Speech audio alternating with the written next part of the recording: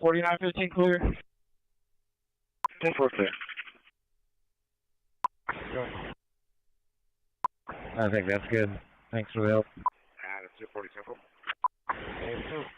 Delta 35. No, 10 simple. CC 101. Location. Dispatch to Route 35. Can you hear me? Do you copy anything? Delta 190. Go ahead, put me up there. 101's clear, traffic control. Call to 35. They don't need any more units. 35, go ahead.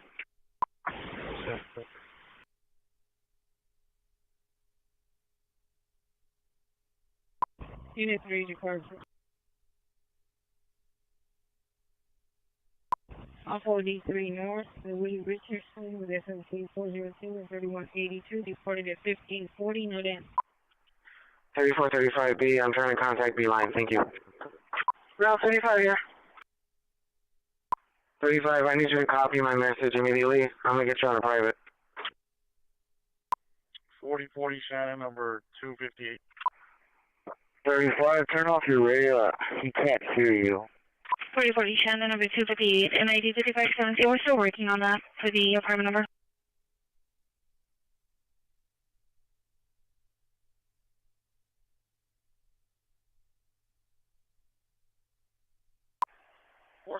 Ball, Riley, Broxville, PD. Okay, going 4433. 10-4, Delta 190's en route as well. Okay, going 4433. Return to 8 Garland. Corpus. Radio maintenance to dispatch for a radio check. 10-4. Delta 190. I'm at over. 10-4, I dropped off Mark and Gilbert, yes. I just didn't get Joseph. I thought Joseph was on here, but when I got to the house, he wasn't on here. I'm at over. I'm trail 170. 10-4, do you have on board? I want to make sure you did not pick up someone else by accident. 19332. I see it's requesting what room number is Air No, I have the customers that I picked up earlier from the joint, phone and joint, and then I got Harvey, and then I got the other guy who was at the house. Yeah, that hazard debris on 358 Greenwood. It's more in Charlie District. It was more over 358. You radio maintenance noise or airs. It's just all over the roadway. There's nothing we're going to be able to do about it. We can clear that call. ID 7797. 10-4. Sounds good, sounds good. 10-4, 10-4. 4180, you can 18 that rotation. 10-4. 147 in traffic. Sure thing, room 116 for a panic alarm.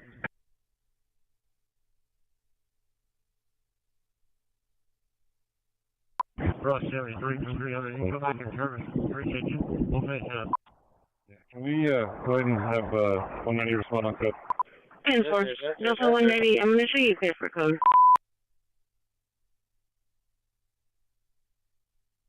That's one. Dispatch, Annabelle, Rush 73. 3028, go ahead. 73. Route 26, can you hear me? Show us different on location. Especially like that. Where's you? Especially like 46, show myself in Right, the SSO Sanchez, meeting with that, when we go on the doctor, we're going to meet with the when we go on the doctor, Medicine. Clear and clear, let's close on. I'll take over that.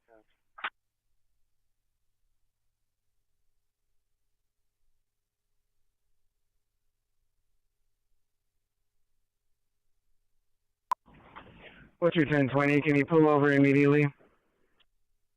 In a safe space? 10-4, let me give him a call. 667 10-8. 667 10-4.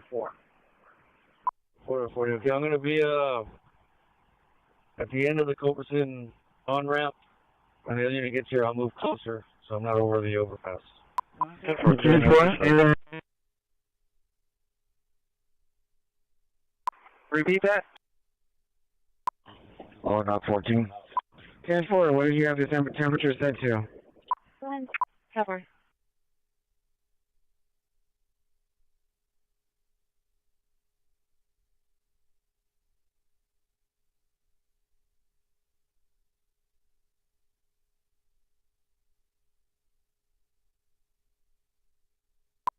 Take it to the shop, 1022, just take it to the shop.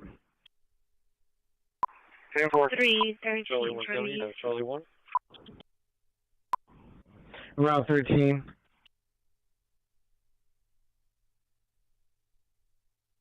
Delta 2 and 5, we're going to be clear. 7036. Are you going to be out on that vehicle? Stand by, thanks. I'm at 624, approaching 73. What's it returning to? It looks like it's going to be for a David Victor 07 Victor 18 out of Texas. It's going to be for a stolen license plate. Charlie 228 Weber Holly, 10-4. In 4170, Uncle Mike John Johnson, their advice is going to be a 5 to 8 minute It's a stolen license plate. You can place it on any vehicle, but it looks like it's going to be, it's only one plate that was taken. 204 clear. 10-4, 6602, Aurora, unit 97. The high school front gate is still closed. 73. Water truck heading your way. Travis, you got a trailer with a center bar in Bay 2. Bay 2. Yeah.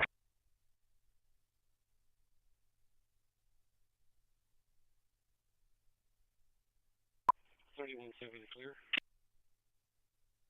3170, 24. 123. 123. Charlie 260, I'll be out on those juveniles behind the complex. Show me clear. HQ. And it looks like for that vehicle, David Victor 07 Victor 18, it's going to be a disabled veterans plate for a 2015 Ram pickup, and it's only going to be one license plate that was stolen from that Charlie vehicle. 232. Hi, sorry, the juveniles behind the complex.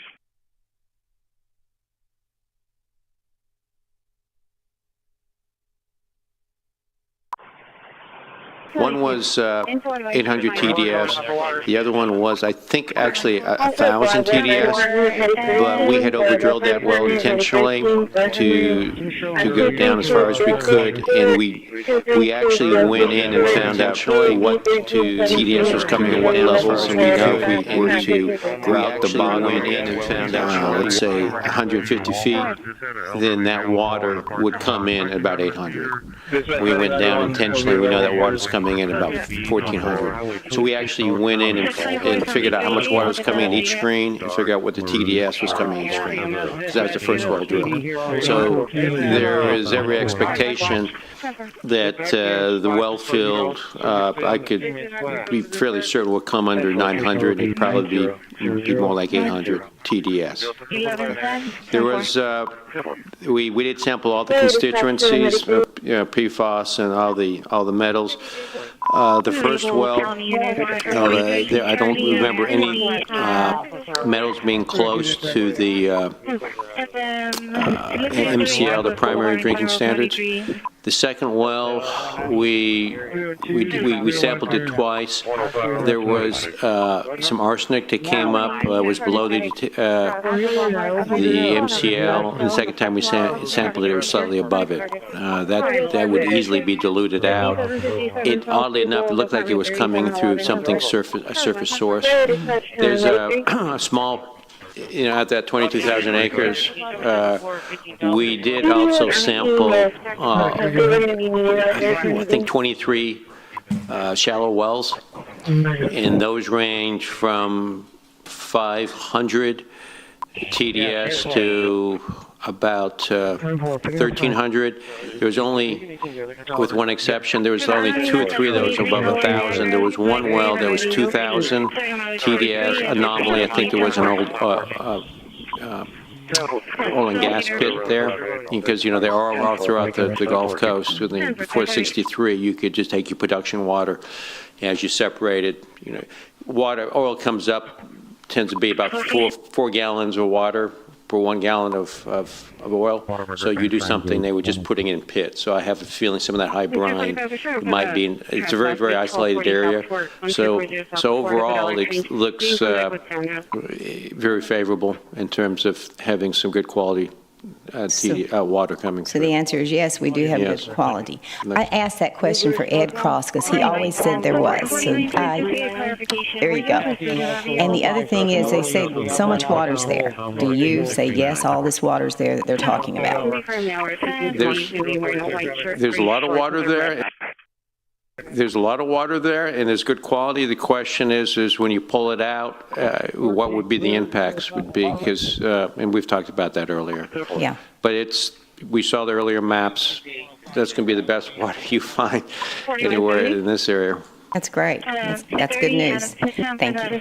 Mr. Sinoni, thank you for visiting with the surrounding towns. I think it's so important to be good to our neighbors and let them know that we do care, and we don't want to do anything to harm them, so I appreciate you doing that. I know there's going to be some other comments. I'm really happy about this project. We have to get moving because we have to have water for November of next year. So I'm going to go ahead and make a motion to approve it. Councilwoman Campos. Thank you. Thank you, Mayor, and you are correct. The rush is that we need water now.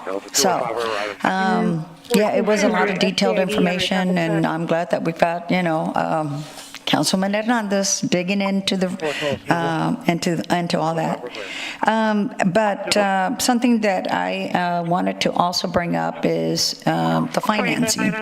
Okay, so since this is a new water source and it is should qualify for the drought exemption money that we have in the bank, which would be about how much?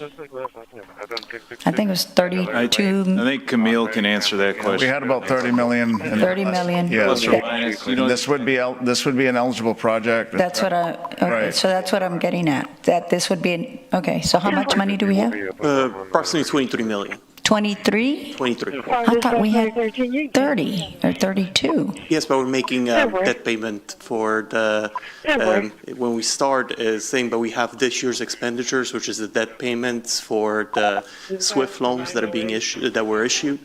So it brings down the thing. We add 6 million, but the debt payment is 12. Really? Because I thought that it wouldn't qualify. You had said that unless the project came through on the SWIFT loan, that we couldn't use that money. That's what I remember you saying. Well, that was what that is the case. But go ahead, Camille. The SWIFT desal loan is still active, so we're making a payment with that money. Once you cancel the project and we're gonna have to defer that loan, we can no longer use that money to make any payments on that. But until that action is taken, it's still considered an active loan. Oh, okay. Once that action is taken, it will be then a different situation. Have been very well addressed, and all of our partners have come to this table saying, let's figure thoughts, share those with you, and I feel on the production amount, correct. Okay. And I ask these questions because water projects have risks of excessive ground. The City Councilmen and women. Restrictions on one of these possible future. With the walk-in.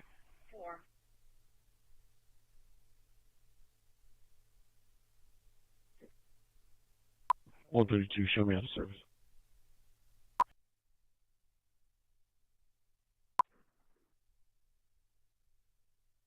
$720. Temple.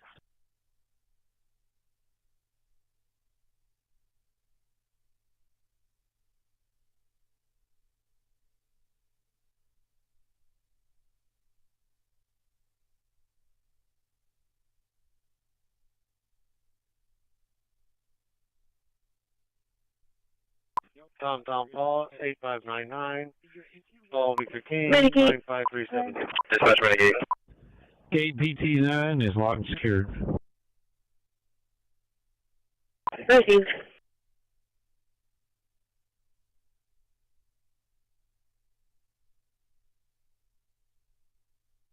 Charlie 250 clear.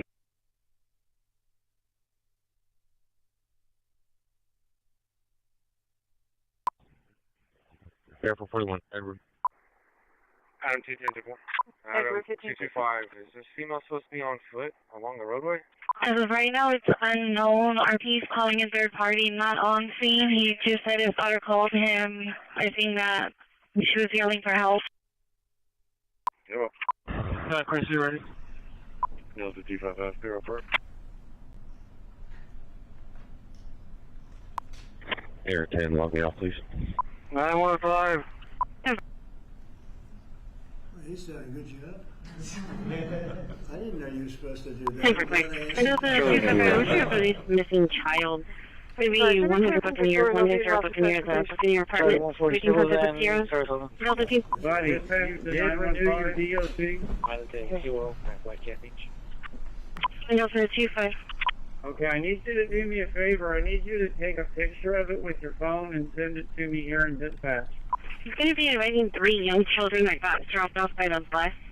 And they're saying that they do not know where they live. It'll be 2 girls and 1 boy. They are going to be in the office at the location.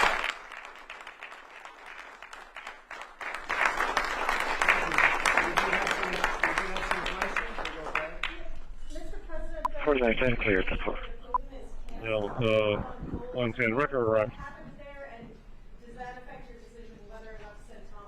No, I don't want to have a wasted meeting. I don't want to have a waste of time, so I'll see what happens. But we did all of these great deals, great peace deals. They're all peace deals, agreements, solid agreements, every one of them. But this one, and I said, go to the line of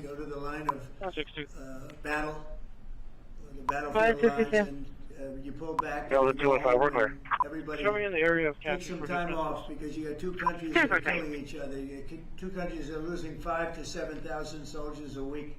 So.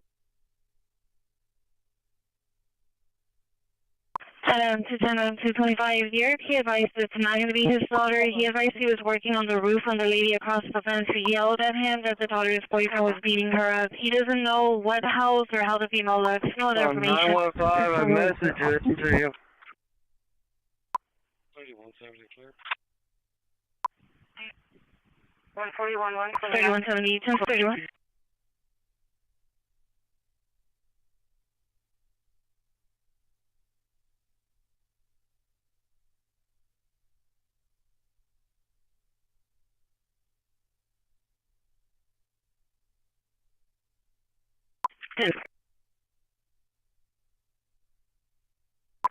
Okay, 141, 10. 129, right.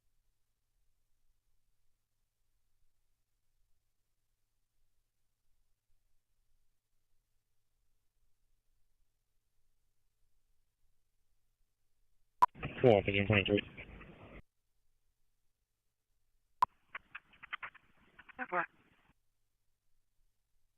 Adam, 225 area. 10-4. Careful, 41, David. 5.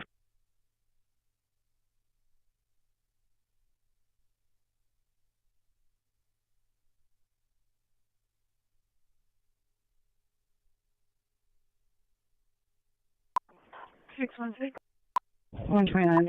I'm clear from Robert Driscoll. 10-4.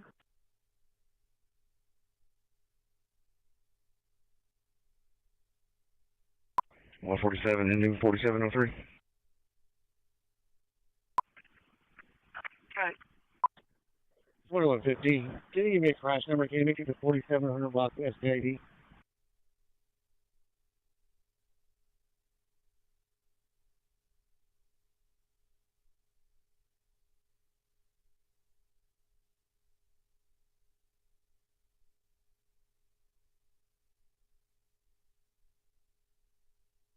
Dispatch 913 is going to be code 1, Bay Area, 0.1.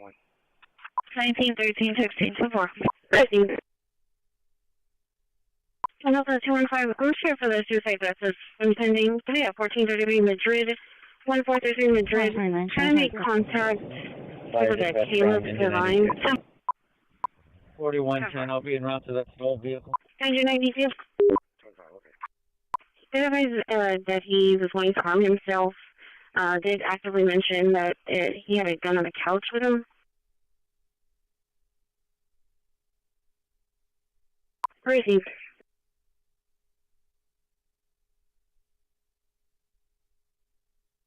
215, no sir units. No sir units.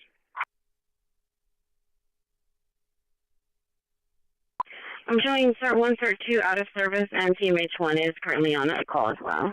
1103, sir.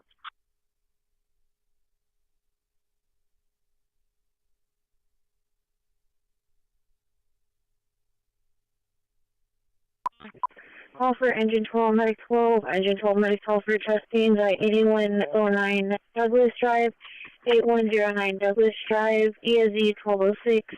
I can show you working off EMS 1 at 1602. It's going to be CERT 1 and CERT 2 are both out of service. Unit 7. Unit 7. Yeah. Can you call them and see how much longer they're going to be? I'm currently on the phone with CCPD Transportation. As soon as I hang up, I'll go. 175, lock secure. 53. Landing gate open with under observation. Call for ladder 7. Ladder 7 for gas outside of a structure at 1017 Hamlin, 1017 Hamlin. Right there. ESZ 7011. I can show you working off fire dispatch at 1602. Yeah. Both office 6602 Charlie, call, and then can you add me only to the 44 Charlie, 260 CID unit?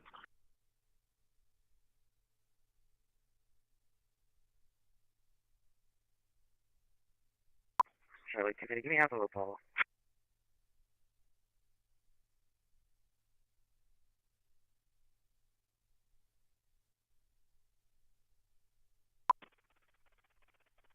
Charlie, 198, can shoot you clear. 506 status. AC 937 at dispatch. Charlie, 140 area. Charlie, 140 area, 10-4. 225, copy plate. Charles Victor Tom 2546.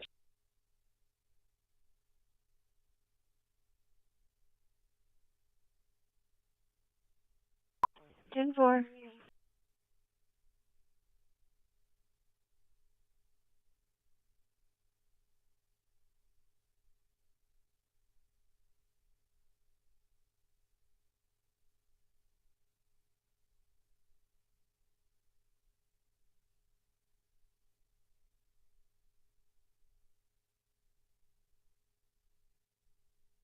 Six 1-3.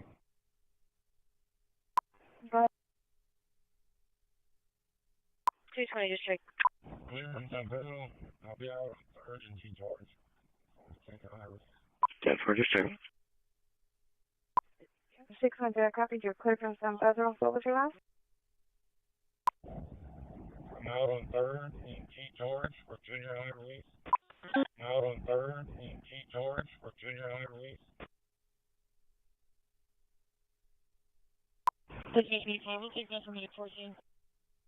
34, 35, 10, 7. 110 to 4140. Delta 255.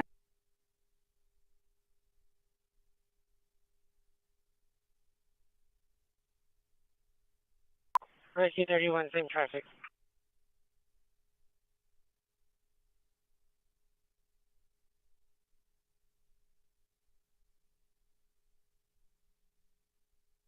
Delta 255. Right. Good. I'll be around for those service. Just wanted to advise you, so transportation did talk with the kids' parents, and it looks like the kids missed their stop, so they got off on the wrong stop. They did make contact with the mom, and they're going to let the mom know that they're in the office there at afternoon. Same traffic. Subject was 96. Didn't want to hurt herself. Others appeared healthy. And Delta 2, were you confirm that? Alright, so if we're almost there, we'll just make sure mom takes them out. Yes, thank you. Yeah. 63, how do you clear curb time? Kings of Charles.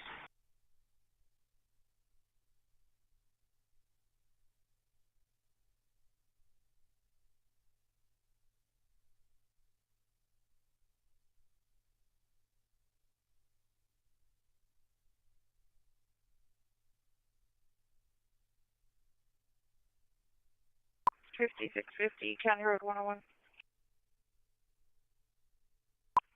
Unit 2. Patrolled Alspate Yard, gates 133 and 144 locked secured. Gates 137 and 138 are open with workers on site. Government has to be open, yeah. You know how long it would take for them to do that? Just say, okay, government's open, that's it. There is nothing. They're not negotiating. What they're doing is saying they lost the negotiation when we got the great big beautiful deal done. They lost that negotiation. Now they're saying, well, we want to get some of the things we lost. But the problem is the things they lost are very bad for our country. We don't want to have people come over from all over the world, from prisons and all, and have them have their health care paid for. We want to take care of people that are American citizens and all. So they want $1.5 trillion of money to be wasted and jeopardize the health care of other people. We're not going to do that. So I would love to meet with them. We want the country open first. Mr. President, a new poll shows that if Curtis Sliwa dropped out of the New York mayoral race, then Andrew Cuomo would only trail Mamdani by 4 points. Would you call Curtis Sliwa to drop out of the race so that can happen? Well, I looked at the polls, and looks like we're going to have a communist as the mayor of New York. It'll be very interesting. But here's the good news. He's got to go through the White House. Everything goes through the White House, at least this White House it does. And we'll have to see what happens. But if he dropped out, he's not going to win. And not looking too good for Cuomo either. But maybe, I don't know, if he dropped out, maybe Cuomo would have a little bit of a chance, but not much. Because it looks like the lead is, it's not a great lead, but it's big enough that he should be able to win. So, I don't know that I want to get involved. It's really a question of, would I rather have a Democrat or a communist? And I would rather have a Democrat than a communist. Will you meet with Mamdani if he wins? Yeah, I'll speak to him. I think I'd have an obligation to speak to him. But I love New York. I've always loved New York. I just can't believe a thing like this is happening. I left New York, and we had a mayor, de Blasio, who was a disaster. But when I left, it was sort of before he could really take hold. And boy, New York was a hot city, and now it's sad to see what's happening, frankly. And with the communists in charge, look, you just go back 1,000 years. I mean, it's been done many times, 1,000 years. It's never worked once, so it's not going to work now either. Mr. President, you're building your ballroom right now. They're also building the Obama Presidential Library. I'm wondering if you've seen. Have you seen pictures of the architecture? It's not too pretty. No, but it's closed. It's stopped. They ran out of money. I mean, he's building a library / museum. You call it some museum, and usually they call it both. They call it library and museum. That's the official name. And they're stuck. And he wanted only women and DEI to build it. Well, that's what they got. And the construction workers are standing out there and saying, we want to be able to build it. You have I built a great building in Chicago. Big, beautiful building, one of the tallest buildings in the country. And we got it built very quickly, very well. And we use the construction workers of Chicago. They're great workers. They're great construction people. And I suggested he get them involved, but they're hundreds of millions of dollars over budget, and I think it stopped. I'm reading these terrible stories. That's the way our country was run under President Obama. Nobody knew it. Thank you, Mr. President. Russia remains China's top crude oil supplier right now. Are you considering tariffs on uploading body cam footage and then they can be Well, it's not Route 37. It's Route 29. Because I'm right now, as of November 1st, China will have about 155% tariff put on it. And I don't think it's sustainable for them, so I want to be nice to China. But China's been very rough with us over the years because we had presidents that weren't smart from a business standpoint. Some were good politicians, some weren't even good politicians, but they allowed China to take advantage of us, and every other country to take advantage of us. And you see, I made a deal with the European Union, I made a deal with Japan, with South Korea, made a lot of these deals that are great deals, and I was able to do it. It's really national security. I was able to do it because of tariffs. And we're getting hundreds of billions, even trillions of dollars paid into the United States. We're a very rich country again. We'll start paying off debt. We'll do a lot of things. We'll probably make a distribution out of some of the tariff money. I think we're going to make a distribution over the next fairly short period of time to people because we took in so much money from the tariffs. European Union, $650 billion. Japan, $550 billion. South Korea, $350 billion. That's even a lot of money for you guys, right? That's not bad, right? But now we're taking in a lot of money, and it keeps people like this here, because that's why they're coming in. I mean, you wouldn't be, I mean, I'm not going to speak for you, but generally they won't be coming in if it weren't for tariffs. They come in here, and they don't have to pay any tariff. If they do it outside, they pay a lot of money, a lot of tariffs. The money comes to us. And in order not to pay the tariff, they come and they build here. That's why we have more plants under construction than we've ever had in the history of our country. And you wouldn't think it's complicated, but you would have thought somebody would have done this a long time ago, sitting in this beautiful seat behind what's called the Resolute desk. You know that, right? This is a very famous. This is even more famous than any of your desks. But your desks are very good. Can I just follow up on her question to you? Because the New York Times is reporting that your legal team is seeking $230 million from your own Justice Department now in response to the investigations into you. Is that something you want your legal team to do? I don't know what the numbers are. I don't even talk to them about it. All I know is that they would owe me a lot of money, but I'm not looking for money. I'd give it to charity or something. I would give it to charity. Any money. But look, what they did, they rigged the election. And as you know, we had, in one case, 60 Minutes had to pay us a lot of money. George Slobodanopoulos had to pay us a lot of money, and they already paid. You know, they paid me a lot of money because what they did was wrong. And, you know, when somebody does what's wrong, now, in the country it's interesting because I'm the one that makes the decision, right? And, you know, that decision would have to go across my desk. And it's awfully strange to make a decision where I'm paying myself. In other words, did you ever have one of those cases where you have to decide how much you're paying yourself in damages? But I was damaged very greatly, and any money that I would get, I would give to charity. Thank you, Mr. President. Is the Democrat Party now more Zoran Mandani's party than it is even Leader Schumer's or Leader Probably Jeffries? is, yeah. Look, it's, maybe he'll run for president in 4 years. You have a communist president. That would be interesting, right? I don't see it happening. You know, I've always said you will never see, and I always talk about socialism, and you will never see a socialist so-and-so. And I was right. I say it in speeches, we will not have socialism in our country. And I was right. Communism, yes, but socialism. In other words, they skipped socialism and they went down to communism. No, he's a communist, and he's going to be maybe the mayor of New York. I don't know, maybe polls are wrong, but these polls seem to be pretty consistent. But he would be, I would say he would be the leader of the party. It's not Schumer. Schumer's shot. He's shot. This poor guy, I feel sorry for him. I have an open run tomorrow. Would that put you at 7 days if I put you on it since you decided you want to work with? Radical lunatics. And I think Chuck Schumer is, his guns up. I really do. I think he's probably not going to run.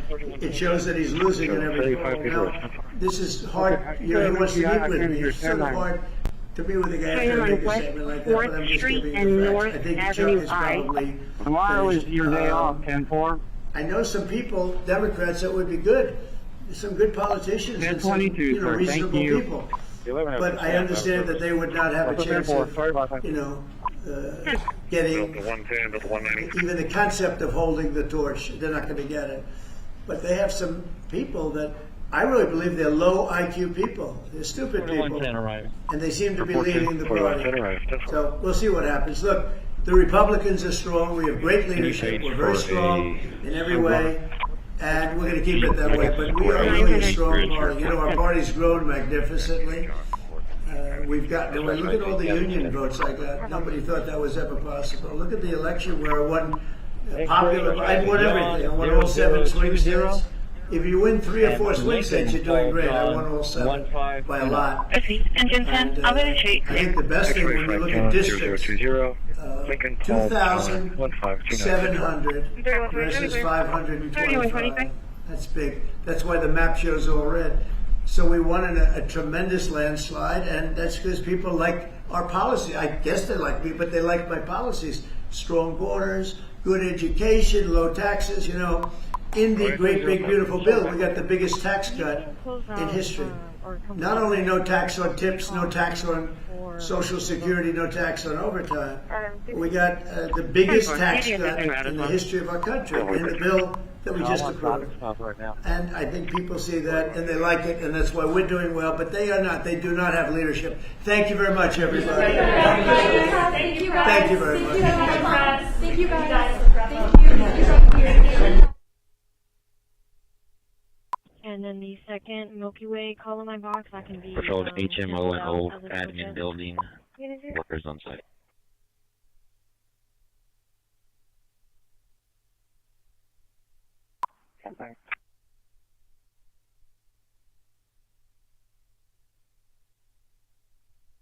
Right.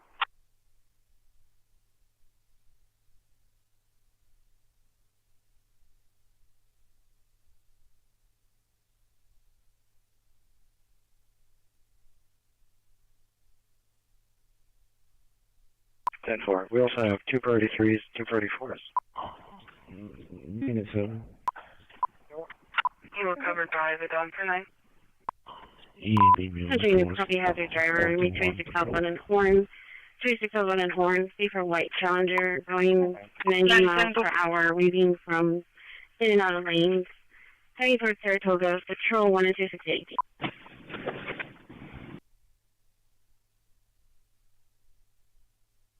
Received. Engine 14, DQ up. Did you have traffic?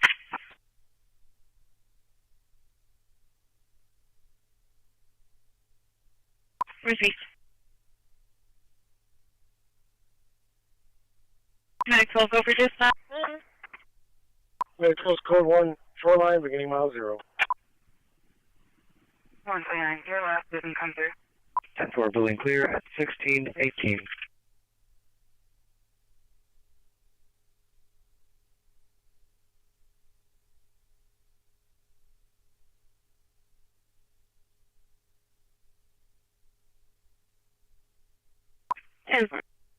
Copy's calling third party, advising the neighbor who was banging on her door, saying he was robbed.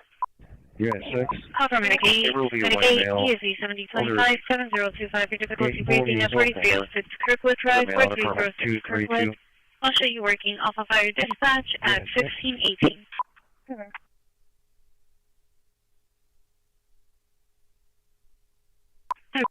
Go ahead. TV22. Dispatch I'm working at 4545 Molina Drive. 10-4. Excellent. Go for dispatch. Go for dispatch.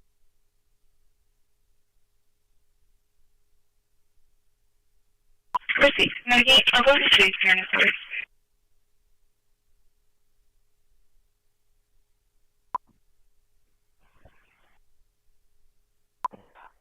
$704.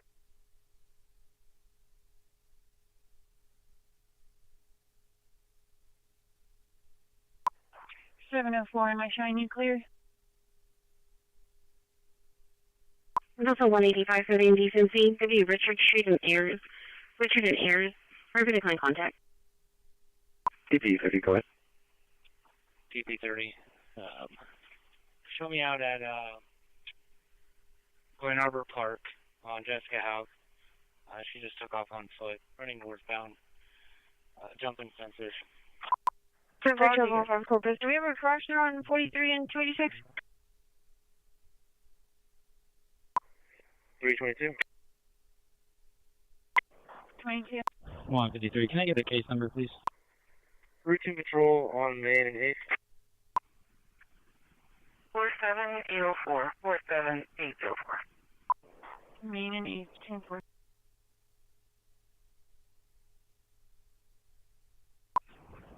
613 unclear. 8. I need a private, please.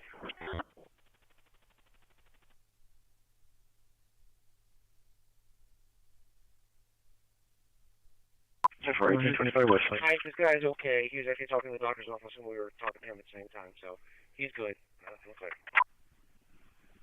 We still have you on the board at Seabreeze, but you're at Sutherland, right? Is it actively chasing her or not? 10-4 at Sutherland. If you could clear me from that and put me on the disturbance. Any ramp is not coming up? She saw me coming from a ways off and took off running. It's Jessica House. To keep the radio traffic clear until that unit finishes doing its job out there. 4712, out of service.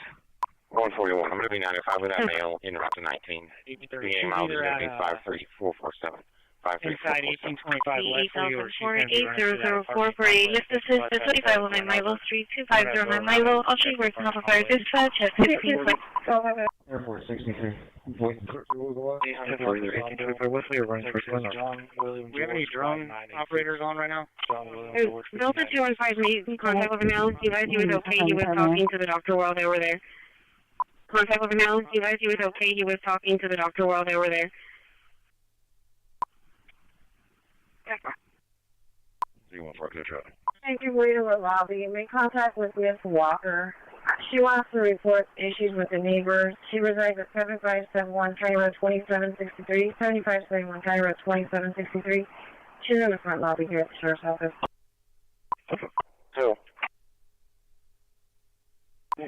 929. 929. There's a individual at Moore Plaza, HEB. He's got thrown all over him, and he's trying to get on the bus. He didn't get on this bus, but he's trying to board a bus, so... Oh, you're just he's going in blue with a blue cap. Emergency truck at this time, only. Airport, I know. Got his face. Okay, I'm fixing to power everything down and power it back on, so give me a moment.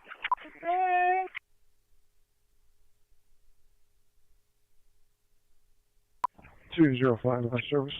50 seconds, you'll be clear 59. It's 10.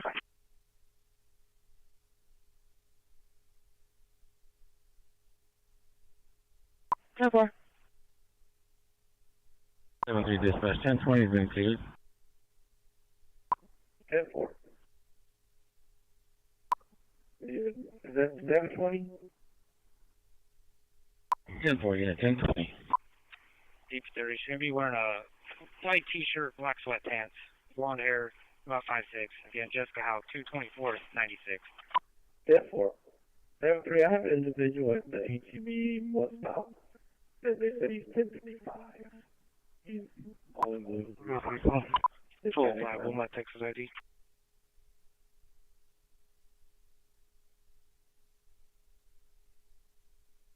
Look, right across the street. 5984 4122 5984. Did they give a 20 on or a 1043? General. There's an arrival here at the old dock 8.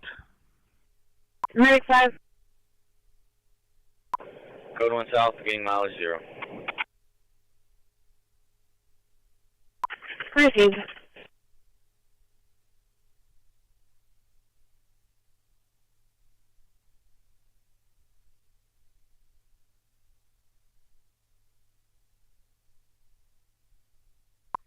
File, been out that way.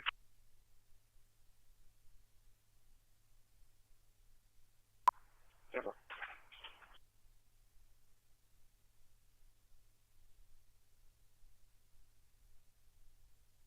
And 4. 1430 traffic. 10-4, Charlie 250 is en route. 26? 649, 1042. Advise HPA on Leopard, correct? I'll be on house. 3927 dispatch. You can show me a ride. Robert, is anybody coming to the airport? Boy, Ocean, Young George Young. 53 Gorman area. Union George Young. 649, 10-4. Lane clear. 01 clear. 3310-7. Continue MS personnel, Cap 52, being requested. 926 West Noble Street, 926 West Noble Street, apartment number 10, apartment number 10. 10-4, well, she can immediately put it up, right? 45 is after Lake Plain. 1201, are you closer? You're listening to The 6338 Holly Road. transporting code 1 to south, starting mileage 00.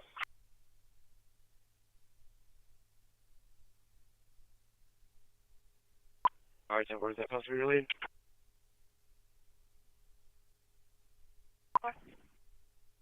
Imagery advice was a female wearing a white shirt with black sweatpants. Yes. 3435 to 808. The comment says she's asking me to hide from the cops.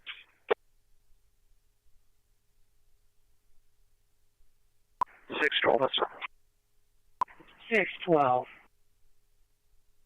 Make it count. 10-4.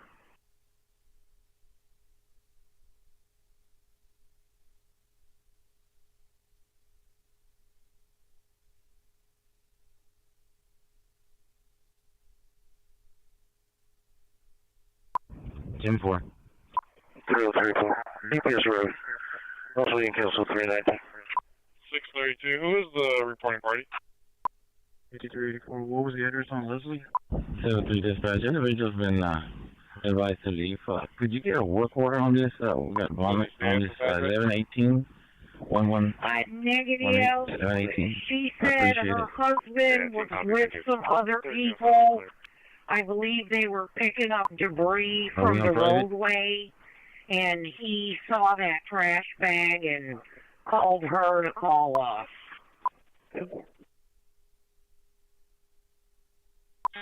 10-9. I opened it up. It's a cow head that is decomposing, but there doesn't seem to be any other crime out here. 632, 10-4. You, Clayburg and Jimmels. 82, starting with a barn man on the scale. 82, Greenwood, barn man. 4201, Greenwood. 40 minutes. Not sure if there's anyone that would call to have them come pick it up and can y'all put a bolo for William Boy Henry, 6406? William Boy Henry, 6406, 2013 Chevy Impala. Pointing to our dark senior windows, possibly loaded vehicle. Gate 40. Down time was on our time about 10 minutes. Two of the recorders. Cleveland on the 285 and Jamal's on the 281. 53, can I help you out? 3435, are we on Route private? 301 is 1044. 3 Charles 103 on radio, it says individual. I don't know how to change it.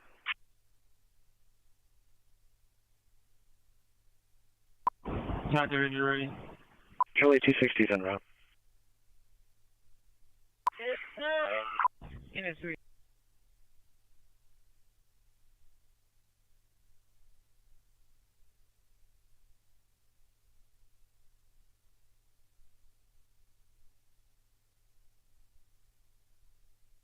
Somewhere.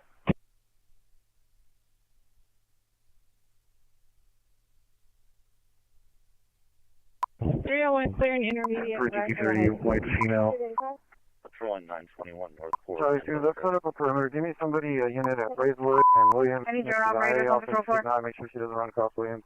And send somebody over there to the park. Negative. Park. With Jason. 10-4, set a perimeter, one at Brazewood, one at Williams, and one at Grand Arbor Park. Go ahead. 23, I believe they're all training. I'm sorry, what? Or might be off already. Okay.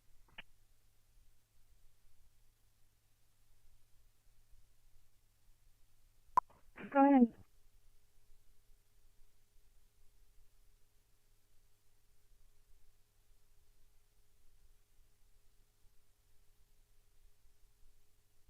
Stand by, please.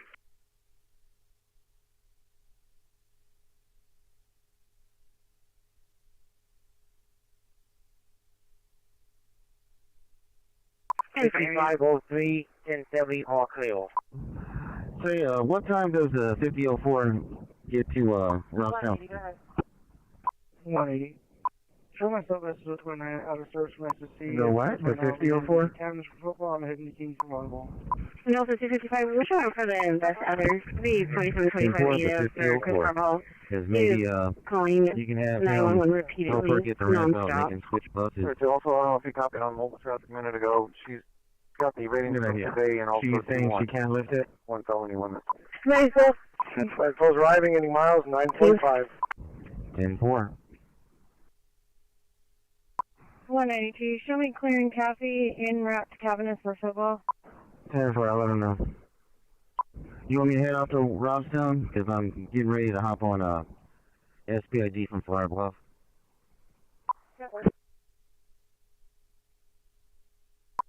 Yeah, if you want. If you want. 129, 153. 147, show me that, sir.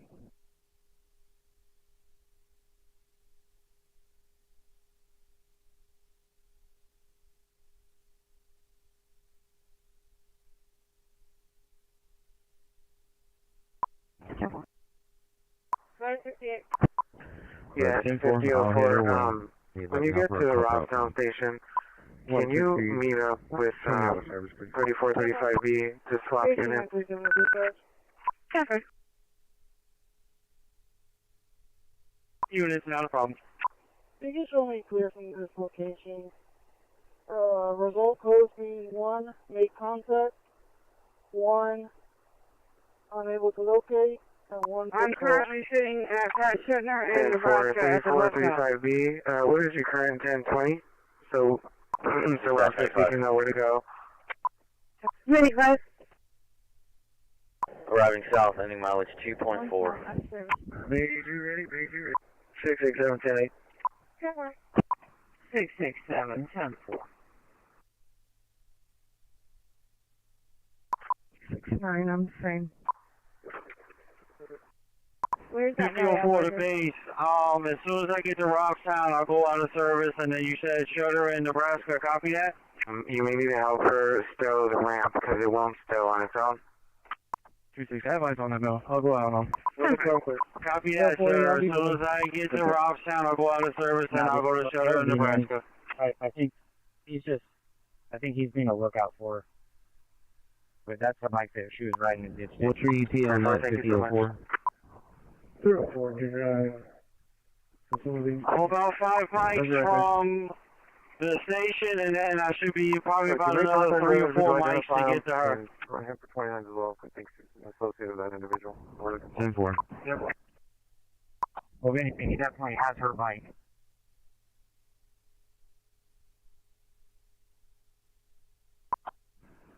I think she might be hunkered down in the apartment somewhere.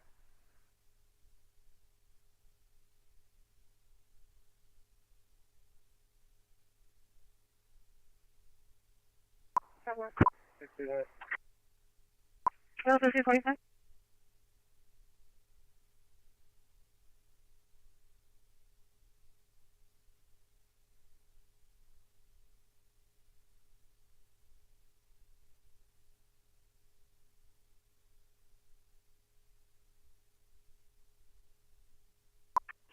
$19.79, That number. and the starting wage was $15,000 and some change, and benefits. And I thought, I have died and gone to heaven. But the key that I didn't really understand at the time, why is traffic this way so bad? You know, I think they heard us talk about how nice Ramsey County is, and they've all come over from Hennepin here, and that's why the traffic's so busy. Must be. It has surprised me. You would think traffic going into St. Paul would be less on rush hour, but it's really not. It's busy a lot more than it used to be. Yeah, I don't know.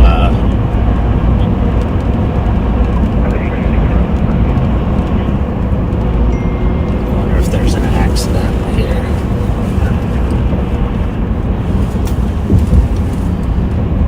These two lanes, I think, end up merging. They do. On the off-ramp. So and sometimes you get people that are driving in that middle lane, and then they scoot, like the van. The van wants to scoot over and cut in, rather than having been in line. And now we recognize, I can't, so I'll go, well, that's a good driver. You know, when you recognize, I'm in the wrong lane, I should have been over there, but I'm not going to stop and back up traffic. I'm not arrogant or pompous. I made a mistake, and I'll just have to go around to the next area. There is an accident or a stop up here, one or the other. We'll see if they need any assistance. So it's the Gawker slowdown here. Unknown, there is a call for ESW for the train tantrum. Yeah, I'm just going to check it and make sure he or she doesn't need backup. Might be an accident. There's two vehicles.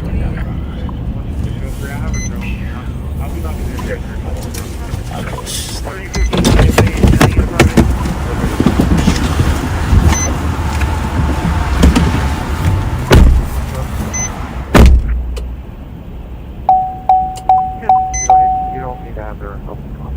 Got it, so you're behind. Okay. 327, go 4 to 2. Copy 141635. Yeah, that can wait. I'm going to change it to our priority 3. 4, then you can throw me en route back up. 10-4.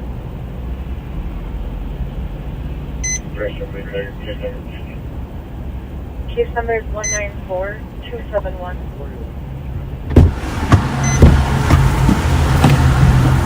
Just a minor property damage accident, and we met a new trooper. He looks young. Yeah, I don't know if he's old enough to drive, let alone. Well, I know one thing. He doesn't shave. Not yet. No, he's nice guy, really nice guy. Kid. Yeah, he's been on the road. He's out of the last academy. He's been on the road 3 months. And his name's Chad, which is the same name of my oldest son. All right. In route to the LAC with 1 adult male, 30 miles, 22. Yeah, he seemed like a nice young man. So, you know, I mentioned a little bit earlier that when I met the Twins pitcher from North St. Paul, who's now with the Blue Jays going to the World. Dock report, all dock 12 has the barge CDR 2012. No dock damage, gate 128 locked and secured.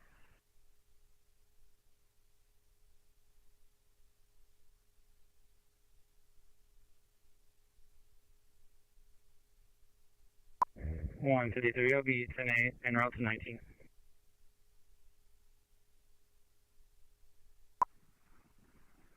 Time 162. 162. So are we back here? Call for Medic 8 for a sick call at 820 West Point, 820 West Point, apartment 2020. USZ 1023. I can show you working on fire dispatch at 1630.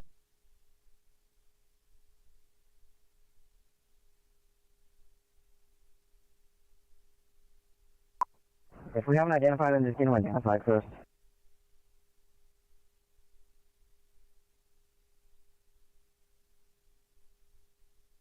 And then check with DP30 if that guy's good to go. Adam 210, keep it a plate on the call. It's a handicap plate 4, Nora X-ray David William. 30 p.m.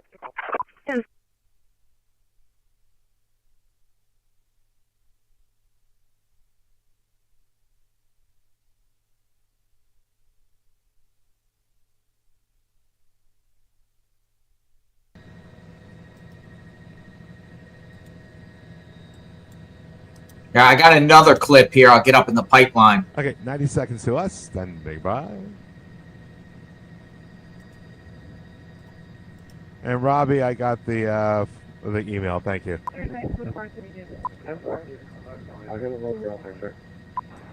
Okay. Okay, thanks a lot. 913 out. 7797. Craziness. Absolute craziness. I hear that. 7797. I'll be clear 58 for the rest. Okay. Street vendors.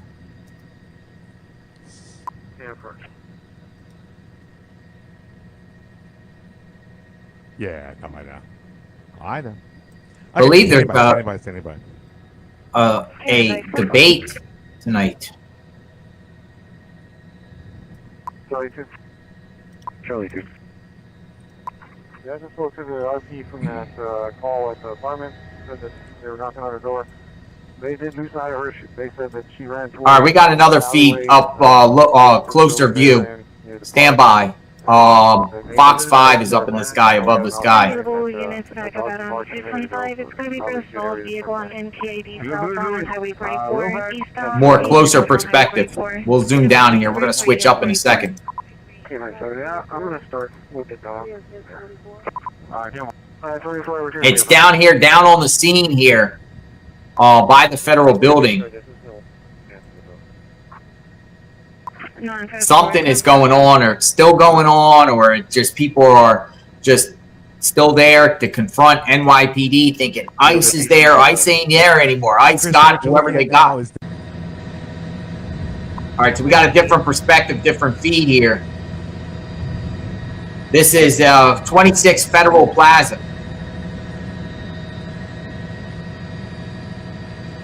And they put barricades up there too. So let's get, oh, look at that. What's going on there?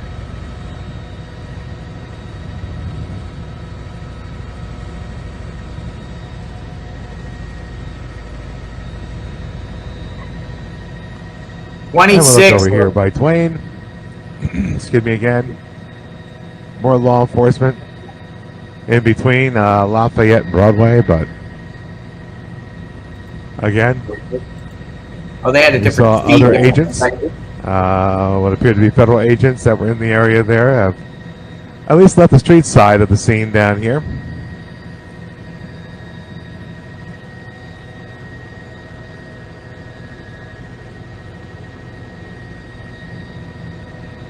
Let's take another advice here to the sister beating her up. Advising that the suspect is no longer on scene. Probably until we say we have to get fuel. With her boyfriend. Full transient. So it might be out here till they get fuel. Tensions are high, folks. Tensions are high.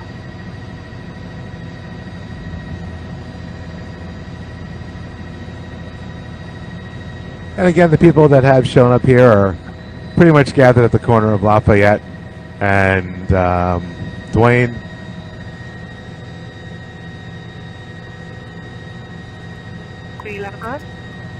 Of course, you can look down there and see Foley Square.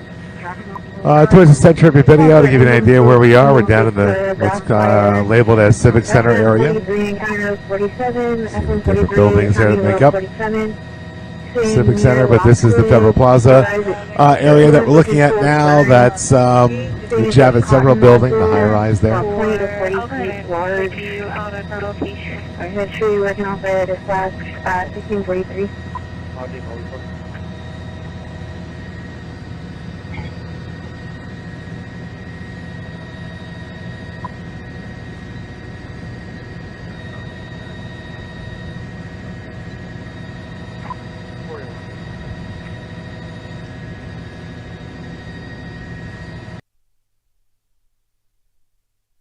Be on a Lincoln Boyd Paul 4173. Lincoln Boyd Paul 4173, 10-4. We'll go out and take a look at it for this. We're in route.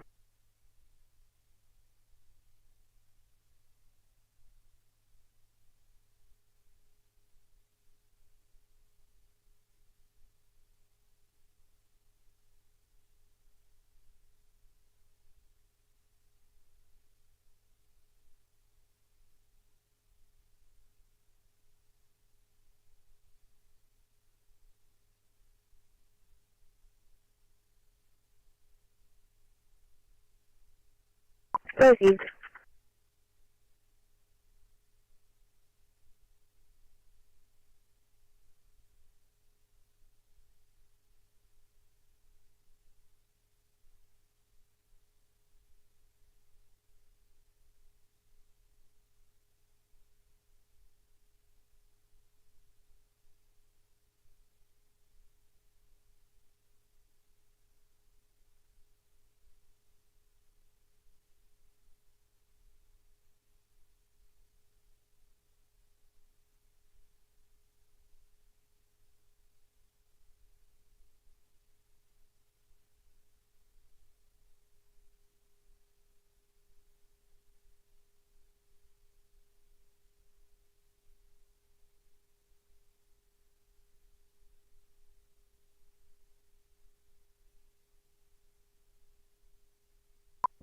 Unit 330. Good.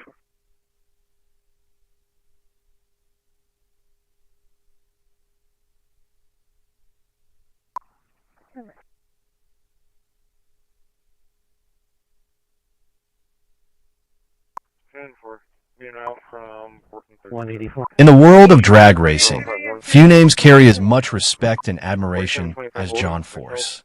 The 16-time NHRA Funny Car Champion has built a legacy through decades of dominance, resilience, and unmatched determination. But in 2024, the motorsport community was shaken when Force was involved in a terrifying crash that left fans and fellow racers deeply concerned. While rumors quickly spread, the real cause of the accident reveals both the extreme dangers of the sport and the incredible strength of one of its greatest competitors. The incident that shocked NHRA fans. During the 2024 NHRA season, John Force's funny car suffered a violent crash following a high-speed run. The moment unfolded in seconds. Force's car appeared to lose control just after crossing the finish line, slamming into the guardrail before erupting in flames. Emergency crews rushed to the scene as the car came to a stop, heavily damaged and smoking. Fans in attendance and viewers at home watched in disbelief. Force, known for his quick wit and humor, was suddenly the center of a far more serious story, one about survival. Initial reactions and medical updates. Shortly after the crash, NHRA officials confirmed that Force was alert and conscious when safety crews reached him. He was airlifted to a nearby hospital for further evaluation. His team, John Force Racing, JFR, later released a statement saying that Force had suffered serious but non-life-threatening injuries and was receiving the best possible care. The incident led to an outpouring of support from across the racing community. Rival teams, fans, and even competitors from other motorsports expressed their concern and respect for the veteran driver. The real cause behind the 2024 accident. After weeks of investigation, it was determined that the crash was caused by a catastrophic engine failure near the end of Force's run. According to reports from JFR's technical team and NHRA safety officials, the engine exploded just after Force crossed the finish line at over 300 miles per hour. The explosion caused significant mechanical damage, which in turn led to a loss of steering and braking control. Flames engulfed parts of the car, and Force's reaction time, though remarkable, couldn't completely counter the sudden failure. In essence, the accident was the result of a mechanical breakdown rather than a driver error. In drag racing, where engines are pushed to their absolute limits, even the smallest failure can have devastating consequences. A reminder of the risks of drag racing. John Force's crash in 2024 served as a chilling reminder of the dangers every drag racer faces each time they step into the cockpit. Funny cars produce extreme power, often over 11,000 horsepower, and travel a quarter mile in under 4 seconds. That level of performance leaves almost no room for error. Force himself has long been vocal about the risks of the sport. He has often said that racing is not just about speed. It's about trust in your team, your equipment, and your instincts. Unfortunately, even with top-tier engineering and years of experience, mechanical issues can still happen at any time. The recovery and John Force's fighting spirit. Despite the severity of the accident, John Force's recovery journey once again showed why he's considered one of the toughest athletes in motorsports. In the weeks following the crash, he underwent medical treatments and rehabilitation, focusing on regaining strength and stability. His daughter, Brittany Force, and the rest of the John Force Racing family stood by him, updating fans regularly and assuring everyone that John's spirit remained unbroken. True to his nature, Force was soon back in the garage, checking on the team and planning his next steps. The future of John Force and JFR. The 2024 accident raised questions about Force's future behind the wheel. At his age and after decades of racing, some wondered if this would mark the end of his driving career. However, knowing John Force, retirement is never a simple topic. Force has hinted that while he is prioritizing his health, his passion for the sport remains strong. Even if he eventually steps away from full-time competition, he plans to stay deeply involved in John Force Racing, mentoring younger drivers and helping the team continue its legacy of success. Conclusion.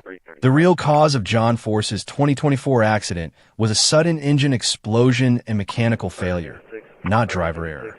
It was a powerful reminder of how dangerous and a group with brush 6, please.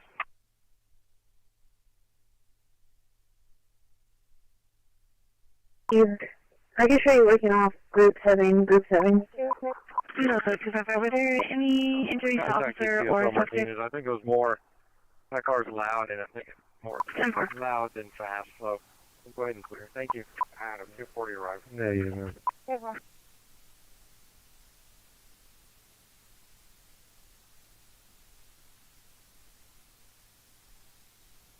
Press 686. Engine 6 from engine 18. Should we from that call, contact you with the details? Go ahead, Brooks. 5517. We're coming down to just 43. My deputies are advising on where they hit and just north of Benbolt. You could advise your deputies or re-advise them to traffic. White, Impala, dark tinted windows. William Boy Henry, let me get the rest. 10-4. I'm back. Javi, get the key. I just knocked the key. Sorry about that.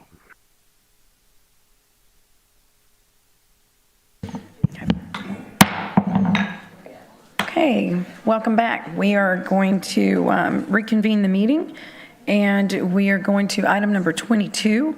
And item number 22 is a resolution to authorize petitions and other appropriate information and documents to be submitted to the Corpus Christi Aquifer Storage and Recovery Conservation District to include city-owned properties in the district under Texas Water Code Section 36.321. Hello, Mayor, Council. For the record, my name is Esteban Ramos. I am the Water Resource Manager for City of Corpus Christi Water.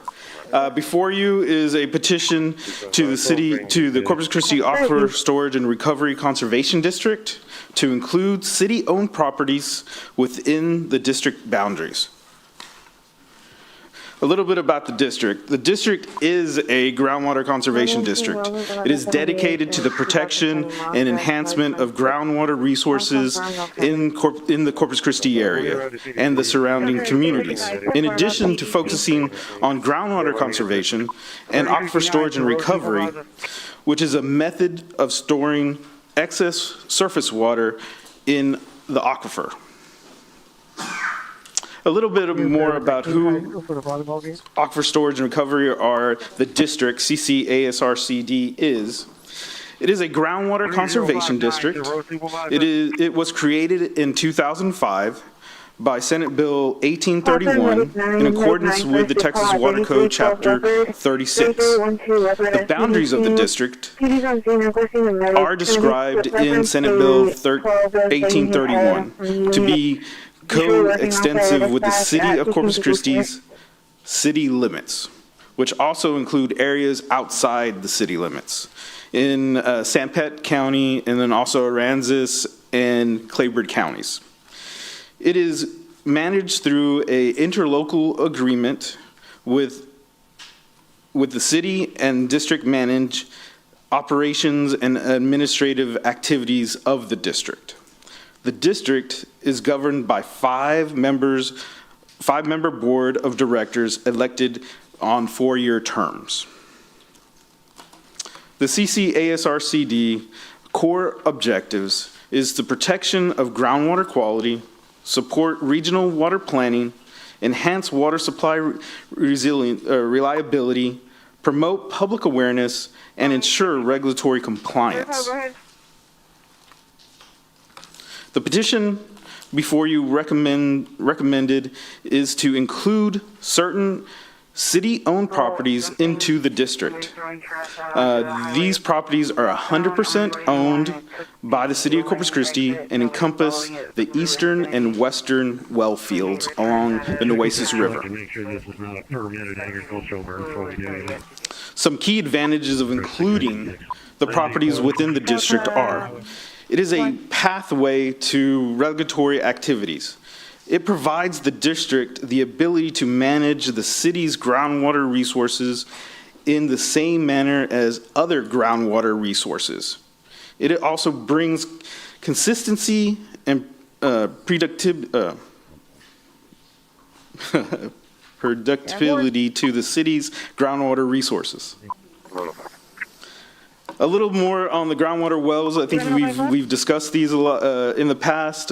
Just to be clear, the groundwater in the Nueces River groundwater wells are 2 well fields, the western and eastern well fields, totaling approximately 28 MGD, 11 from the eastern well field and 17 from the western well field. This water is to be conveyed down the Nueces River, and the City of Corpus Christi has already obtained a permit from the Texas Commission on Environmental Quality for that purpose. Staff recommends approving the petition to protect and manage the groundwater resources owned by the City of Corpus Christi. Staff recommends is to approve the resolution to authorize the petitions and other appropriate information and documents to be submitted to the Corpus Christi Aquifer Storage and Recovery District, included city-owned properties in the district under Texas Water Code Section 36.321. I stand by for any questions. Esteban, what would be, we've received a lot of emails, and we've read them all. I'm not sure who sent them, probably some people in the room. But I'm wondering, what is the alternative for not petitioning? Because the concern is clear. I guess our land is outside of our city limits, but it's City of Corpus Christi land. In Nueces County. Mm-hmm. And we're saying we'd like those pieces of land to be in the aquifer, our district. Yes. So the petition would request, the City of Corpus Christi would request that the lands 100% owned by the City of Corpus Christi be included within the district boundaries of the CCASRCD, i.e. the district. And what are the advantages? Again, it's all about protecting resources, protecting the vital groundwater resource of the city. And one of the things that we need to make clear, the city isn't there to stop or try to impede anything that this petition to create a Nueces County Groundwater Conservation District. It's not to do any of that. It's just the owner of this land, i.e. the City of Corpus Christi, wants to be regulated, and the fastest way to do that is to join an already existing groundwater conservation district. So it is a pathway, again, to becoming regulated and under the Chapter 36 of the Water Code. Okay, Miles? You asked for the alternative? Yes. The legal alternative, what happens is if the Nueces Groundwater Conservation District is created, then those areas would remain within that Nueces Groundwater Conservation District. That district would have the power to potentially shut down the city's wells that it's attempting to supplement our water supplies with, limit those city wells, and charge us export fees, transport fees to provide the water to our own citizens. So we would have to pay an extra fee of up to, I believe the Texas legislature increased that potential fee to up to 30%, 30 cents per thousand. So it's a pretty significant potential fee that we would have to pay to utilize the water that we have obtained. Okay. Councilman Roy, thank you. So I want to make sure I understand this. This district that we already have in place, right? What you're saying is that basically it's going to protect us in terms of being able to, if we have to cross county lines and some of the, but what is it doing in terms of making sure, is it a, I don't want to use the word nonpartisan, but is it a group that is also going to equally look out for the residents and the people in that district? In other words, one of the things that, and I think everybody, this is the topic of conversation, is that people are worried about, in terms of damage, subsidence, anything within the area that may cause them harm for their existing property. Does that district have anything to do with making sure that we're monitoring that looking at things so that we are self-policing ourselves? Yes, the district has. Because that's kind of what I want to hear about. That is right. So this goes to creating, being a part of a regulatory body that can do exactly what you're describing and has rules in place for evaluating, permitting groundwater wells within the district. So this would be another potential landowner that has a well that wants to apply. They would follow the rules and regulations of the groundwater conservation district that exists today. So this allows for, again, to secure the groundwater, to make sure that the regulatory activities will be followed. And so it adds to more of a quicker pathway for those regulatory activities as you just described. And do you think we'd be able to carry that out without being biased? Yes, I do. Yes. Okay. Just a question right now. Thank you. Councilmember Campos. Thank you, Mayor. Yes, we have received a lot of emails and, opposing this, and I'm trying to be, open-minded about this. I know one of the things that stands out is that all the participants are city staff. So that would be an issue, how would that be changed? The formation of the board of the. How would it be changed? Yeah, would that be something that the city council would move on? So yes, the pathway to becoming a board member, staff recommends to council for these nominations. So then the council would approve those members to the board. But right now, you have a board set up. And that we have a board set up by nominations to the council, and they've approved those board members. The legislation, allows, it's actually in the Senate bill that how the board can be made up. So it would be up to council to determine who would want to be a part of the board of the CCASRCD. We would recommend, or you would provide names, nominations to the board. And when was the last time that y'all had a meeting? We had 2 weeks ago. Before then? Before then, the previous month. So you've been meeting regularly? Yes. Are those minutes posted for the? We have we follow all the public information requirements. We have a website. I invite everybody to the website to look at the rules, and then a public information. If it's not posted right now, a public information request, and we'll provide any of the minutes. Okay. So back again to the makeup of the board. Again, it would be done by your recommendation? Is that what you just said? Staff's recommendation, yes. And I am the general manager for the ASRC. So just, hypothetically, right now you've got 5, or how many do you have? 5 board members. That are all city staff, right? Yes, ma'am. Okay. So your recommendation would be what? What would that... just hypothetically, what would you be looking at? I would think that you want to include residents and people in the Nueces County outside of the city limits. I would recommend if we had a new appointee to the board that they have some knowledge of the groundwater conservation district. They live within the boundaries, so they would be affected, and so they would be part of the district. When you say outside the district, I wouldn't recommend somebody outside the district be on a board that... Well, in Nueces County, because we're not some of our wells are not, they're outside the city limits, so they'd be... Well, again, it would be property owners within the district that are being regulated.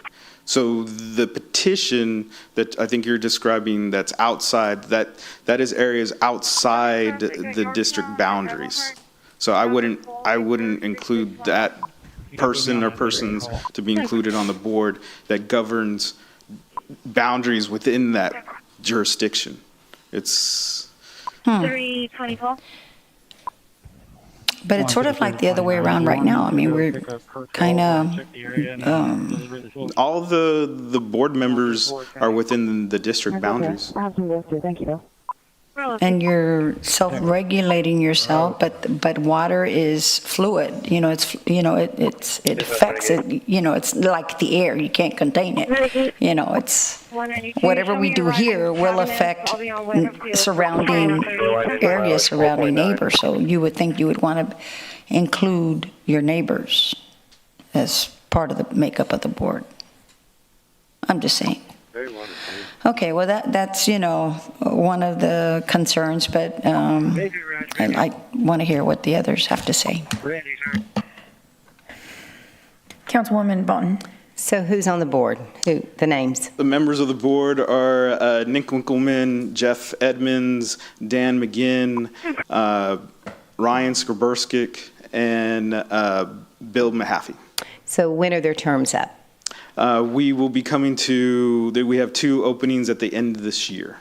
Okay, so the council gets to recommend someone? You would approve the recommendation. Because I see where she's going, because it is all city staff. We don't want it to be biased. And so I think it's a good idea to be able to, someone in the community that lives in the area out there, I'm all for that, and a professional that understands groundwater. So just a suggestion. Councilman Barrera. Okay, thank you. Now, for this initiative of the application that they've done for the Nueces County Groundwater District, so how is that board determined? That was determined through not our deal. Not our deal. That is a petition they put together. They nominated certain individuals. I don't, off the top of my head, I couldn't tell you who those individuals are. But that was a petition sent to the TCEQ for approval, and then there would be an election of those board members, and actually an election of the board of the district. Okay, so they'd have to have an election board. Okay, and so they're going to be subject to the same regulatory requirements that we are? They are. They'll have to follow Chapter 36. So they'll follow Chapter 36. So basically the amount of, as I had indicated before when we had Dr. Young, Steve Young, man, I loved him up on the 49ers. So there'd be a limitation that would be set on the amount of water that could be. I mean, I guess the thing is that there's just a distrust for government. You know, I mean, it's the same thing. I mean, we're doing a land grab, we're bullies, and you know, that's move over a little bit. And what is it? And so I think that's a challenge, and it's just we want to be able to protect the right to get water. So what? If we move forward on this, okay, but is there a regulatory requirement that would limit the amount of water that we could get from our own land? And they have theirs. I mean, because there's now TCEQ says there's going to be limitations because of the study that we're doing of how much groundwater we can withdraw. Correct? If you're referring to the TCEQ, that is under the Bed and Banks application, and that deals with how much the water quality from TDS affects on conveying that groundwater down. So when we're talking about the district, each district, and groundwater conservation districts are unique. The groundwater itself, now that we're moving into the groundwater world, is an entirely different beast than surface water rights. And the city of Corpus Christi has lived under surface water for decades. Now we're in a new era of groundwater. And groundwater rules and regulations, as y'all heard from Steve Young, are different. They're very unique. Each groundwater conservation district in the state of Texas, you kind of always they're kind of describe them kind of like little fiefdoms working within the rules and regulations, but they have their own boards. They have their own abilities to describe the rules and regulations that are described for their protection of the groundwater within their boundaries. And not all the time do their boundaries follow any true geographic fault lines or county lines. They're all over the kind of the place. And there's over 200 different groundwater conservation districts. So at the end of the day,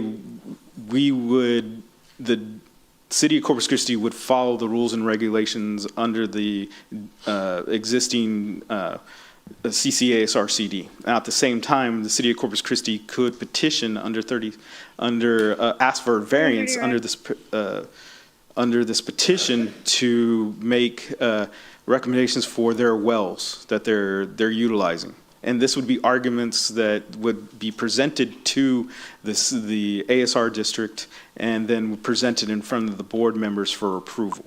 So just like you heard Steve Young talked about the MAGs and the developments of that system, and those numbers can be will need to be modified, because now for many years there was not a lot of groundwater usage within Nueces County, and especially within the ASR within the district. And so now that it's becoming more and more active, we will then talk and petition the GMA, the Groundwater Management Area 16 in this case, to reevaluate those the MAGs for that particular area. Yeah, but that's what I'm getting to. So the MAG is the regulatory requirement that limits the amount of water that can be produced. That is. And so there's a process on how to readjust and evaluate those. But my point is that if we didn't do this, then they couldn't limit the amount of water that we withdrew. That's the thing. What would be I know that the thing is that we want control, and the other issue is that they don't trust us. So if I'm just saying this for the public's sake, so that way they understand. So what, other than control, what's the downside of us not moving forward in this? Other than control was the downside. Because then, if they're subject to the same regulatory requirement of the MAG, and we say we want to drill, and we've done the math, what is there a legal way of which they can tell us no? Yes, they can reestablish the DFCs, the desired future conditions, and the drawdown. So they could, if those properties within in that newly created groundwater conservation district, they could lower that number, and then also talking about the transport permits and add additional costs to this. The transport permits to this supply. Okay, thank you. Councilman Cantu. Thank you, Mayor. When was the last time you guys met? We met 2 weeks ago. 2 weeks ago. And before that? About a month ago. I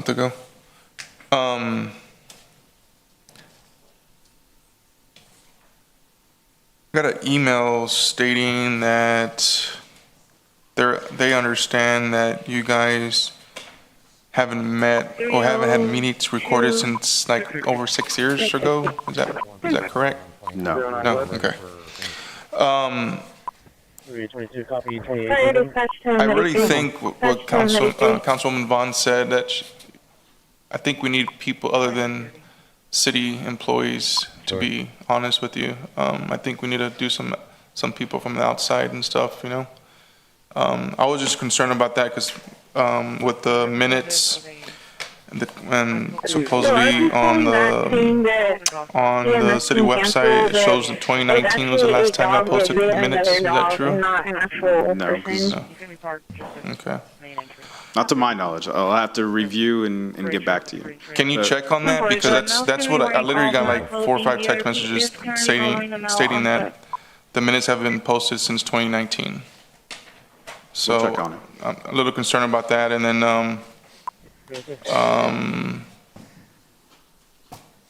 the reasons why. So you could get back to me on that. I would appreciate it. Sure. Councilman Roy. So I've had an opportunity to listen to some of the other council members, and so I think it is imperative. Let me ask this question first. Who dictates how many people are on your board? The legislation. And so how many people do they allow? The legislation put 5 members. 5 members. Created a 5-member board. And none of your current board members are community, from the community. They work for the city. They work for the city, right? Yes. But none of them are independent and live in a They're not community. There's no community board member. They're city employees, yes. Right.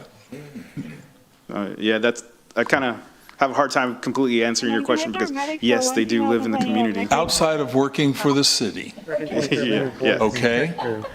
Are there any board members that don't work for the city? No. Thank you. Okay. And they limit us to 5. Why is that? I wasn't here in 05 when the legislation was created. I couldn't determine why they just limited it to 5. So when we look at our counterparts, every one of those boards have 5 people on there. All GCDs? Yeah. No. But ours is limited to 5. It was established with 5. How do you get that changed?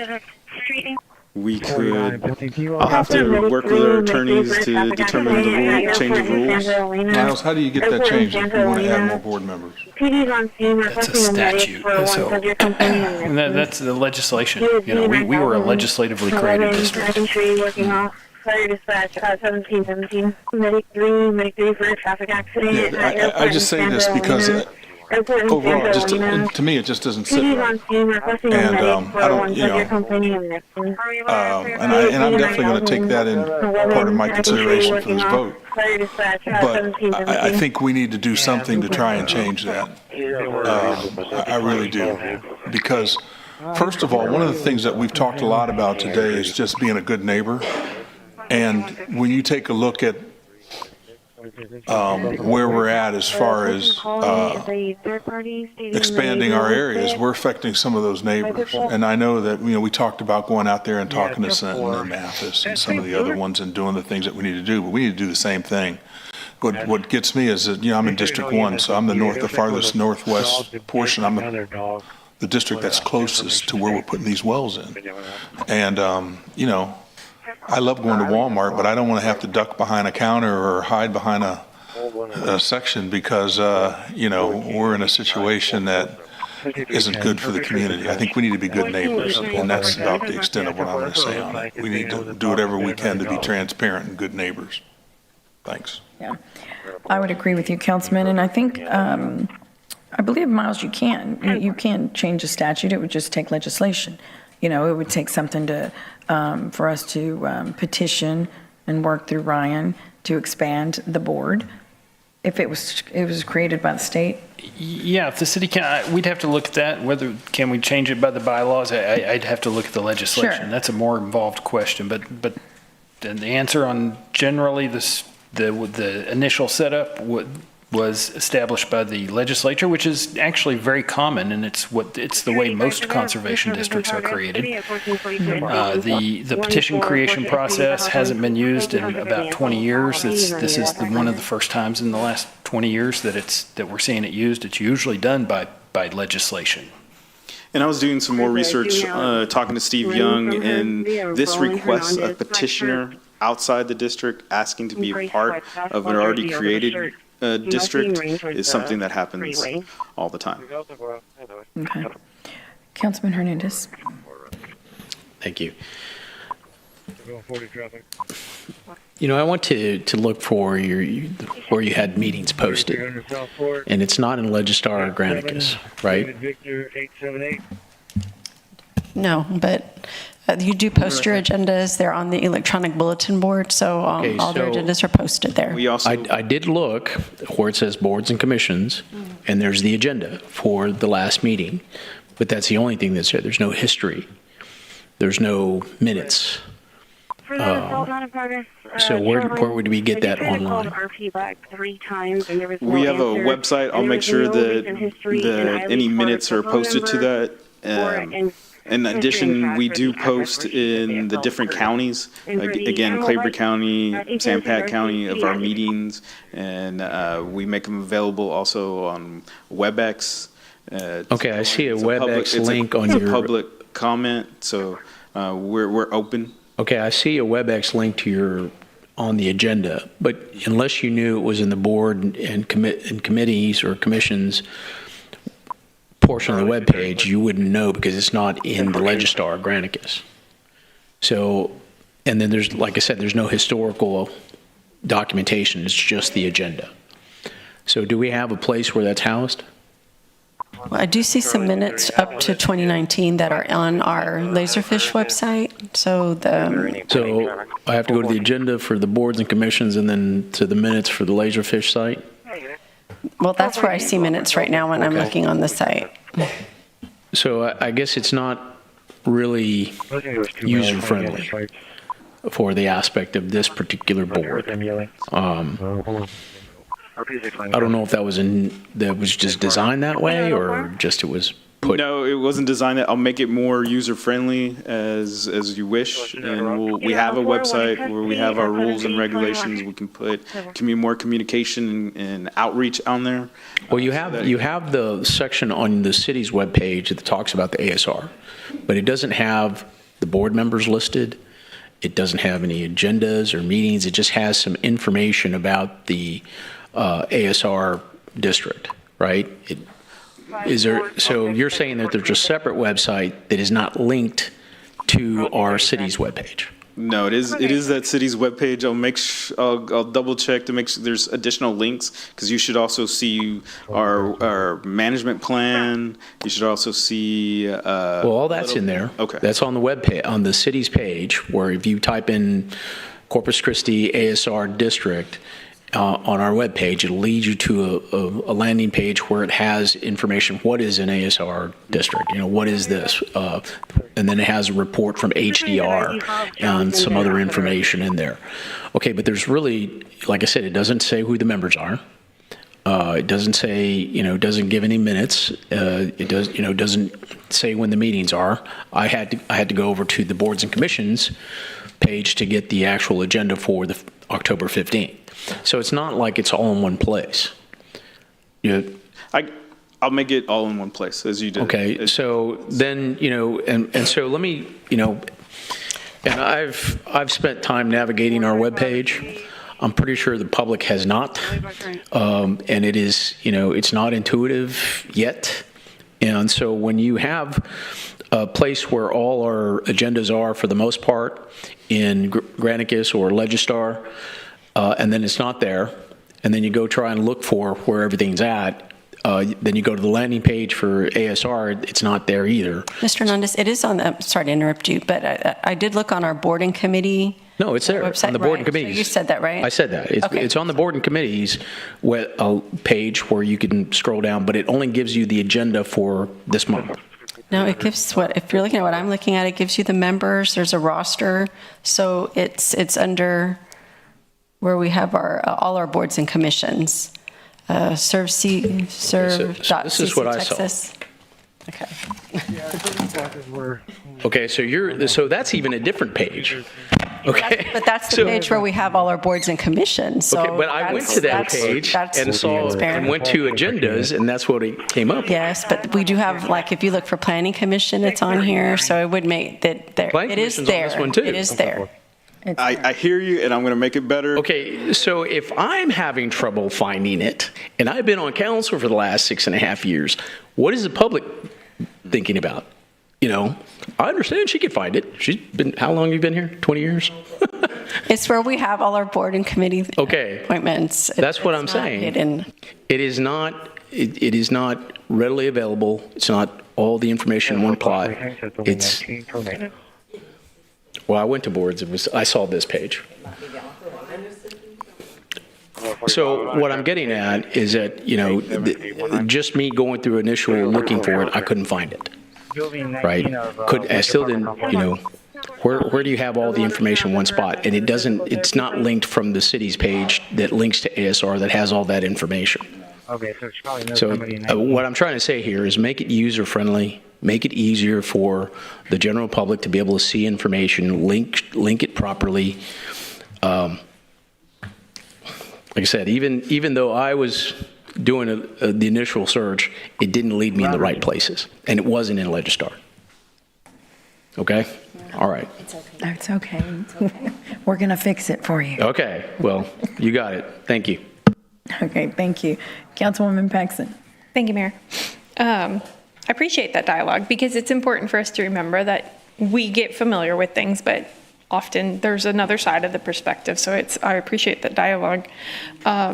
And thank you. To me, the main thing you have on here is slide 6, which talks about protecting that resource, streamlining, making consistent protections across the board.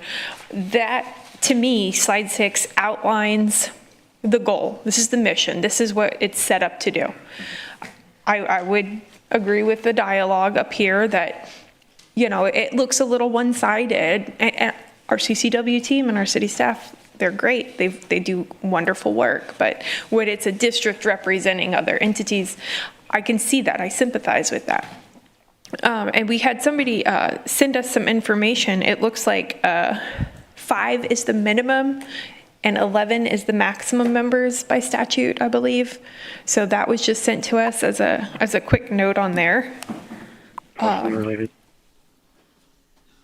And another thing is, I know that, you know, once an entity is created, like the Nueces Groundwater District, I think that, from what I understand, there's some time that's going to have to go into the creation of that entity. But I'd be interested in, much like our surrounding municipalities and counties and things, where we're able to sit down at a table and talk about interests, needs, uses, you know, deficits, how do we protect things so that we're still being a good partner, because it is important, I think, to pretty much everybody up here that we are very careful with these resources. And I like that we're very openly saying that we need to treat our wells as an intermittent project, to be oh so careful with those resources. And I'm grateful that they've taken such attention to protecting that. But so that's where I think that this branch offers us a more expedited route to protect those resources, because we're actively using them now. That, you know, another groundwater authority is going to take some time to come online. And so that's, for me, that's where I'd support it. But I think in the future, we need to look at the board, maybe adding some seats so that we can include some of those other partners. And then, of course, as other authorities come online, being able to work with them in this region as good teammates. So I'm going to support this today, but that's what I'd like the future to look like. Councilwoman Vaughn. Mr. Risley, can you just check the statute and get back to us? Because I'm being told to it's 5 with a maximum of 11. It really doesn't matter today because we won't be able to do anything until December. I make a motion to approve. We have a motion and a second. I'm going to open public comment. Is there anyone in the audience that would like to make comment? We'll just take one at a time. Betty Cranford, District 1. I'm here to express my strong opposition to the proposed expansion of the Corpus Christi Aquifer Storage and Recovery Conservation District to include city-owned properties outside the corporate limits of the city of Corpus Christi. While I support responsible water management, extending the district's jurisdiction over land outside the city's district raises significant concerns, fairness, governance, and property rights for the existing residents and landowners in the affected unincorporated areas. You need to be commended for hiring some of the best engineers there are. They're considered experts. However, I need to enlighten you. Did you know that this group had hired HDR to perform an aquifer characterization study on their behalf? What they found was that area out there is not favorable because it's the sand thickness, and near the city of Robstown and Nueces River were the best ones. However, neither area was considered desirable for ASR.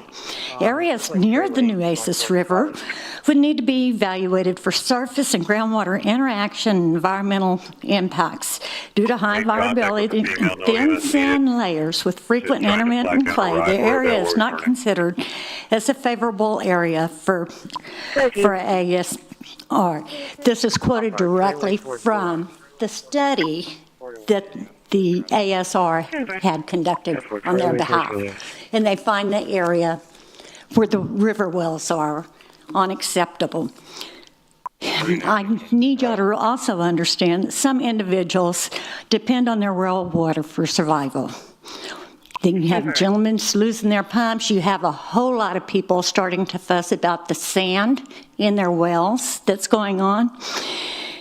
And I really would appreciate it if y'all take this into consideration. The GCPD is willing to work with the city. I'm not part of it. I'm a bystander whose son happens to be involved with it. But I'm not, they will work with y'all. They're not here to harm you. And I think that's what you think, because you're going to be governed.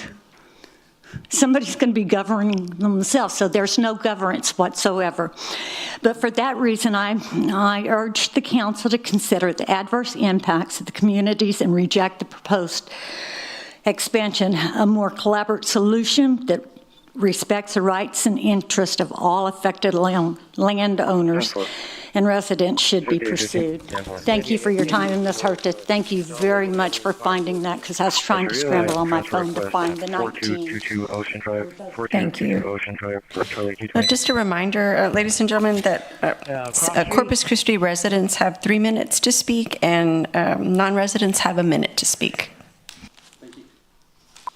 Yes, sir. Hello, Council. My name is Chris Quare, Nueces County. 1 minute. And it's all about protecting the aquifer. That's it. It's all about protecting the aquifer. We have our desired conditions, but it's only sustainable with what we've got. So, and it's not about self-regulation. With the first activity to petition to gain access to areas that you've already committed to, so that you can change the desired future conditions to 80,000 acre feet a year from 6,700. You have to prove that the water's there.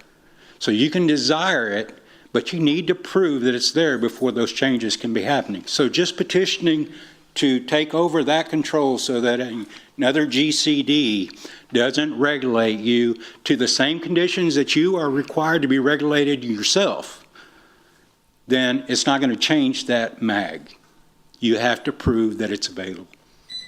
Thank you. Thank you, sir.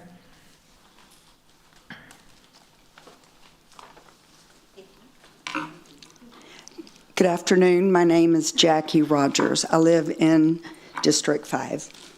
My son, Kelly Harlan, is a lead petitioner for the Nueces Groundwater Conservative District. He's working in Florida today and could not be here to speak in this very important time, so I'm here for both of us. What's before you today, this petition by the City of Corpus Christi through its Aquifer Storage and Recovery Conservation District, is wrong. It's unethical, it's a conflict of interest, and it will not withstand future legal challenges. The ASR district is, in practice, a city department. It is run by high-level city employees, department heads who answer to the city manager. For the city to petition itself to expand its own control over groundwater is a clear end around the Nueces Groundwater Conservation District petition that's already pending. Excuse me. It undermines the process and the people who are working in good faith to create a local independent district to protect our shared water sources. Groundwater conservation districts were created under Texas law to protect, preserve, and conserve groundwater. The city petition does none of these things. It doesn't protect groundwater, it doesn't preserve it, and it certainly doesn't conserve it. Instead, it's a power grab. It's self-serving, and it's not at all neighborly. A few weeks ago, at the city's own water workshop, I listened as staff discussed the idea of having a town hall meeting with the affected residents to talk about these very issues. Now, instead of having that honest conversation, the city's trying to go around these same people. This is an end around, pure and simple. I'm a local realtor. I understand how good neighbors are. They're important. A good neighbor respects boundaries and works together for the common good. This move by the city does the opposite. The city should be a good neighbor to the landowners and families who depend on their wells, not try to take control of them through a backdoor maneuver. You, as city members, have a choice. You can stand with fairness, transparency, and true local stewardship, or you can side with bureaucracy and overreach. I'm asking you, as a mother and as a local realtor, a taxpayer, and as someone who believes in doing what's right, vote against this resolution. Show that our city can still be trusted to be a good neighbor. Thank you for allowing me to speak. Thank you.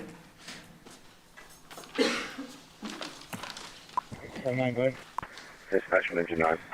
Yes, sir. Can you go in at 10:11? Engine 9. I'm out of town. We're out of service for host testing. The RV is there at the Hawthorne Suite. Good afternoon, Mayor and Council. My name is Trey Cranford, and I live outside the city limits. Since I only have 1 minute to speak, I have printed material that is being passed out that provides more detail. I've tried to summarize as much as possible for your convenience. Please read the packet before making your vote, as there is important information that is included in it that will help make your decision. My detailed written statement is kind of a rebuttal to my friend Esteban's presentation, so there's a lot of information in there that's good for you. The Corpus Christi Aquifer Storage and Recovery District, or CCASRD, claims to focus on groundwater conservation. But if that were its true mission, it would be called the Corpus Christi Conservation in Storage and Recovery District, CCASRD. Conservation has always been an afterthought for this group. In the past 5 years, what conservation efforts has the ASR made beyond its own project? Until last week, its official map didn't even include Cal Allen, nor does it have any authority outside its boundaries. Yet now it's claiming to serve surrounding communities only to make the County Road 73 wells look contiguous for annexation, and they're not. I appreciate your consideration. Thank you, sir.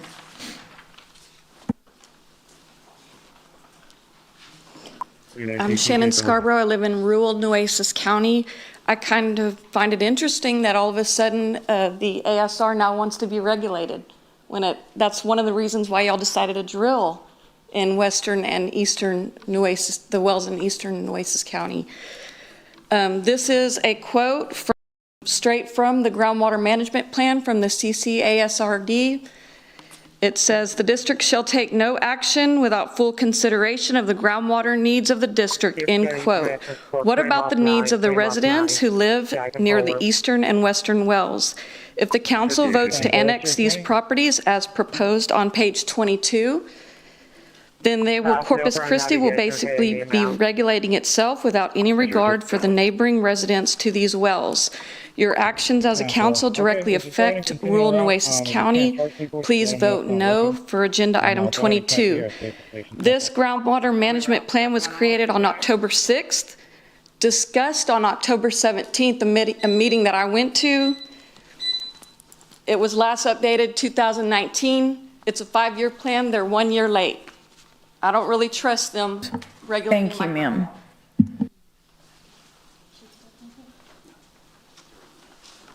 Hi, Council. Name is Scott Barraza, Nueces County. The ASRD was created to develop a municipal aquifer in proximity to the airport, not to manage or expand groundwater production outside its boundaries. From the start, the district's boundaries were chosen precisely because no natural aquifer existed there. I'll repeat that. No natural aquifer existed there.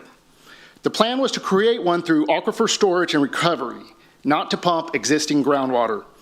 But after nearly 20 years, there's been no aquifer, no recharge, and no storage, nothing to show for its purpose. Now the city wants to use that same district to annex new well fields along the river far outside the ASRD's original scope. They've shifted from trying to create an aquifer where none exist to overpumping along the river at 5 times the MAG. That's not conservation, that's mission drift.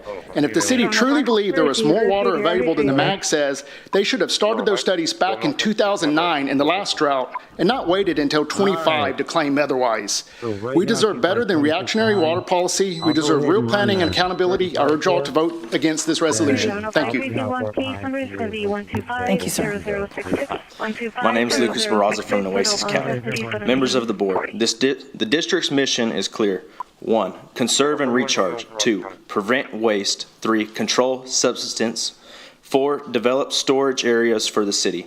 Yet the city now seeks to overpump the aquifer through that very district. With city employees running the ASRD, it becomes self-regulation, not oversight.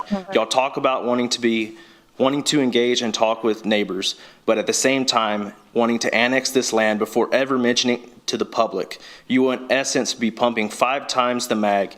It violates the first 2 duties, conservation and prevention of waste.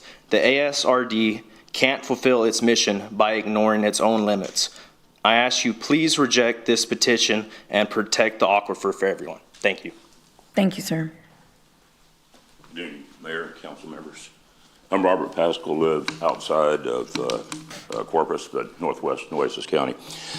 Desperate measures call for desperate times is what this seems to me.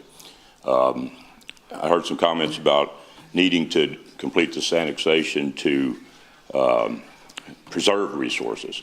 The way I see it, it's about pumping as much water as you can ahead of the formation of the Nueces Groundwater Conservation District's existence. This isn't about trying to limit the MAG, because I think you're already exceeding it.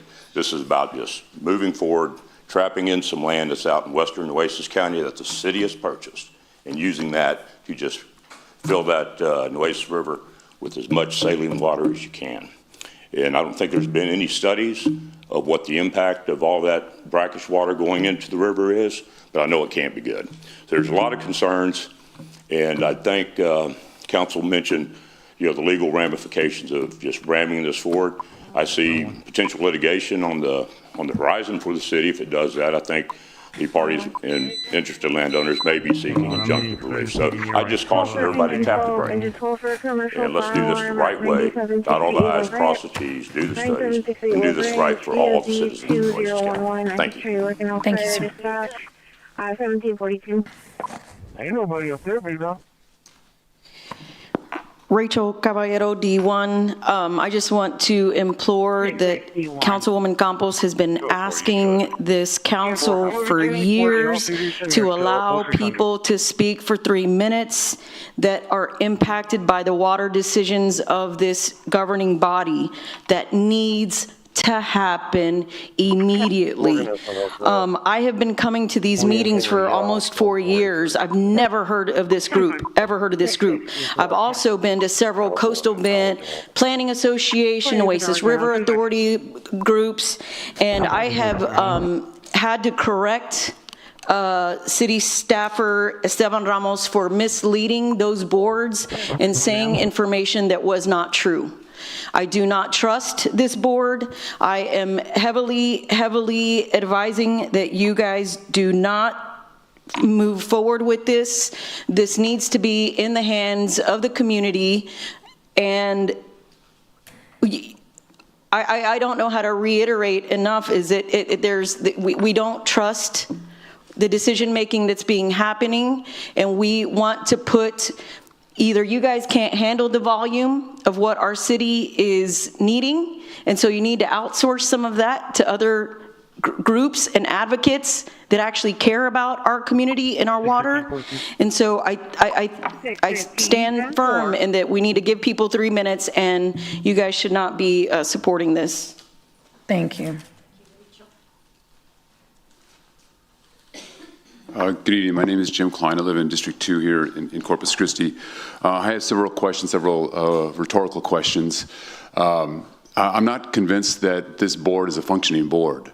According to the Granicus page, board member Edmonds is in his first term, has been on the board since 2019, set to expire now in 2025, while board member Winkleman is in his first term, started in 2023, and is scheduled to end in 2025. Bill Mahaffey is in his first term, has started his term in 2025, scheduled to end in 2027. Board member McGinn in his third term, which started in 2015, scheduled to end in 2027. Skrabarczyk in a partial term from 25 until 25. I'm just not sure that this board is actually meeting. I guess I would want more questions and more answers, I guess, about that. I applaud Esteban Ramos for trying to create more transparency on this. I think that, again, according to the Granicus page, there have not been board minutes posted since 2019. If this is an effort to kind of create some regulation over the use of that water, I think that's a good idea. If that's kind of an honest faith effort. I'm just not convinced of that at this point. Thank you. Thank you, Mr. Klein. Anyone else? We will close. Oh, I'm sorry. Sure. Everybody's got all those papers. I've got pink ink on a paper slip. We're locked into analysis paralysis. Call for medic 5 truck 4, medic 5 truck 4. Can you state your name and city, please? 2735 Carolina to CC Nursing and Rehab. Robert Sanders, Corpus Christi, District 1. I can show you working off Analysis paralysis happens in people's minds when you are overwhelmed with details. Well, we could do this, or maybe this, or maybe that, until you utterly can't make a decision. Now, I want to erase all of that and think outside the box. I'm speaking to you as a landman, petroleum landman, and as a simple thinker. What we have here is not a political problem. And the more of these people, the more political it gets, the worse it gets. This is a supply and demand issue. Right now, our industrial community is taking about 48% of the water. Shortly, that's going to be 54% of the water. Then it's going to be 79% of the water. Is that aquifer going to get bigger? No. What I want to suggest, and Mr. Zanoni and the lawyer are really the people to advise me on this, is that we go to our industrial users who have the tools to bring water in. Departure report. Ship just came in, docked at Ingleside, super tanker, holds 83 million gallons of liquid. 4117 those are 380 million gallons. I think that CITCO, who has the refineries, tankers, railroad, water trucks, they can get water right out to the middle of the desert. That we go to them, and I think I'm going to be the one to do it. I'd like help from our legal people, and ask them to supply their own water. If our industrial people supplied their own water, we wouldn't have a water problem. Am I right? Yeah, I am right. We wouldn't have a water problem. And we don't have to dig up the aquifer, which will run out of water. Does that make common sense? Because you're listening to a lot of details. CITCO refinery, CITCO is in San Antonio. The dude's name is Mr. Riggs. He's the CEO, he's the president, and he's the chairman of the board, and you are the guy who needs to talk to him. Can I have just 30 more seconds to ask a question? Do we have a contract? Ms. Sanders, we can ask questions, but we appreciate your comments. Well, you don't have to give me an answer. But before I go, I'm going to come and see this gentleman. Do we have contractual obligations? Thank you, Ms. Sanders. I think you're barking up the wrong tree here. Thank you, Ms. Sanders. Anyone else? Okay, we're going to close public comment on item number 22. And I believe we have who do we have? Councilwoman Paxton, do you have a comment? Thank you, Mayor. If we were to go through process to add, to change the composition of the board, do you know roughly what that process would look like time-wise? I wouldn't want to guess right now, but it's something we will bring back to council for adding. I think the question was to add more more members. We'll work with our legal staff to determine the proper procedures. I don't want to lead you down the improper procedure path at this time, but it's something that we can look at, and if there's the ability to change, we will. Okay. So then I know we have a motion and a second on the floor, but Mr. Zanoni, if we could, I think this is 2 readings.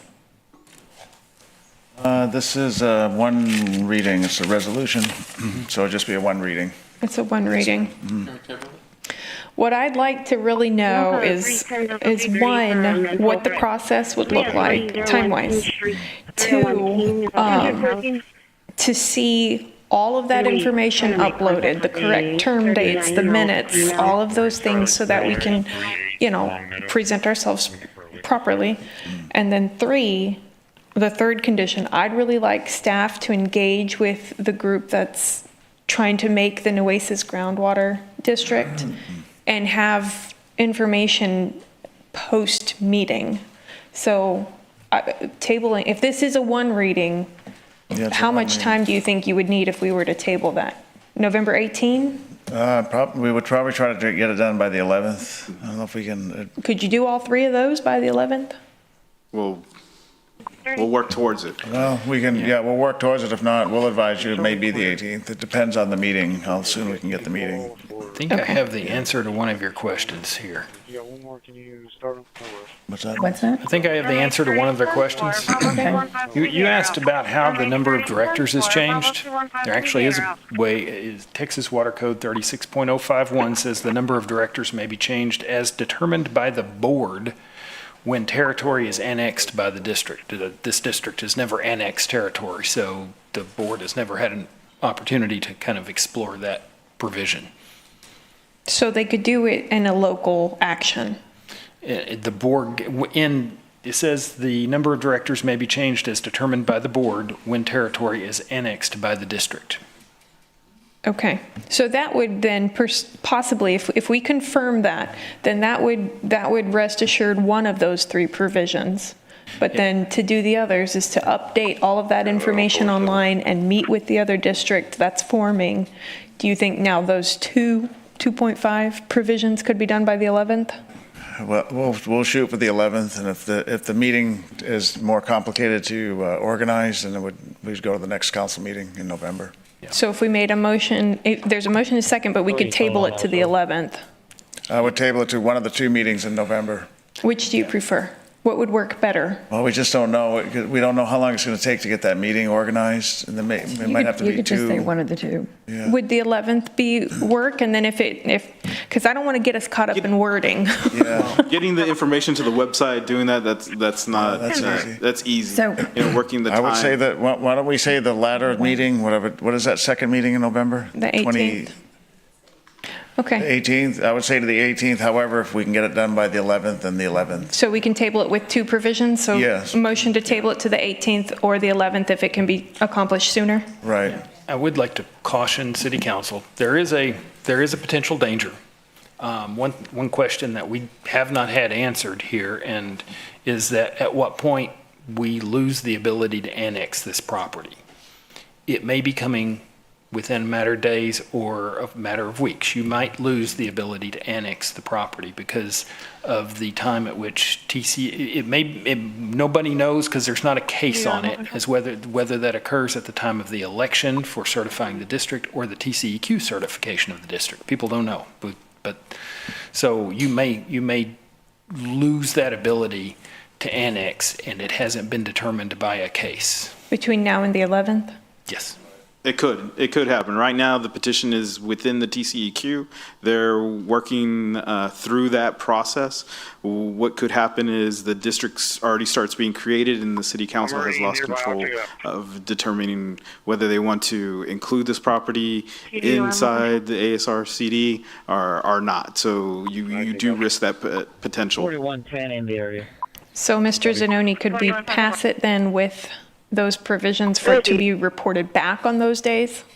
I think that'd be a safer recommendation. We could do that? Yeah. So yes. if there's a motion, a second on the floor, but could we add to fulfill those provisions and come back on the 11th or so? Right, for reporting back on the 11th. Yeah, you could direct me to follow up on those and report back to City Council. Okay, Yeah. so I don't know who made the motion. Carolyn did. So I'll yield my mic to her. Hold on. Go ahead. Our duty is to protect our ratepayers and our aquifer. And I get it, because we own property out there. My grandson lives out there. But we're up here to protect our ratepayers and our taxpayers. Now, they don't trust us, we don't trust them, and that's what happens when there's no communication.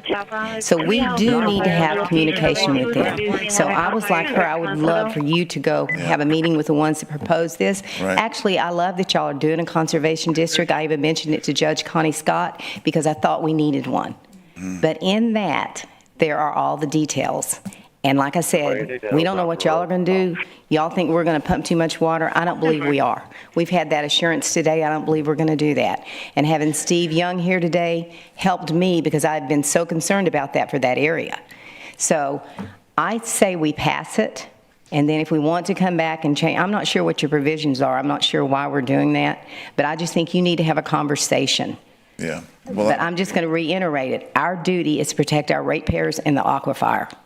I just wanted to, if he could report once they meet on that meeting, and if we could get all that information on the website. Can you repeat what it was that? Yes, what we're going to do is if council approves this today, the annexation of this property into the current district, between now and the 11th, if we can, and if not by the, what would that next meeting be again, 18th, we will meet with the members that are here today that are forming the Groundwater Conservation District to better understand each other's goals. We'll talk to them about what Steve Young talked to this council and the community about today, about how we're protecting their wells. Ours is much deeper. We'll go into detail about the casing that we have and just have a dialogue. We haven't spoken with them yet. Peter, wouldn't we would do that anyway. And I mean, I know it's not the probably most popular thing to say here, but we do have, that's a very big concern in terms of the deadline, whenever that is. But everything you just said is what we would expect and want you to do. I think this is a board that's been sitting out there since 2005 that no one's paid attention to until it's become relevant. And that same kind of thing happened here not long ago with another board. And so we understand, my point to that is we understand the importance of this. And this has just kind of resonated all of a sudden. And it wasn't that I think anybody purposefully didn't reach out to anyone. It's everyone's running as fast as they can, right, to find water. We certainly don't want to do harm to anyone. No. And we're not going to be the big city to hurt our neighbors. To the contrary, we want to help our neighbors. But I think everything that was suggested would be expected and can happen anyway. I mean, moving this forward today. Right, we're just setting deadlines for ourselves. No, I know, but to the Councilwoman Vaughn's point, in other words, move forward, but continue to do those things. Right, yeah, that's what we're saying. I think we're saying the same thing. Okay. We're talking about just having deadlines imposed on us for when we'll meet with the group. I see. Yes, ma'am. Okay. And to your point, you can't blame them for not trusting. No. I understand that totally. I do. I've been concerned about it, so I understand that. Yeah. So I think we can just leave the motion as it is, and then if you can bring it back after you've had your conversation. We'll report back to the council of how our meeting or meetings went. Yes. Yeah. Yes. And thank you. Yeah. Okay. Thank you, Peter. Councilman Kintu. Quick question. There's a couple board members supposed to, their terms about to expire. How many are they? Two. And we can get an outsider, right? We don't need to get city employees on that board? To my knowledge, yes. Because I don't think we could add any extra. Oh, outsider, and we clarify. The public. Outside of the district boundaries? Yes.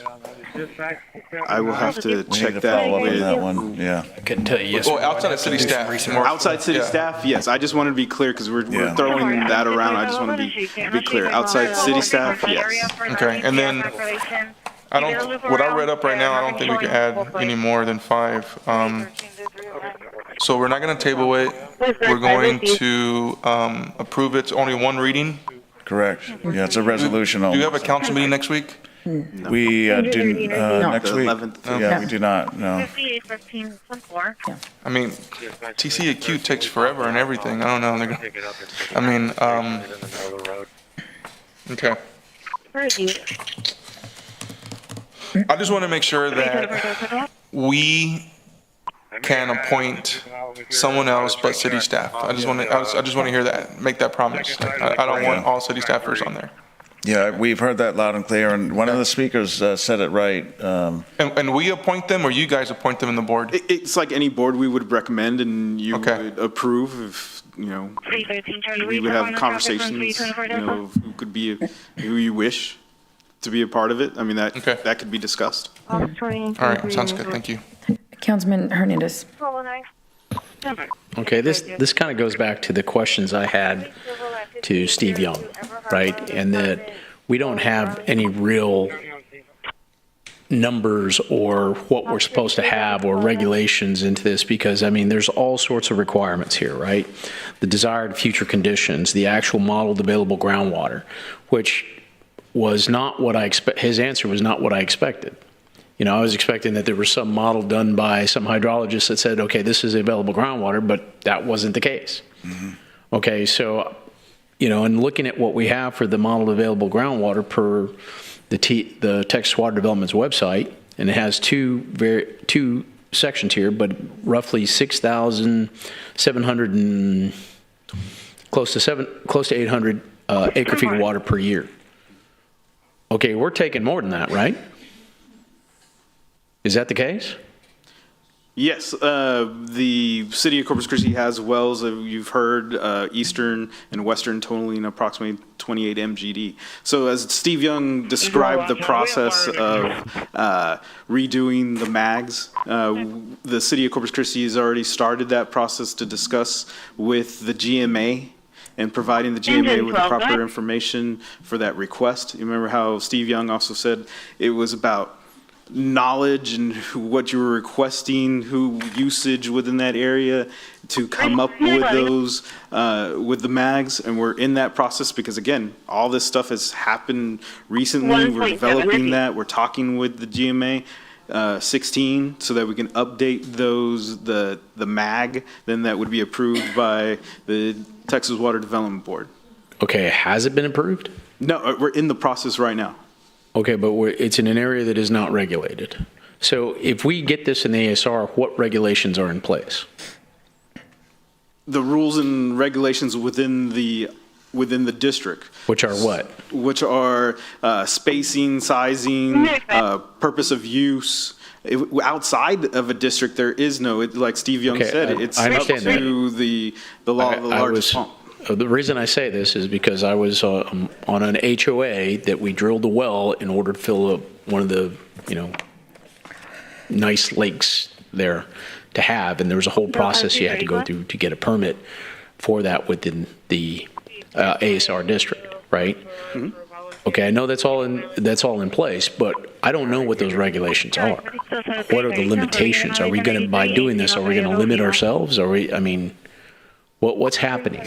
Again, that is the conversation with how the city of Corpus Christi, with its new two wells, would then petition in the ask for a variance from the. So we're going to ask for a variance from ourselves? The city of Corpus Christi is asking the district. Yes, we kind of say that they're the same entity, but they're not the same entity. They're two different groups.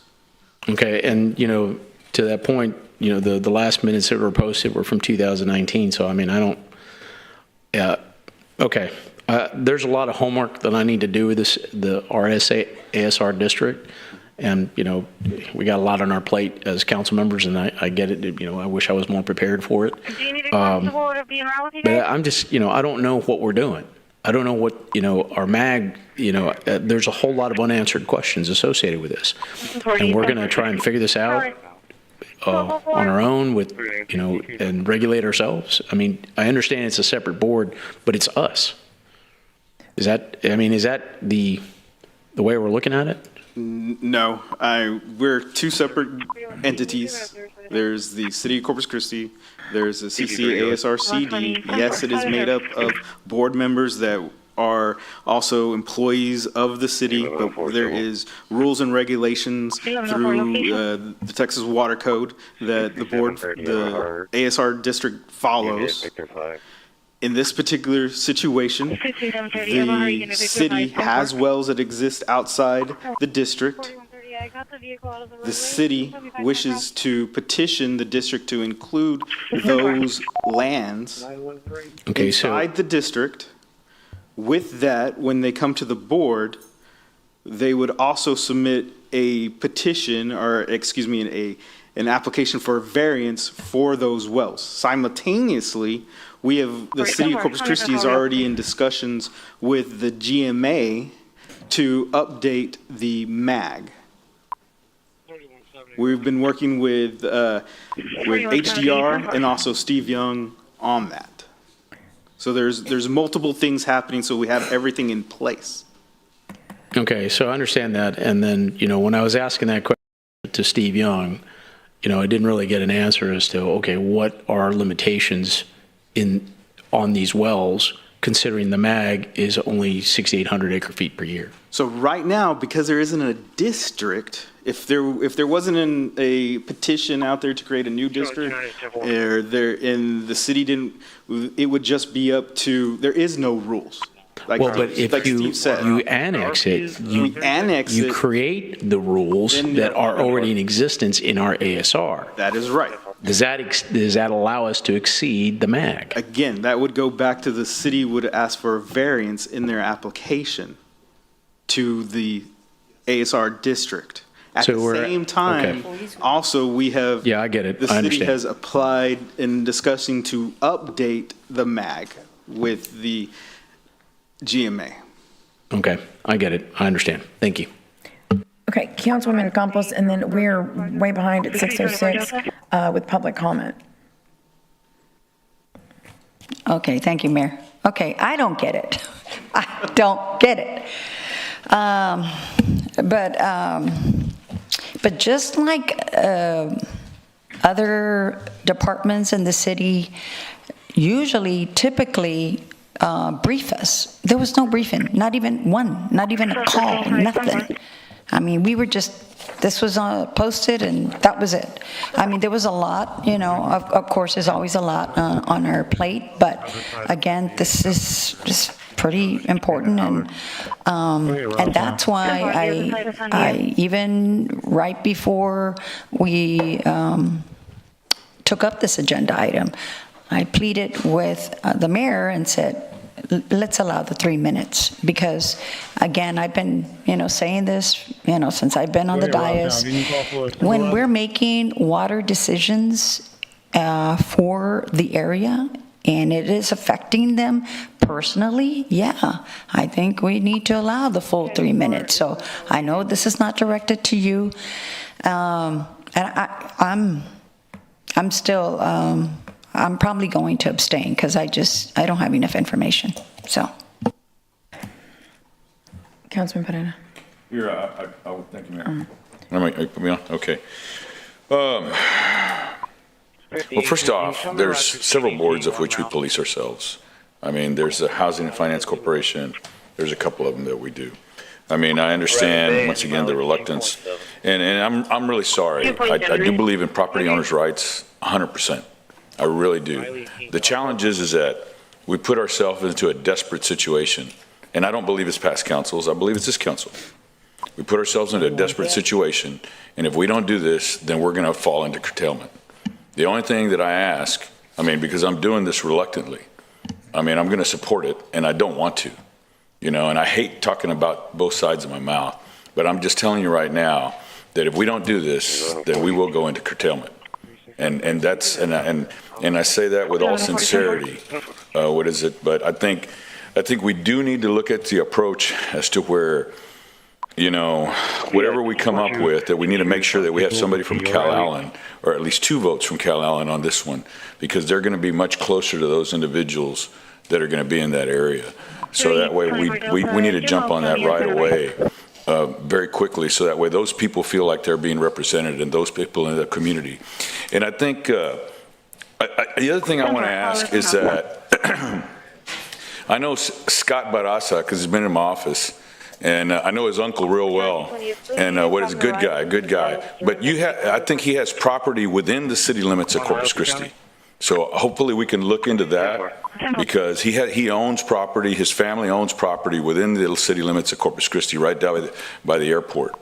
So what is it? I think if we can look into that, that way these people feel that they're being represented. Okay, thank you very much.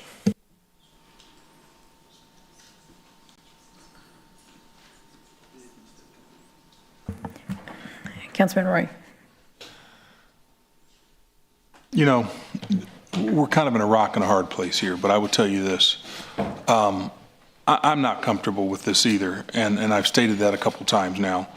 But one of the things that I'm willing to do, or I won't vote for it, is that we need to make sure that I'm willing to do an amendment or something that says that we'll make sure that we have additional non-city staff representation on this board.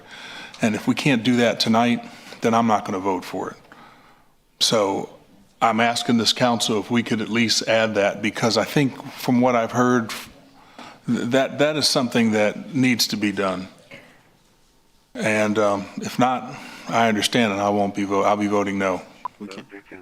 I believe I think that's the point. That is the point to adding the seats, is to bring in community. We're going to put that in our... We can. I mean, I think that was the intent. I mean, Council, yeah. Okay, so do we need to restate it? Okay. You want to amend it? So the motion on the floor is just to pass it as is. So you want to amend to add a requirement that non-city staff members on the board. Okay. Expand the board. To expand the board. There you go. To include. And that's okay, right? Right. Okay. You've got it? Do you know, so, and then I guess the number is, we're going to look at, right? Yes, they're going to come back and are we expanding it? Yeah, because I didn't think we could expand it, right? The number is set at 5? If you do an annex, you can. According to that water code provision, the board expands when the board annexes. So until the board annexes, it can't expand. So you can't do that directly, but you can do a directive that the next appointments be non-city staff. Okay, so the same, we're not going to expand it. That's not the right word. So we would just include in the current membership, we would include a non-city member, a non-city employee, city staff member, right? That's Say the that intent. again. Yeah. Say it again. So in we're going to change we're going to include a member on the board who is a non-city staff member, correct? One of two members? There's going to be 2 vacancies, so it could be both or one of. Okay. It's whatever the council likes. Yes. Okay. Is that okay? Yes. I'm good with that. Thank you. Okay, is there a second to that? Second. Okay. Okay, can we do a voice, is everyone clear on what we're voting on? Yes. We have a motion and a second. Councilman Cantu. Yes, it's the amendment. Quick question, just want to verify. Nick, we have 28 million gallons of water outside of Nueces County per day, right? I mean, out of Corpus Christi, right?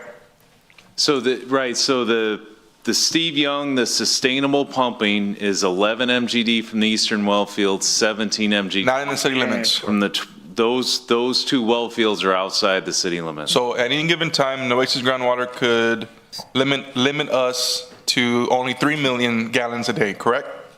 Those are assets we need and that are important for us to avoid. But they can limit us, issues. Potentially, Potentially, yes, sir. That's all I'm asking. Thank you. Thank you. All right, we have a motion and a second. Please submit your vote. On that one, on the amendment, can we do it verbal, please? Oh, yes, verbal. All in favor say aye. Aye. Any opposed say no. The motion carries. Okay, and then we can pass it as amended. As amended. I'll entertain a motion.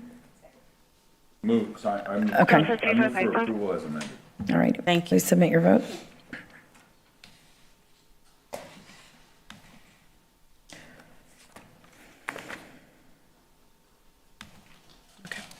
Okay. The motion carries. Okay, so we're going to break for public comment. And let's see. We handle significant matters concerning taxpayer dollars, making it imperative that we uphold the highest standards of decorum and adherence to our policies. Our core principles of openness, transparency, and inclusiveness guide our actions, and we aim to achieve them while respecting our city council policy, which has been in place for 30 years. Public comment serves as one avenue for communication, but it's not the sole method. You may also reach out to members of this council by phone, email, or even by scheduling an in-person appointment. I also want to take a moment to reemphasize an important matter. Council chambers is a place of public business, a forum for civic discussion, decision-making, and service to the people of Corpus Christi. It is not a stage for personal attacks, disruptions, or vulgarity, and violations of decorum will not be tolerated. Additionally, I want to reassure everyone that from time to time, council members may step away from the dais for brief periods. Please note that televisions and audio are available in the back, ensuring that members remain fully engaged and attentive to the discussion, even if they're not physically seated at the dais. So now I will ask City Attorney Miles Risley to please review the council's rules of decorum, which will appear on the television screens. All citizens must be courteous, polite, and respectful of one another, including the city council and city staff. The mayor and council members shall be referred to by title and/or title surname. All remarks must be addressed to the mayor and city council and not to the council members as individuals. Citizens are only permitted to speak on city-related subject matter. Speaking on any non-city related matter is prohibited. Thank you, Mr. Risley. So please state your name and the city in which you live before beginning your comments. Citizen comments are limited to 3 minutes, while non-resident comments are limited to 1 minute. A visible timer positioned near the city secretary's desk will help manage the allotted time. Residents of Corpus Christi will be given priority in speaking over non-residents. If you have a petition or relevant information, please present it to the city secretary before speaking. Okay. Ready? I have a point of order before. I did not sign up at 4 o'clock. Will I be allowed to? You know, sir, if you can come right over here and talk with them, yes, thank you. I think Robin Sanders she already spoke. I don't think she's here unless, no, right, okay. Rachel Caballero.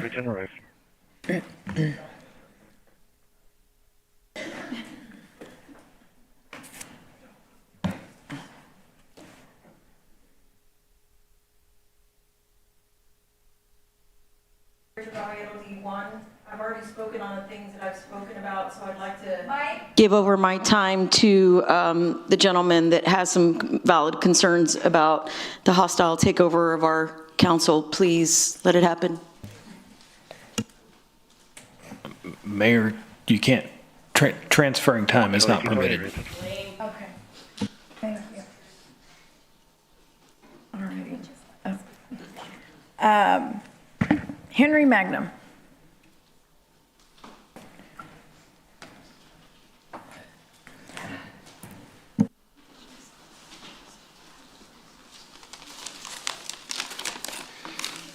How you doing? Henry Mangum, District 5. I'm a native of Corpus Christi. I'm a lieutenant and 32-year veteran of the Corpus Christi Police Department and president of the Corpus Christi Police Officers Association. I'm here to publicly thank Peter Zanoni and his staff for the work they've done for the last 5 or 6 years. We start our career, most of us, at the training center over here. It used to be off of Everhart and Corona. I asked around. I think we got that building in the 80s. It was already there. It was pre-existing. And we spent about 40 years training our officers in that building. That's no more. Now out on Yorktown, we have a beautiful training center. I wish I would have started my career there. These young guys coming in and ladies coming in get to start somewhere nice like that.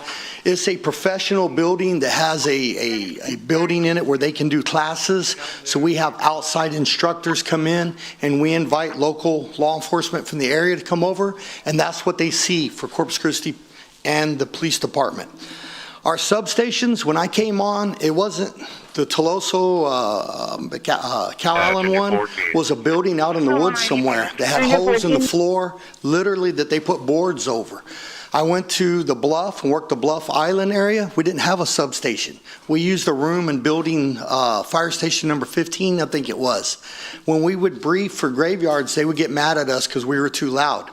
They didn't have enough parking for us paved, so we parked in the field, and our units and our personal vehicles would get stuck in the sand.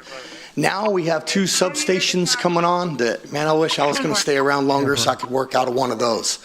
The Bluff substation has just been remodeled from the ground up. It's a beautiful substation. The public can come in there and talk to an officer. They can file a report. The 2 new substations in the Annabelle area and the South Side are coming on. I think there's another one in the works.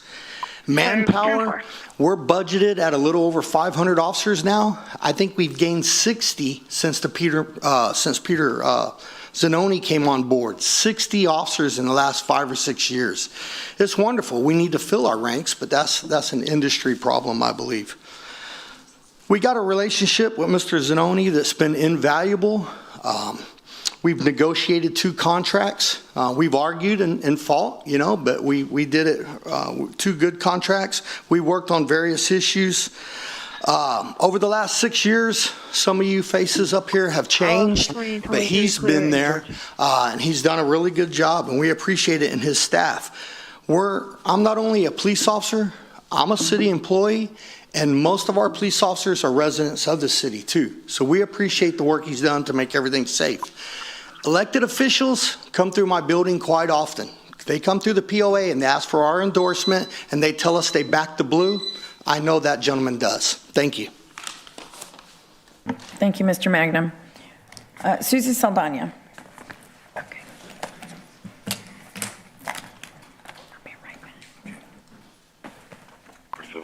Susie Saldana, Corpus Christi, Texas.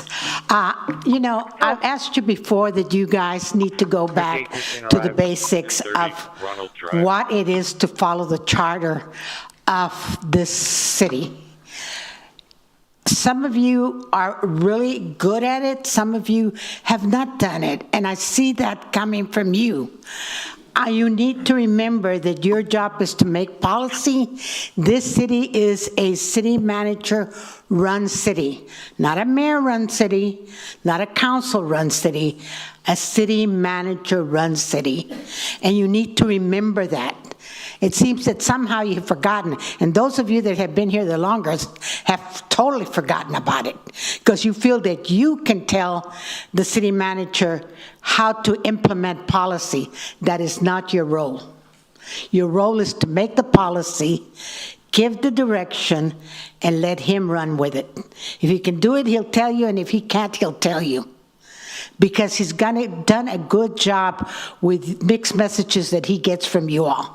He's actually done a very good job. So it's time for you guys to wake up, look at what your duties are, to make policy.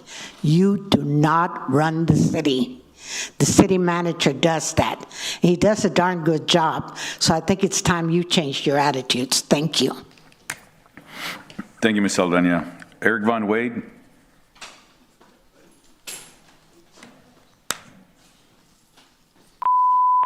Any care unit to Echo Delta 340. Acknowledge.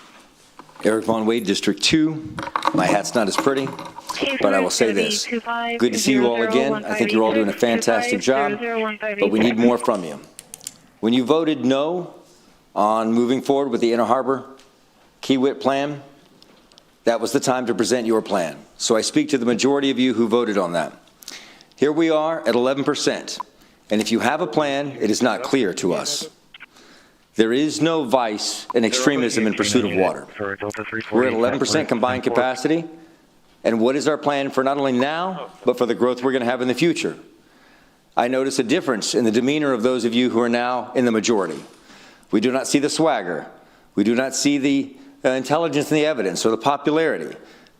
We need to see the leadership that you chose when you said no to the plan that we had. I will back you and stand with you on whatever plan that you have, but we need to have a plan. Extremism in pursuit of water is no vice. Having your friends come before council to throw shade is not the same as you leading this city. For those of you who have an alternate plan, you must have an alternate plan now. because we are at 11% capacity. If you had not heard me again, that is not a formula for growth. It is one thing to sit behind the hedge and throw water balloons at the marathon runners until the police show up and then play good. But now you must stand before the people behind the hedge and defend your plan. What is your plan? The time is gone. We are already going to go into stage 4, and if we go into stage 4 and you do not have a plan that you're willing to stand before and take the slings and arrows that you have given, the moniker of failure will be at your feet. And your advisors, your campaign managers, the people who call you are not going to be there with their name branded to this situation. It will be you. And I will stand with you at whatever plan you come forward with, but the citizens do not see a concerted plan from you. You are the majority, the 6 of you that voted against it. I want to see a plan with desalination involved in it and something that's going to meet something similar to 2028 at the earliest. If you do not have that, you have only been critics outside the ring and not the men in the ring or the women in the ring taking the hits. I hope and I know that you will see what I see. You are the council we need, and the council we need is the council we have. But you must stand forward and lead. And that means no more sitting on the sidelines in safety, because the desk will not grow, those seats will not shrink, because they both require water for wood to grow and leather to shrink. And we do not have enough water to meet our growth, much less guaranteed what we have. Evangeline, these other programs, they're not guaranteed. What is fully permitted? Pick up the ball, cross the finish line, and win for the citizens of Corpus Christi, because there is a time where we can find common ground. If you wanted to pump it out into the ocean, find a way to do that. But let's move forward. Thank you very much. Thank you, Mr. Von Wade. Let's wait till afterward. And can we just do that afterward? I'd rather we do that afterward. Ron Graven? He is. Ron Graven? We have a motion. On the table, Roland. Rebecca? I understood that the mayor had asked the council to save points of order and comments till after public comment, so that he's just enforcing her, that's all he was doing, enforcing her. There's no motions that can be made on an item that's not on the agenda. Ron Graven? May I make a point of information? After we're done. There's not that much. Sharon Sedgwick is not in. Mr. Jim Klein.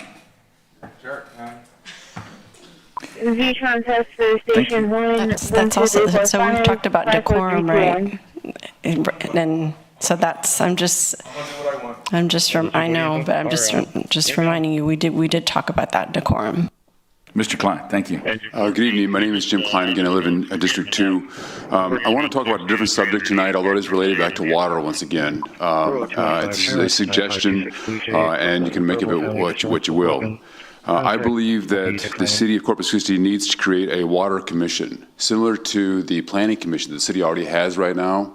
This would be a volunteer commission, members of the citizens that would be we would be tasked with, amongst other things, determining whether we decide to bring in large volume water users. And you could decide how you define that as 100,000 gallons or something, some other number as well, to determine that. I think that this would ensure transparency in bringing new large volume water customers into the city. It would help to restore the public trust in this process. Trust right now, I think, seems to be at a low point. And this time, I heard that earlier tonight already. And this is an opportunity to improve that. The public should be involved, I think, since the new large volume customers could possibly necessitate new water sources and or infrastructure that will drive up water rates now or in the future. As this has already happened in the last 10 years. I believe the creation of a water commission would improve transparency and public trust in the city decision-making process of adding a new large volume water users. Please take this under consideration. Thank you. Thank you, Dr. Klein. Marilena Garza. Bless you. Marilena Garza, District 1. Corpus reminds me a lot of my hometown, which is Beeville. And I learned about TCEQ living in Beeville when I went to go get the mail notice when I was about in 3rd or 4th grade, of TCEQ letting all the Beeville residents know that our water can cause cancer if consumed for many, many years. So I'm 34. Do the math. It's been unsafe drinking water. And that's similar to Corpus because I would never drink the tap water here, right? And when we started talking about the Mary Roads pipeline and all of the leaks that we were discovering in this large pipeline, it also reminded me of Beeville because Beeville gets their water from Swinney Switch.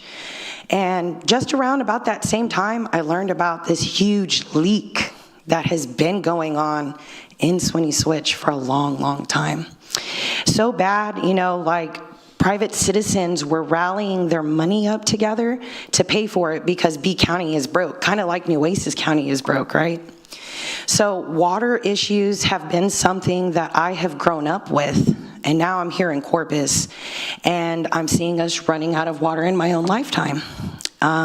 We're talking about wells, we're talking about taking water from my neighbors, my family, my friends. For those who keep just pushing this desalinization and we need desal, you know, it's kind of like when you go and you want that new Camaro, right? You don't just go to the lot and buy the Camaro. That's how you get screwed over and you get a lemon and you get a bad car, right? There's certain things that you do leading up to getting that car. Maybe you talk to your banker, maybe you talk to a mechanic, right?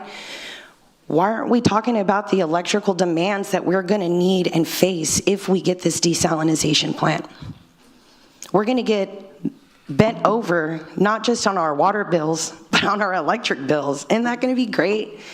And during Winter Storm Uri, you know, being a lifelong Coastal Bend resident, I had never seen us go without electricity longer than a day. And during Winter Storm Uri, we went without electricity for several days. So that tells me that our electrical infrastructure here is poor. And the past 2 Texas legislative sessions, when it came to getting money allocated for weatherizing our electrical grid, our state politicians said, no thanks. So, if you want this desal plant, what are we doing to meet the electrical demands? I haven't heard anybody talk about that. And that is going to affect people like me, people like you guys, people who are thinking about moving here. So if you want desal so bad, do the damn homework. Thank you, Ms. Garza. Elena Martinez.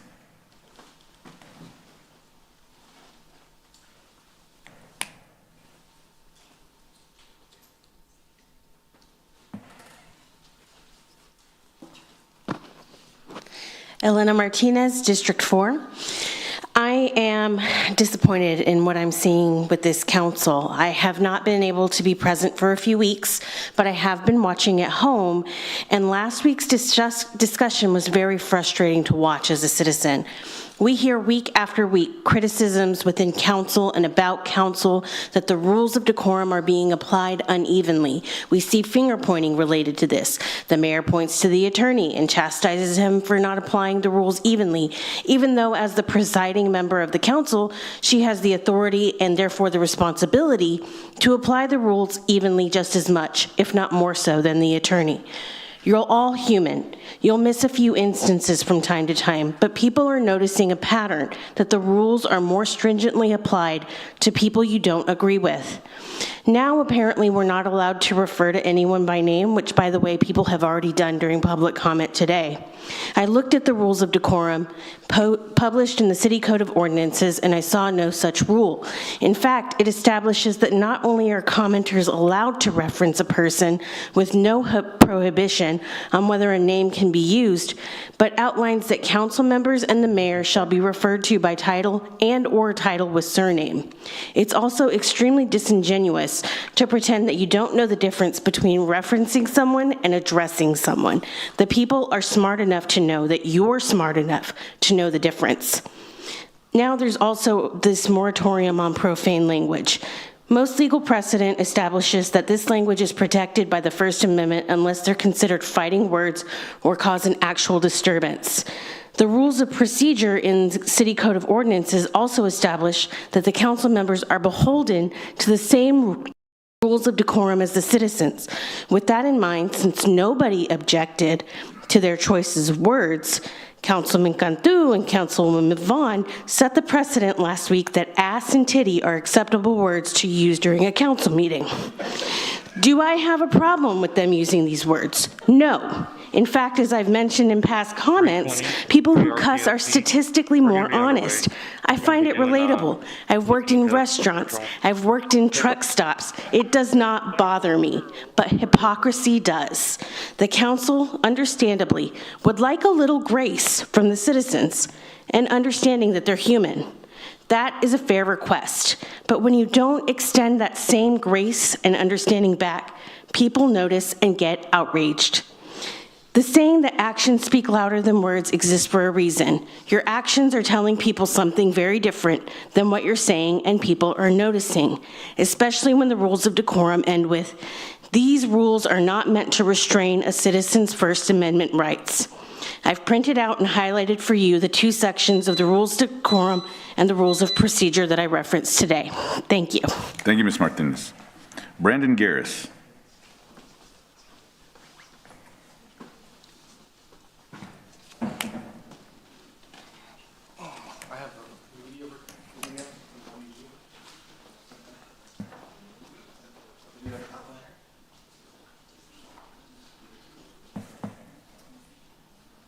Negative. Let me see if I can find anything.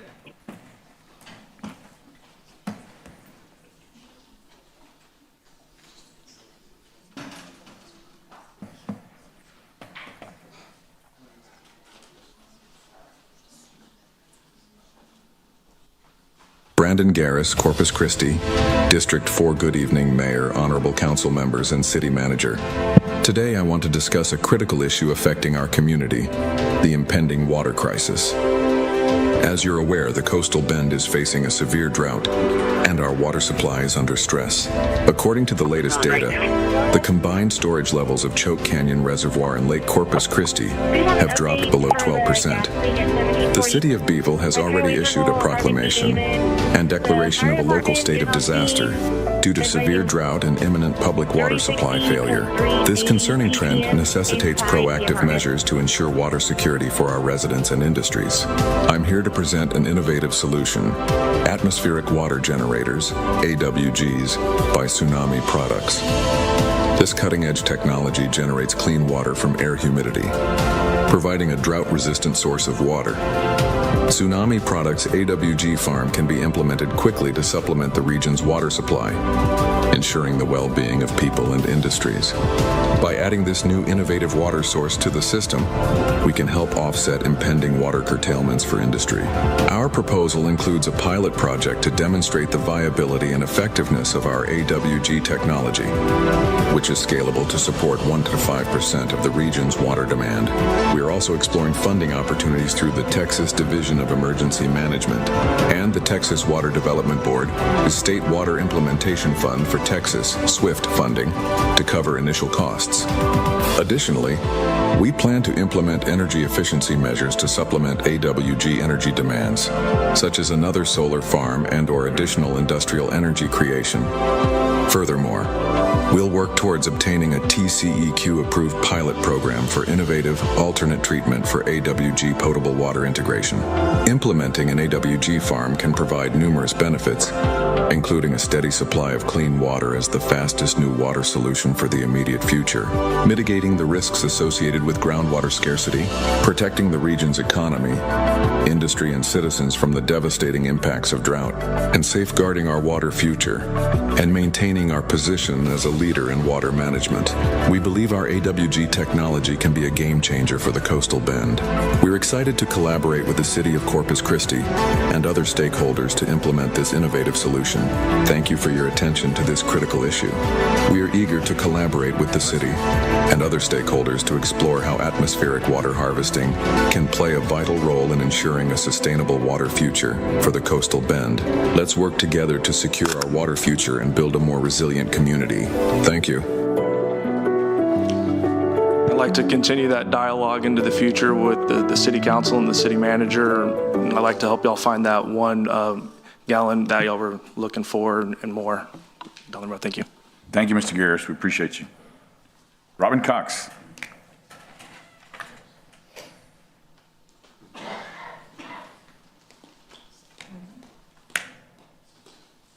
Hi, I'm Robin Cox, District 3, and I know the lady earlier today was saying she didn't like living in District 3. I love living in District 3. I have a wonderful council member that I can always guarantee will call me back, as well as my at-large. And I don't know how many of you up here right now, this is kind of feeling right now when that, since we can use the word now, that titty baby gets to be the hall monitor and gets to call out people. So, and that one kid gets in charge. As far as the water problem, that's what I came to speak about. This didn't happen overnight. It took a while to get here. And I know during the campaign trail, some people weren't talking about the water problem. They were talking about anything but water problem. We actually didn't even know it was happening. We were busy doing important things like having a Barry Manilow Day named, which I don't know what y'all did on Barry Manilow Day. I didn't do anything on Barry Manilow Day. But we have a serious water problem here, and most of us take our days off to come here and speak. We're not getting paid. We come here and we're hoping you're listening. But I'm going to play something for you, because sometimes they're not listening and they don't take advice. This will play. He showed you the evidence. He showed what he believed to be the evidence. Okay. Again, our council, myself and my council members, rely not on public comment, but on our staff to advise us. So right there, we don't rely on public comment, which is to me saying some of you aren't listening to public comment. And we come here to talk. I can see which one of you are listening, which one of you aren't. I would love to give a quick quiz afterwards and ask, what did someone just say?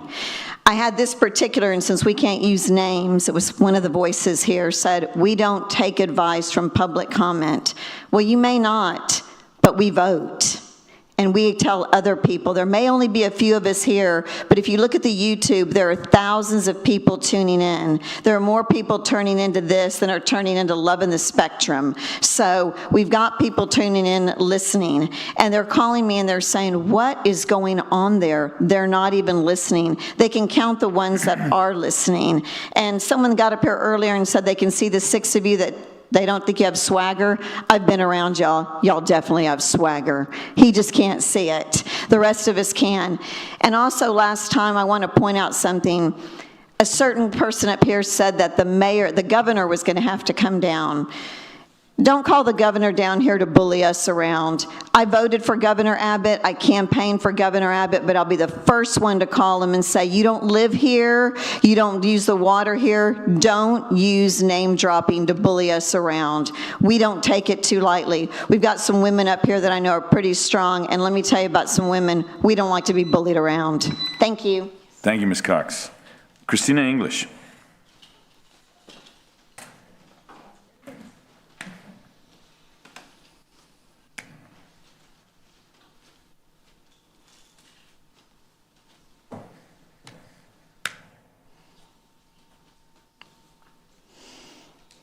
Christina English, District 1. Last week, and on countless other occasions, myself and other community members have had their First Amendment rights violated by the mayor, the council, and members of city staff. My speech was interrupted and subsequently limited inappropriately when I attempted to make comment concerning the fitness of our library board chair to serve in that position. A member of the city's legal team, whose name I wasn't able to find on the website, insisted that names could not be used while giving comment. We'll put aside the First Amendment implications of that assertion momentarily and revisit the rules of decorum found on the city website. Council members and the mayor shall be referred to by title and/or title with surname. This can't be the problem, because I made reference to the chair of the library board and not the mayor or any member of council. And even if we extended this rule beyond its actual language to cover the chair, I would still have been within bounds on this rule. All remarks shall be addressed to the mayor and city council and not to council members as individuals. This is also not a problem. I was addressing the mayor and council and did not speak directly to anyone. It's written the same way in the city charter, only there I learned that it's possible to fine members of council for their breaches of decorum, making me wonder how much of a revenue stream we've missed out on even just based on the mayor. That same day, at least 2 other community members used names in their comments, but were thankfully not interrupted today as well, demonstrating both the fairness and effectiveness of inventing rules on the fly. I don't know why the city's legal department feels protective about our library board chair to the point that they're willing to violate my rights while being recorded and live streamed. I'd remind this entire body that a violation of anyone's rights makes us all less free.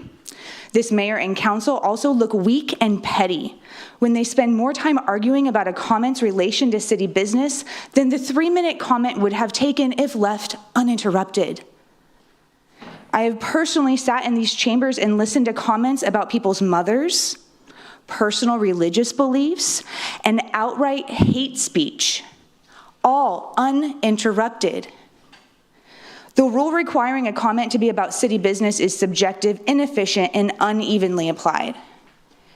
Public comment should be held at 5:30 on Monday, noon on Tuesday, and at each item. Virtual participants should have equal access at each of these times. And I still encourage you all to take a look at Library Board Chair Pat Craig's social media presence before those appointments come up. Thank you so much. Thank you, Ms. English. Jason Hale? I don't see Jason Hale. Eli McKay?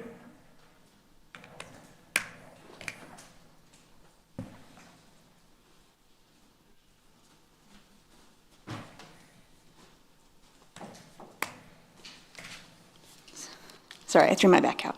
Struggling. I wasn't going to come today, but here I am. My name is Eli McKay, and I live in beautiful Uptown Corpus Christi, District 1.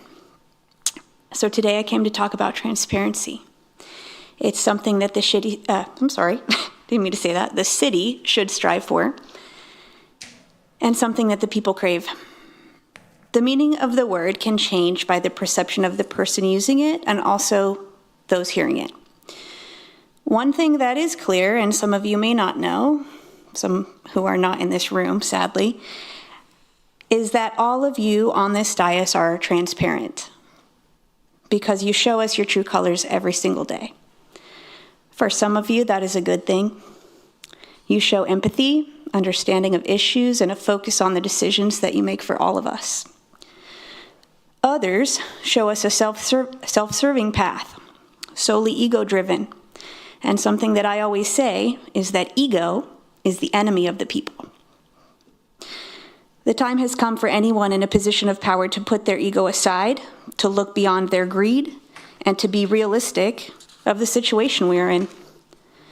Stand up, be brave, speak out against division, fear-mongering, and lies.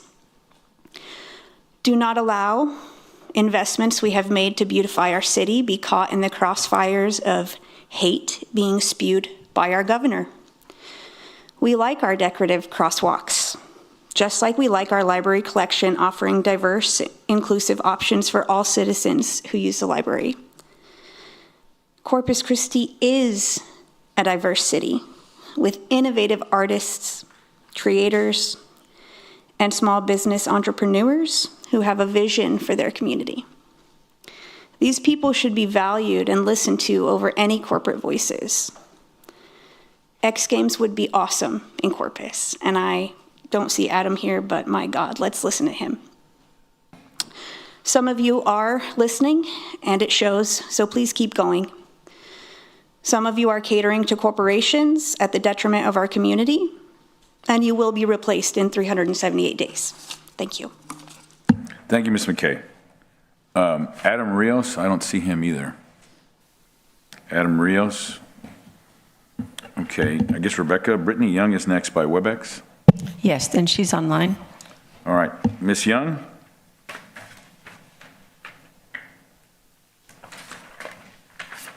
Ms. Young? She was online.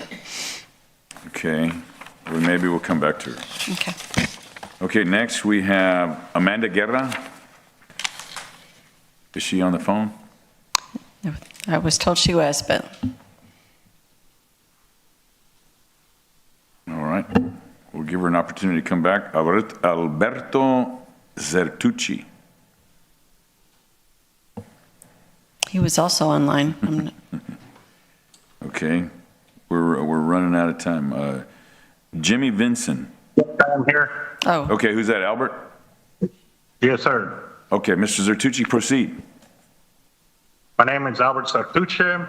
I'm District 3. I'm also a veteran-owned business, Hard Life Bait and Tackle. I own a YouTube channel called Team Hard Life, Team Hard Life with 200,000 subscribers and growing. I want to thank all those who listened to us and voted against the Inner Harbor desal plant and stood against all those who try to levy their weight against you in our city. We are watching and we got your backs. We will continue to share the knowledge of what is going on. We know and understand we need water, but at the same time, not at the detriment of losing our natural resources. I am pro-growth. I want to see everyone raise up with blessed paths for each. However, now that we are all paying attention to what is happening, we are seeing the crooked under the table deals that were made for big businesses, putting our taxpayer money in dangerous hands rather than putting it to true growth, fixing our infrastructure, our streets, our water, our school libraries. And this is important for all taxpayers now and for the future taxpayers who are tuning in after the city council meetings have finished. We are all paying attention to the fear-mongering and false narratives that are being told. We need more growth in the amount of water that is available. However, doing it the right way and protecting our natural resources is more important than we can all truly fathom. We've got a certain amount of years on this planet, and by doing what we are doing to destroy those natural resources will last decades after our deaths. We need to ensure that everything that we are doing is in order to protect our city's future for not just us, our kids, their kids, and their kids after that. Growth is a positive thing. Growth is always good if it's done in the right way, where everybody works hand in hand to make sure that they are not pushing somebody down. Basically like swimming. You know, if you can swim together, everybody moves, but if somebody is trying to push somebody underwater, that's not the right way to survive. I don't know how many times we got to say this, guys, but y'all are paying attention, and they nailed it earlier. A lot more people are starting to tune in to what y'all are doing, how y'all are doing it. We are not stupid. We are catching up. We may be a little slow because we have never been in this deal, but we are catching up, and we are learning fast, guys. So we wish y'all the best. Make the right decisions because we are watching, and votes are coming up very soon.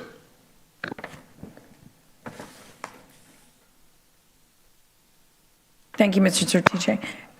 Mr. Hale, did you want to make a public comment? No. Okay.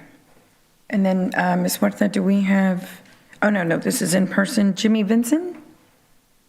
I believe the three individuals who spoke when the item came up. So it's Mr. Vinson, Mr. Cuellar, and Kelly Harlan. His mom, yeah. Yeah, I think they spoke when the item came up. Okay, but everybody else is done. Okay, Councilwoman Paxton. Thank you. I was hoping our city manager, is he available real quick?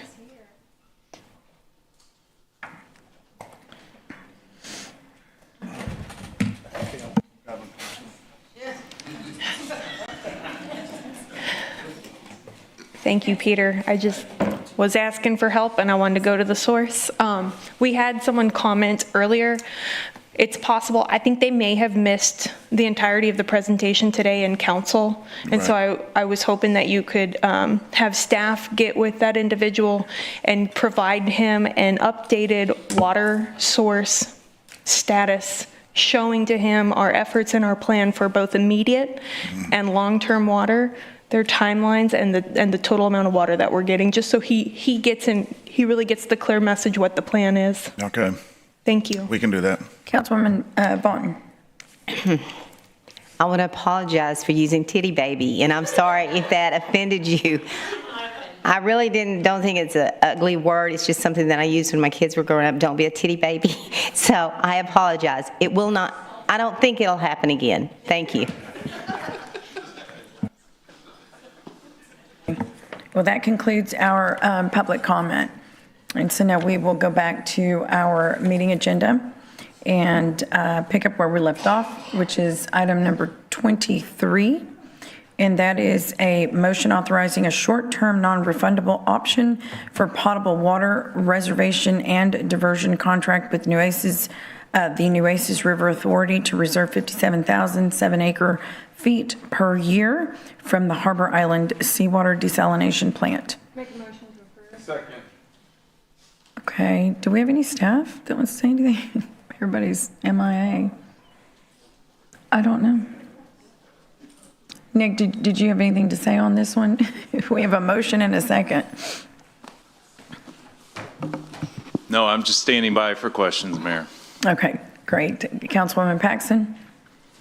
Thank you, Mayor. It's been a long road getting to this point. I have always been a huge proponent for this. I would like to take a quick moment just to clarify that this is a Gulf desalination project. This is planned out to utilize water well out into the Gulf. This isn't something that's using closed water system resources. I know that's been a huge topic of interest and concern, so I want to say that right out of the gate. There's some confusion, I think, circling around.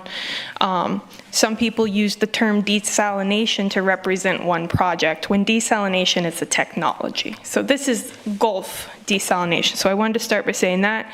Second, it's a reservation right. So 50 million gallons a day, reserving that. That means once that project started, my understanding, maybe, see, I'm giving the presentation now. This is more for you to confirm. Once we get to that point where we're actually signing a water contract, we can reevaluate. But to me, it's important to take as much water as possible under reservation because we have more to work with. Whereas once we get the project online, if we determined we needed more, it may or may not be available. So that's why I'm a proponent for the full amount. And Peter, really quickly, I know what our book says, but just for public reference, your recommendation is the 50. Right. Yeah, my recommendation is for the 50 million gallon reservation. We began with 40 because that's what was contemplated with the La Quinta permits. The city, was in the process of permitting 2 locations for desal. The La Quinta site and the La Quinta ship channel was 40 million gallons, and that was for another potential large volume user, and then there would be some excess. So we thought, given the conditions that we're seeing in the western reservoirs, which used to generate about 70 million gallons, we're assuming what Councilman Hernandez and I talked about some time ago, which is that assume that those may never come back to full strength. So 50 doesn't even replace the western reservoirs. So it gives us a chance to have the water we need and potentially bring on some additional customers as well. Thank you. To me, this is the second part.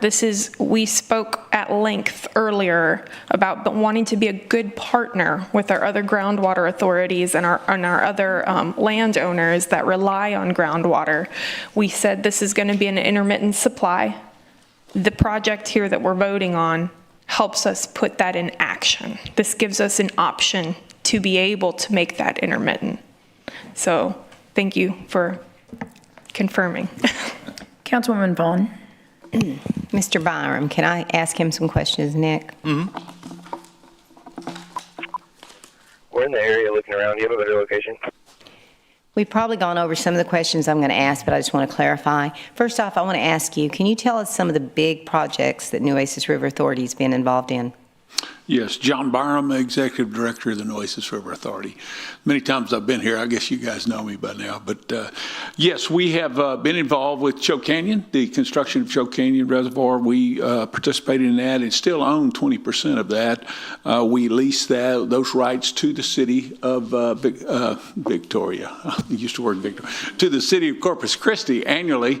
And we've had a long-term relationship with that. We've also been involved in Mary Rose Pipeline. We worked in a triangle there with the Port of Corpus Christi, the City of Corpus Christi, and the Nueces River Authority in constructing that. We constructed a $30 million wastewater system up in Riel County for Lakey and Twin Forks Reservoir. We've got the last part of that. It's been in operation for 5 years, but the last part of the funding to connect the last 91 houses is fixing to be sent our way, and we will finish that project just about the first quarter of 2026. So those are the few. We have also been in the water planning business since 1999, planning water, and now in the flood planning business, planning for flood in the Nueces Basin. Okay, I just wanted the public to hear, because y'all have done some substantial projects. Mary Road's been one of the biggest ones where y'all partnered with the port and the city to do that. And so to me, that gives me confidence that y'all can get this done. You are a state agency. I saw the list today of your customers. Very impressive. That's good. So how much needs to be reserved before you get started? Well, if you guys reserve the 50, then we will have enough. We'll certainly have enough, because we'll almost be sold out. And in fact, we'll be telling people no as of tomorrow or the next day. I mean, I'll have to do the math on that to make sure. But tonight, in separate places, we have over 12 million gallons being contemplated to be sold too. So, you know, it's a first pay, first get kind of thing, you know. So as soon as we get that check, then that reservation goes in. We plan, well, tomorrow at 3 o'clock, there will be a mass exodus on our mass incoming on our facility in Uvalde, because we will be taking responses from the designers on the conveyance system. We had over 60 people pull plans on that. We expect 12, 14 responses to that. Then we will be putting out our RFQ for the P3 partner. I talked with the contractor that's doing that for us, and he will have that ready to go, if not by the end of October, by the first week of November. So that will be out on the street too. When January rolls around, we will have our application in for the Texas Water Development Board to get funding for the design of both the plant portion of it. You know, we have to come up with an off-ramp, some off-ramp money there. If the P3 contractor and NRA cannot reach a pricing agreement, then we would have an off-ramp there. And we also need money to design the conveyance system. Okay, and what was the cost estimate you think it's going to be? For the cost to do the desal? The entire project is going to be between $5.5 and $6 billion. Yeah, that's what I thought you said. That includes the treatment, which we won't be funding. You know, the P3 partner will be funding the treatment portion of it. So let's take 1.5, 1.6 of that out, and the rest of that will be conveyance. Okay, and can you kind of give me an idea of how you came up with your cost estimate? Do you have an engineer that's got other contractors you're talking to, and they're saying, we think this is going to cost this, the pipe, whatever? Did y'all do that? We had a Class 5 estimate performed. That's the highest class. In other words, that's the one that's got most contingency and most estimated cost in it, performed by Black & Veatch. Okay, that's what I was going to ask you. And that's a lot of what this reservation fee is for, is to reimburse us for paying for Black & Veatch. Okay, got you. Okay. How are you going to allocate the cost per city that puts a reservation fee in, such as if you're sending water up north, which I see that you will be doing that, the city of Corpus shouldn't have to take on any of that cost, right? You know, there's several different ways to work a water rate, and we're going to get some people that are a lot smarter than I am, and that's not hard to find, by the way. You can find people that are smarter than I am everywhere you look, but we're going to get some people that are a lot smarter than I am to go in and design that rate package for us, okay? And there's different ways you can do that. Peter and I have talked. Here you do cost of service, which is acceptable, and that's a good way to do it. And if we do cost of service, then you would be pulling water off of our main before it got to the second and the third pump station, and even further if it has to go that far. And your rate would be less than those people upstream. Now, what could figure into this, though, is if we get the state participation loan, and we get We've been told they're very excited about us applying for that. The Texas Water Development Board is. So if we get a state participation loan and the oversight, and it works as an oversizing agreement, in other words, they help us defer the cost of the oversized main that we're going to run, so we just have to run the main once, then that could actually be a detriment to you at that point in time, because the state could be deferring that for 10 years, that cost for 10 years. So it might be better at that point that everybody gets the same rate. So we have to look at that at the appropriate time is what I'm trying to say. It's not that I'm trying to dodge a question, but at the appropriate time, we'll look at that. We'll have an advisory committee, someone from the city of Corpus Christi, if you guys, pay to play, will be on that committee. I was going to ask you that, if we're going to be able to have Mr. Sinoni or someone on as an ex officio or whatever on the committee. Man, I'd love to see Manager Sinoni on that deal. You're welcome. You bet. As if you needed something else to do. I'd be glad to be on there. Yeah. Okay. Well, that's a concern for me, because to me, that's going to be your cost when you're going to have to go up north, other than... You're exactly right. Yeah. And the only way that would be a detriment to you is if we got a lot of state money to offset running that water main. So we'll just have to see what that looks like. Okay, let's hope that's not. Okay, what if one of your customers drops out? Who's going to shoulder your part? Listen, it's fixing to break loose from what we're hearing up north. Okay. We've got a customer that we are talking to tonight. Travis is there tonight. We've got John at another place tonight. We've got everybody spread out, but they are north of where we've pushed so far.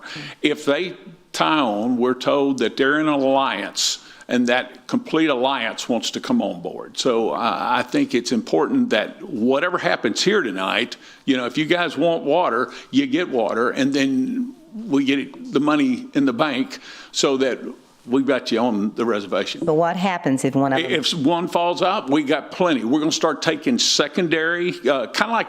Let's do it this way. My wife and I are flying to Boston this weekend, okay? If we get there late and miss our plane, we'll be on standby for the next. We're going to have standby water reservation fees. Okay. All right. Good answer.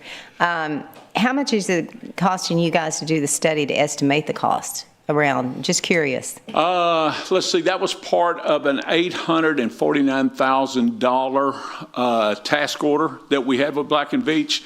Their second task order was $1.6 million. So that's going to tell us if it's a viable project and how much it's going to cost to build it. That's what it's... It will tell us that it's a viable project, yes, from what we've seen. Okay. All right. My question, what are your plans to report back to the city? How often will you be reporting and giving us updates? Well, we hope to do that not only to the city, but we hope to have a phone call. Well, I don't know if you know this, but we have hired Debbie Lindsay Opal with her company to help us with communications, and don't tell her, but she's pretty sharp. And she came out with a way that we could have a conference call, that we could conference call once every other month or so to the delegation, the state representatives and senators in our area, as well as right after that we hang up and then we do it with our customers in the same way. So we could have public meetings, but we can also have these phone calls periodically. So that's how often we hope to do that, and we would hope that... Well, now you didn't tell me how often, you just said periodically. So how often are you thinking I would say we would want to do that every other month. If not every month. If you guys want it every month, we could do it. Okay, I just like transparency, and I think it's important for the public. And by the way, good call for hiring Debbie Lindsay Opal. She will keep you in line.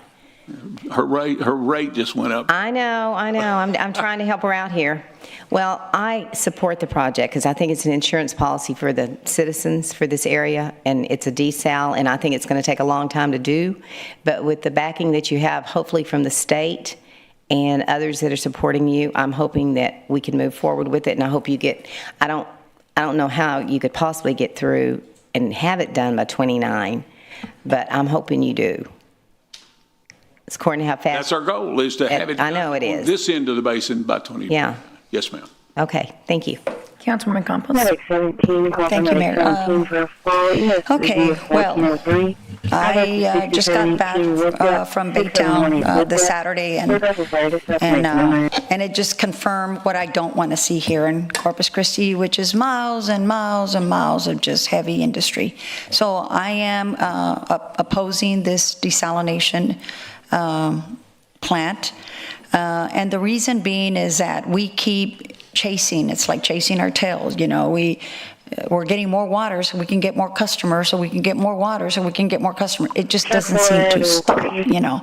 So the other, I guess, you know, most people, I believe that we are on the right path, you know, that with the Evangeline and with our water wells that I think we're going to use responsibly. I would hope that we would use only the water wells, you know, when it's, you know, heavy demand, like I guess like during the summer or something, and then, you know, cut back on when it's not, things like that, of that nature. But I don't believe that our city wants to become another industrialized city. I was just letting Councilwoman know about a conversation or a workshop that I attended, you know, a while back with Dr. Jim Lee, and come to find out that the cities that do invest in these industries end up being not prosperous. They're still living below their income levels. So again, I don't think that is what our city is wanting. So no, I will not be supporting that, and I don't think it's any surprise to anyone. So just to let the public know. Thank you. Councilman Cantu. Thank you, Mayor. Nick, one of the things I want to get done to make sure it gets done is contracts for the refineries to make sure they're buying our water, lock them in, because they're the loudest one right now asking for water. They need the water, so I think we need to make sure we lock these contracts in before we start buying all this different deals of water too, you know? I absolutely agree with the importance.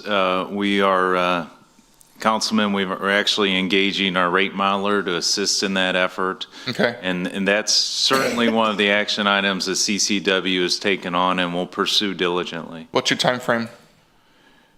I can't offer that right now, and the reason is because contract negotiations, you know, we need to establish the approach, then we've got to meet with the entities and work through that. There's a lot of variables there. I can come back, once I deal more with New Gen and get a better handle on things, I can come back with our goal. Please, you know, I think that's the biggest concern of mine. And I agree. Improving water projects, and we don't have contracts in place, you know? Completely agree. That's very concerning. Can I ask you a question? Paying for this water deal, you will not be contacting none of our customers, correct?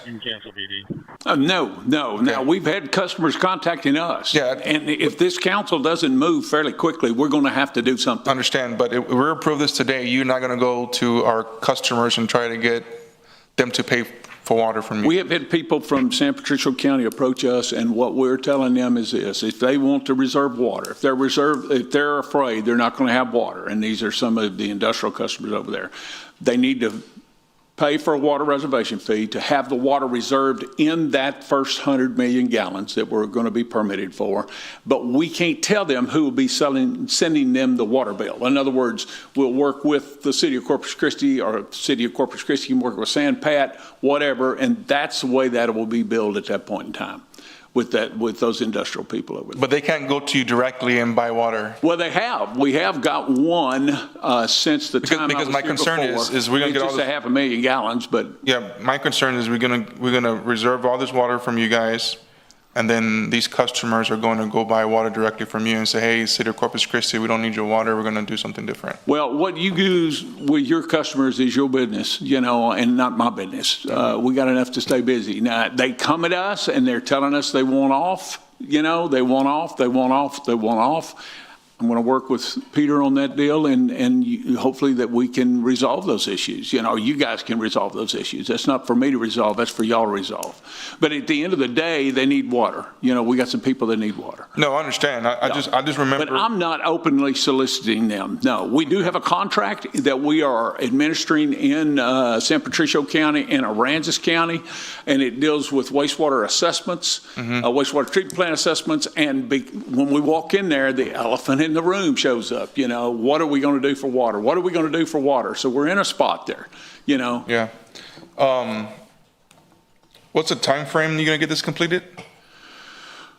The plant and the pipeline up through about 188, whether that's at Highway 181 or whether it's 37, we hope to have that operating and providing water, potable water, by the end of 2029, December of 2029. 2029. Yeah.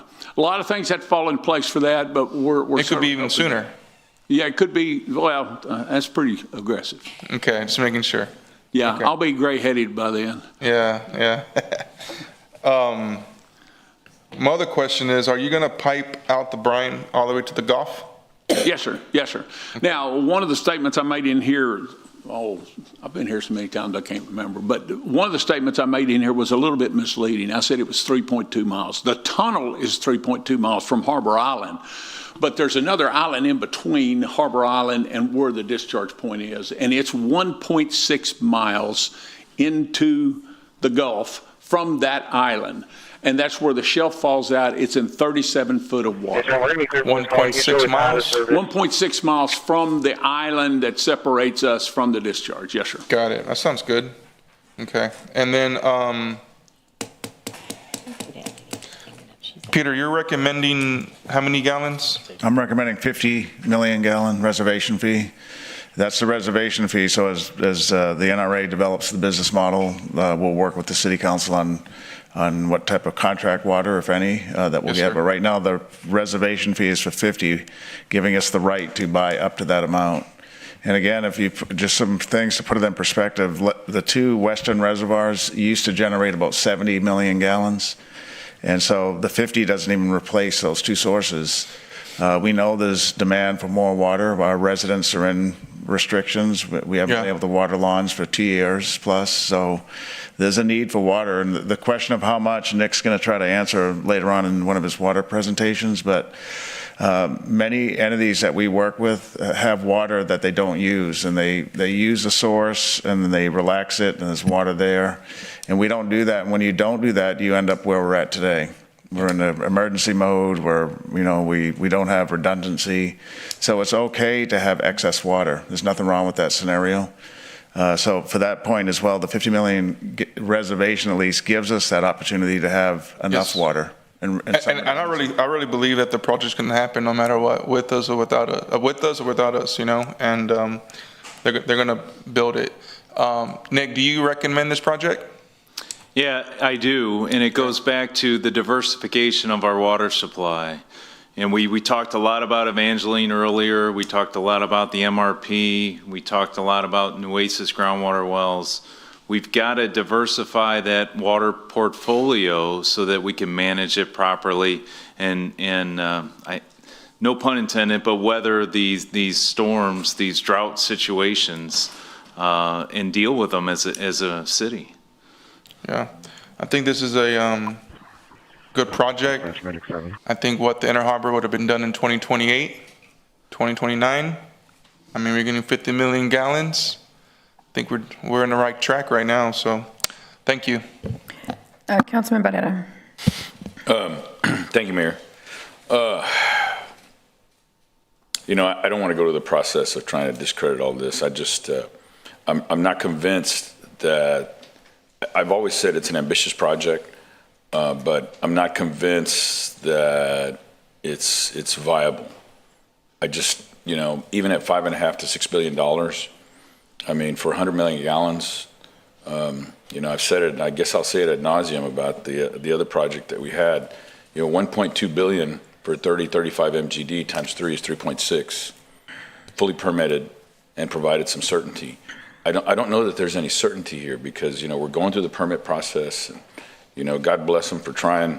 I know they were on the Kyle City Council agenda out there between Austin and San Antonio for, I think, I don't know, how many MGD.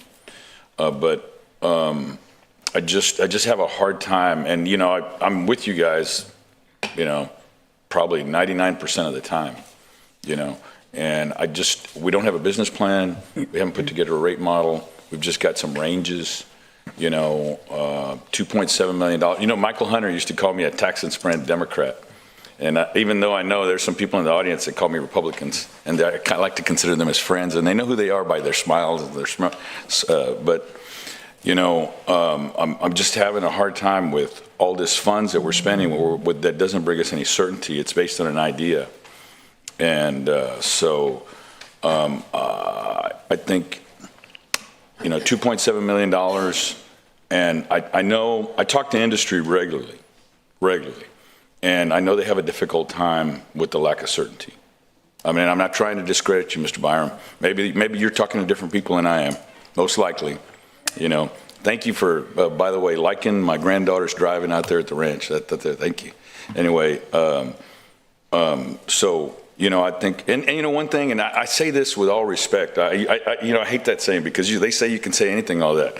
Somebody that I think there's two individuals that are on this project, or one that I know, and I think it brings a lot of credibility to your project. It's a former council member. So I think that's a good thing. Because I know I have a relationship with her and I know I can talk to her. So I don't think that's a bad thing. I know that a former council member who now works for the senator endorses this project, believes very highly in it. So I think that's a good thing.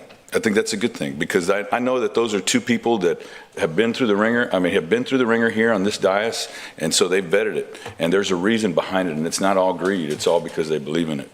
But unfortunately, I just don't see us spending the money because I don't know, I haven't been convinced that it's viable. And maybe it is a long-term solution. And right now, I haven't been convinced that, like I said, there's not another Exxon coming for a long time. And I know there's at least 3 data centers that I've been told by people in real estate that they were kicking the tires, and once they found out we didn't have any water today, they don't feel that we're going to have any water in 5 years because that's when they need it. I know some people will be happy to hear that those hydrogen facilities that were looking for opportunities, now they didn't need the water for 5 years, and they're not convinced that basically because we don't have any certainty.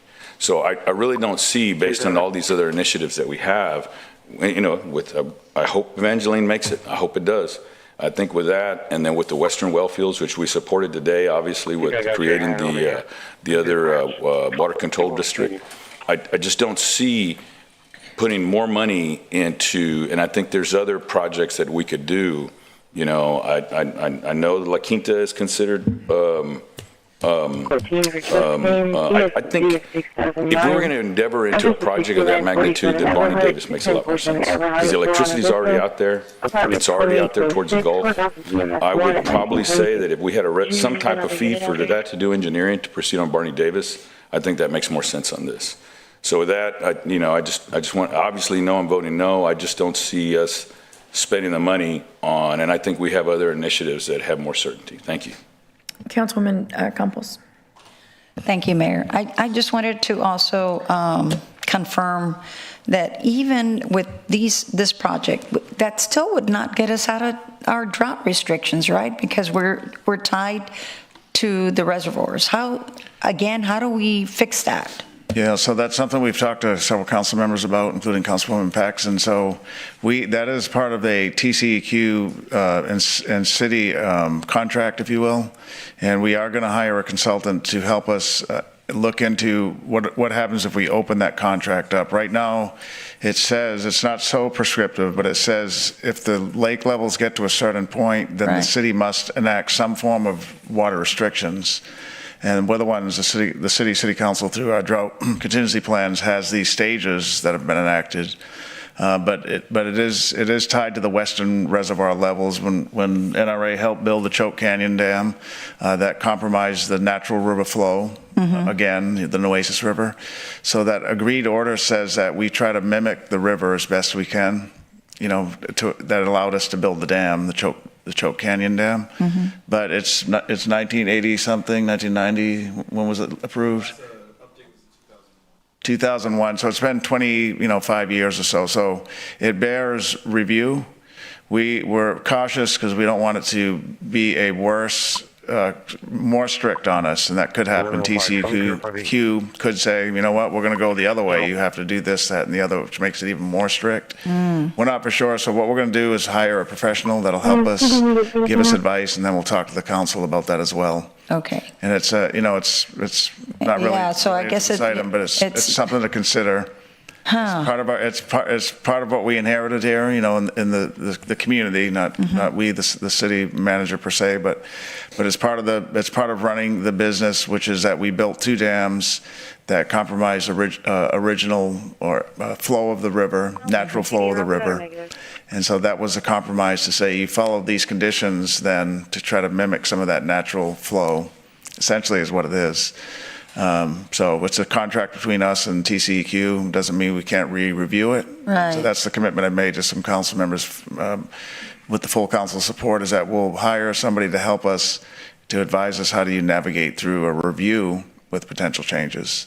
Well, it hadn't even occurred to me that they could go the other way. I mean, wow. And what about to the suggestion that Councilwoman Vaughn said about getting another reservoir? I mean, what's the potential of that? Because that was, I know, right? When I was talking to the city leaders in Rockport last week, there was a gentleman there from Port Arthur, I think is what it was.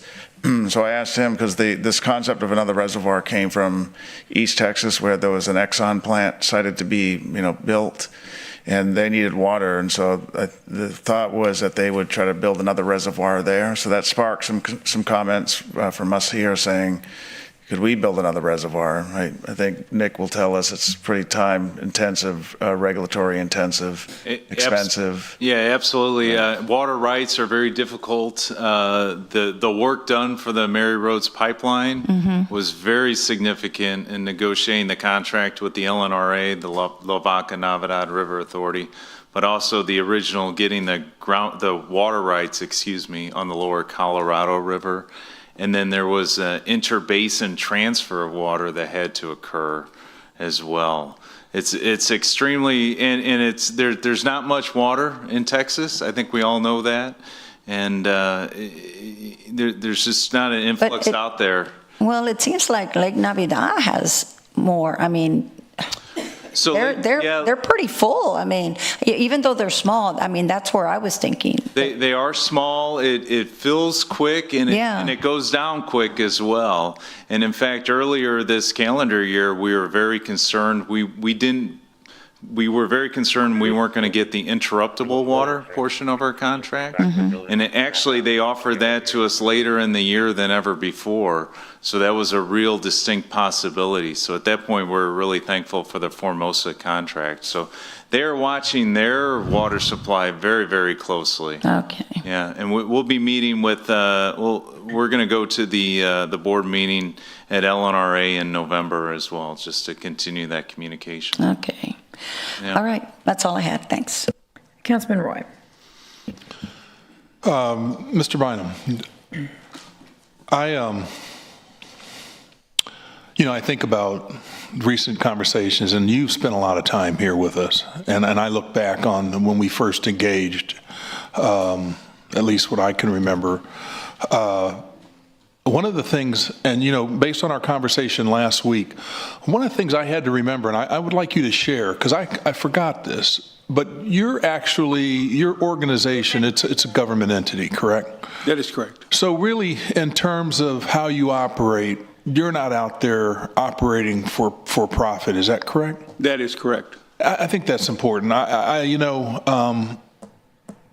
think that's really important. I think part of the disappointment that I've had, and some of the other council members, if I can speak on their behalf, is that on some of the other projects that we were looking at, we would get a price and we'd feel good about that price. And before things changed, then the price went up again, and then the price went up again, and then we're looking at all the waste, because during this process, we're trying to figure out how do you pay for it, right? what are the mechanisms that you can pay for it? And then at the end of the day, we're short. And that's a terrible feeling because you're trying to do the right thing. You're trying to go out there and make sure that we can have water to be able to supply for everyone. And that was tough. And because at any given time, that company that was going to build that facility for us, they're for profit. They can change their mind. They can do whatever they want because their business plan is that they want to maximize their profit. I think that's pretty common. So I've asked you a lot of questions. You've answered them. You've been great. I appreciate you bearing with me and just talking. I think I look forward. I think it is a partnership. I think it's important that we maintain a partnership in the future. I think the state is watching us, whether you. Everyone's watching us because we're not the only ones dealing with this water crisis, and I don't think it's going to get better. One of the things that it's taught us, though, and I mentioned this earlier, we used to rely a lot on surface water. I mean, even though we did a great job and city staff did a great job in making sure we had multiple sources of surface water, but that wasn't bulletproof. We were vulnerable. And it's taught us to really not rely on that. And I think there's a lot of good that has come out of this. And I look at this council and I look at the things that we've accomplished. There's a lot of times this council does not seem in sync. But when I take a look at the achievements and the things that this council has achieved, some of the really hard things that we've taken under our belt, I'm proud of this council. And I look forward to a partnership, and I like the diversity. I like the fact that there's some diversity here in terms of what your group is going to be leading the helm, and we're involved in other things. I don't think we can do everything for everyone. I know that city staff spends an inordinate amount of time trying to do everything. You guys are out there, and every time we come up with a suggestion, oh, I heard we can do this. I heard that, if we, whatever, then we can get some water. And a lot of those projects, you guys are out there and you're looking at them and you're trying to evaluate what's important, and that's a tough thing to do. And we ask a lot of city staff and the city manager. And so I am glad that we are really looking at other options and we have to put our trust in other people. I really do think that at the end of the day. So, I look forward to a long partnership. And sometimes, I remember I ran on this platform, but I have to remember it sometimes that you just got to listen, stop talking and listen. So thank you. Thank you, sir. Councilman Hernandez. Okay, thank you, Mayor. There's quite a few questions on this one. Does a P3 take into account the discharge and the intake, or is that going to be done separately? The discharge and intake is part of the treatment plant project. Okay, so that's included in the P3. Okay, the conveyance, there's obviously a constitutional amendment that's going to be voted on here. It's actually, if you haven't early voted, I suggest you go early vote. But there's $1 billion that it's going to be assigned to or be voted on during this election. I'm assuming it's going to pass, but you never know. There's an aggressive timeline. I guess you had said 2029. However, there's some leeway there to 31. Is that correct? So what we do know is that the NRA has stated that they would be able to provide water in December of 2029. However, and I can let John elaborate on this, their lease agreement for the port requires them to produce water. And John, I'll let you your lease agreement with the port, what's the date you have to provide water by? I don't know the exact date, but it is further out than the 2029. But what's driving the boat? Can you speak in the microphone? Thank you. Sorry. What's driving the boat here is people need water. The Texas Miracle is going to come to a halt just just like we're sitting here discussing tonight, if they don't get water. So we've got to act expediently to make sure that we can provide that water supply to those people, not only in the coastal bend, but up in further into the basin. Okay, hopefully you can get it down to around 3 billion instead of 5, but I'm a little concerned about CPI versus cost of service. We normally do cost of service versus a CPI based on, what the consumer price index is. I don't know if you haven't signed a contract with a P3 partner yet, so you may still have some options there. I know that we have to be a part of what this reservation fee is for. I'm not sure this is successful without us being there, because we have to be a part to build that conveyance. It's going to take time if you have a customer that's close by being there, because make revenue while you're building out your conveyance system. And I'm hoping that the state participates aggressively to make sure that water gets sent up further into the interior part of Texas. Expected and can happen anyway. I guess there is a question here is that, I've stated that a couple we're going to vote on times now. reserving 50 million gallons a You day. faces up here have changed. It's very frustrating to watch as a citizen. Can we convey those Sometimes to they're that not listening and they city don't take further up advice. north, if need be? All right. Well, Give her an opportunity to come conveyance back. has to come through To the that NRA. point where we're actually any signing a swap like water that, it has to come contract. through the NRA. And that's a policy and we decision that we've been told they're written that way. But if I can't offer that you were right to now, pose and the that, reason then I would is take that because decision back to my 21-member for 100 million board, gallons, our 21-member I've board, said it, and I they would guess I'll make say it that ad decision. nauseum about the Right, and then, there's portion of our other contract. cities And here actually, they locally, offered that to us. let's say Portland, be voted on during this election. I'm assuming water that's So at not that point, technically we're one of really our thankful for the customers. Formosa They're a customer of our contracts. customer. makes it. I hope it does. There's various And that's things where that the could shelf happen. falls And out. I think there should be some flexibility associated with this. I am going to support And this. such attention to protecting that. I'm just, there's a lot of questions. And I'm still a little perturbed that we're not doing this because the MOU with the port What's failed before you on our today, part. this petition by the city of Corpus Here we Christi are. through its aquifer store. Post-meeting. And I guess we can have this discussion offline. Tabling, if and this is a have some one more reading, details associated. how much? We'd be glad to provide you with details. Took up Just this keep in agenda mind that item. We're pushing the I project pleaded forward, with the To the bluff, hired work a the- deputy She has the executive authority director to and help me therefore the push this thing forward. responsibility. So it's, full Even just steam ahead. based on the mayor. But when I get time, I'll be glad to come down. and And talk. potentially bring on some additional customers Like I as well. said, there's Thank you. a lot To of me, huge this- things. Yeah, 'cause I think it's an that are insurance associated policy with for it. the The one citizens that's for the- most concerning I is think the what the Inner conveyance. Harbor would have been done in 2028.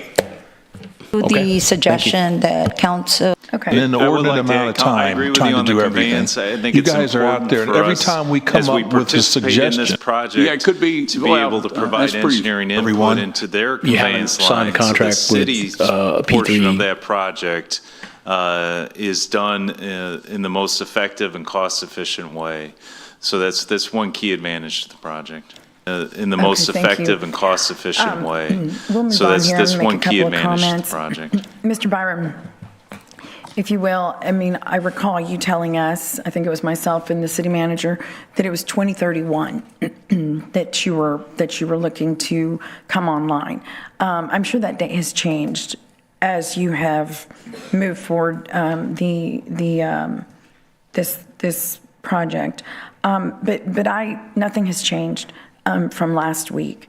And I'm not trying to, I think you're doing a good thing. I think the intent is well, but there is not enough information. And multiple council members have said there's not enough information, but we're going to just kind of go at it. But it's $2.7 million. The water that we're getting, just so he really gets the clear message what the the timeline or Landman? the business plan. Landman? That's the biggest thing. And it's a Is the simple business thing. plan on a What we have here $5-6 is not a billion political- project. Okay, I Or get not it. really I understand. knowing Thank you. what's going to happen. But we need more from you. a customer falls off. And I know during the I didn't hear a campaign trail, concrete some answer people from were you. Using a And I short-term, think you're still non-refundable option, working that out. And that's Ultimately, okay. the water The wells, standby you know, when they reservation will kick in. And I know they have a difficult Okay. time All right, with the lack of but certainty. I think that To really not rely on yes, it's good that. to trust in Into the interior part of Texas. and we're having to do that. And we're there's not much- diversifying, and staff is working extremely hard Notice to a do difference that. in the demeanor.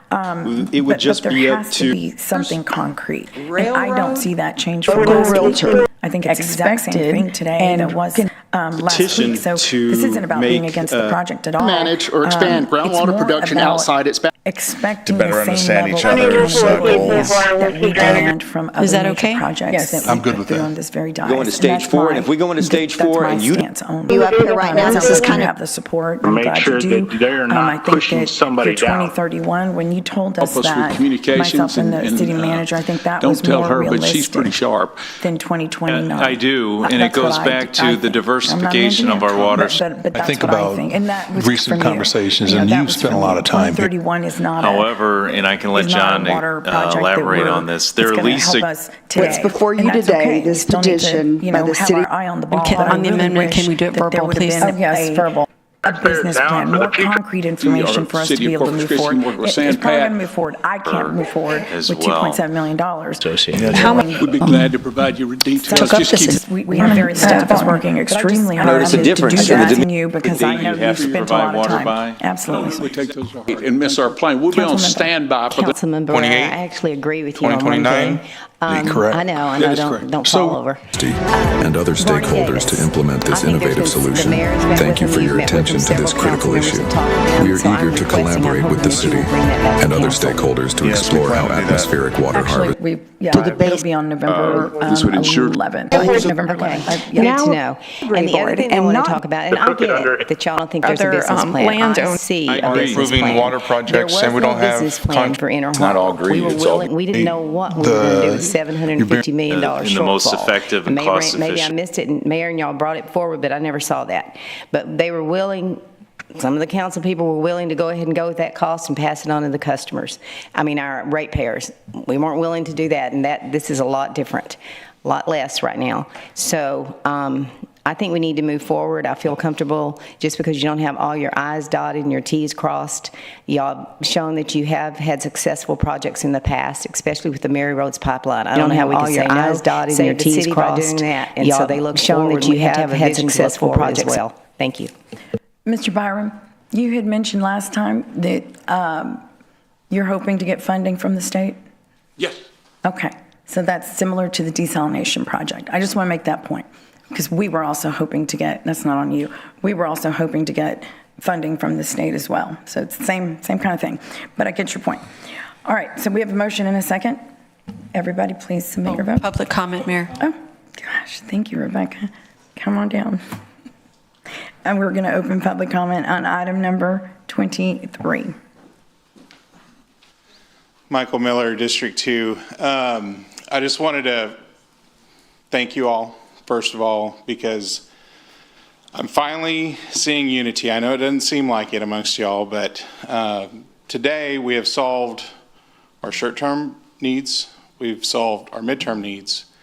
And in my opinion, this is an opportunity to solve our long-term needs. And I know everything seems a little shaky right now with the details, and I understand that. I've shared some ideas with Mr. Byram on how he could quell some of your concerns, Mayor and Councilman Barrera. First option that I gave him was make it refundable. Couldn't do that. Second option I made him was make it to where, okay, if it's non-refundable, then we should be able to back out, as before shovels go into the dirt. That wasn't acceptable either. And I understand why they're not acceptable. And I was accused by Eloy. He told me, oh, you're poo-pooing on the deal. I said, no, I'm not poo-pooing on the deal. I'm just trying to figure out creative ways to address your concerns, right? And the third option that I gave was, and this is another opportunity for unity, is if we all came together and went to the Capitol and we had a talk with the governor together, and we put a bug in his ear because he's got competition in the state, or in the United States. He's a very proud holder of 14 years straight of the Governor's Cup, right? And if you tell the governor Ron DeSantis, a friendly competitor over there to the east, has a 24 million gallon per day plant, and Governor Gavin Newsom over to the west has a 50 million gallon per day plant, and you have the opportunity to engage in a 100 million gallon per day plant with the expansion up to 450 million gallon per day plant. We have a very proud governor, and that's something that he would jump all over. So, but we need unity. And the other part of this thing is I'm a general contractor, and I don't build anything. I manage risk. And one of my biggest issues since the get-go with the Inner Harbor was not all of our customers, but just the city of Corpus Christi is the ones taking all the risk.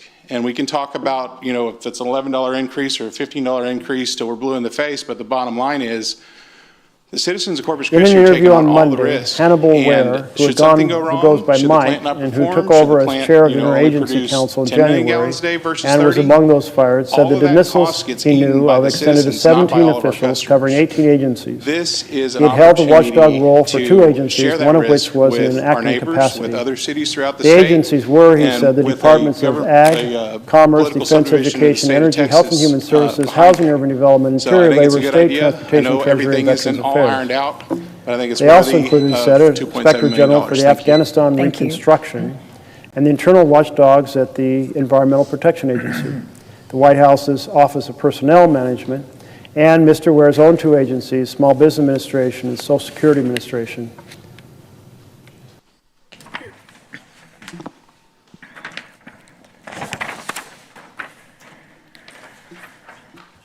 Hi, council members. Jason Hale, Corpus Christi.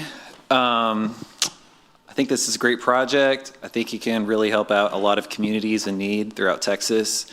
I'm concerned, I have some concerns that this may not be the right fit for Corpus, and so I'm just going to go through those. So the first one is, do we really need 50 million gallons a day? The reason I ask is because there's a clause in the contract that says we can increase how much water we get from Nueces River Authority, but we may not decrease the amount that we sign up for unless everyone agrees for it. So the point being, if we sign up for too much water, we may end up with too much water. And so my recommendation is to sign up for the amount that we need based on projected needs. And so that gets to my second point, which is what are our projected needs? I guess it'd be for 10 to 20 years out based on growth and based on the supplies that we have that we're working on right now, that would put us at 138 million gallons a day after the drought. And if you do a 1% projection of all total demands, that works out to about 134 million gallons a day in 2035. And that also includes peak days and lower than average days. The average daily demand is a pretty good indication of that. And so what that would look like for kind of saying where the water is going to go for each customer, whether it's residential and commercial or large volume, is all 50 million gallons going to go to municipal needs? Because that would be, enough to more than double Corpus. So to obviously have to go to large volume or wholesale, and I think we should know that before kind of moving forward on this. I think it's an important discussion that we need to have that we're not having. And then we don't know the impact to water rates. So right now, the annual expenses for CCW is $150 million a year. On the low end, this 50 million gallons a day would double CCW's annual expenses. On the high end, it would triple it. So I think we deserve to know what the impacts are going to be before we move forward with this. When Inner Harbor got voted down earlier this year, I thought we solved the problem by moving forward with Evangeline. Y'all wanted 30 million gallons a day. We got it, plus more with reuse at a lower price than Inner Harbor. But it just seems like that goalpost keeps moving. And I would like an explanation as to why that's happening. Thanks. Thank you, Mr. Hale. Eric Von Way, District 2. All right, I like what you guys are doing. and I encourage you to continue forward with this. I got here a little late. I understand you guys did a lot of work. I had to work today. But what I'm seeing you do now is the hard work that we need to accelerate. Extremism in pursuit of water is no vice. And we need to be as quick as we can, but as thorough as we can. And that means don't hold back. I saw a lot of criticism over 1.2 billion. 2.7 billion, let's not like it so much that we're doing a backstroke before we start asking all the hard questions. And I also want to hear a clear and concise answer that I still not have heard yet from the NRA, which is, are you going to guarantee us you will not sell water around us to our customers? I need to hear that clear and concise, because if we're going to commit to 50 million gallons a day, which I'm not opposed to, I want some promises. I want to see some aggressive salesmanship in which we are having clear and concise answers and not dancing around the issue. I think it's a very important issue to ask, are you going to sell to anybody? I don't care if they approach you or you not approaching them, that's good. But I want to make sure that if they approach you, you don't cut us out of the loop. That'd be like a wholesaler selling to my retail customers and cutting me out of the loop. I don't think that's appropriate. If you want our commitment, commit to us, and we are the ones that sell to our customers, not you. And I thank you very much for what you're doing. I'm going to say this. I think in the end, we're going to see that we need Inner Harbor as well as what we can get from the NRA. And can we sell them back Choke Canyon? Because that has proven to be a dry hole. And that, I think, should also prompt us to ask some harder questions.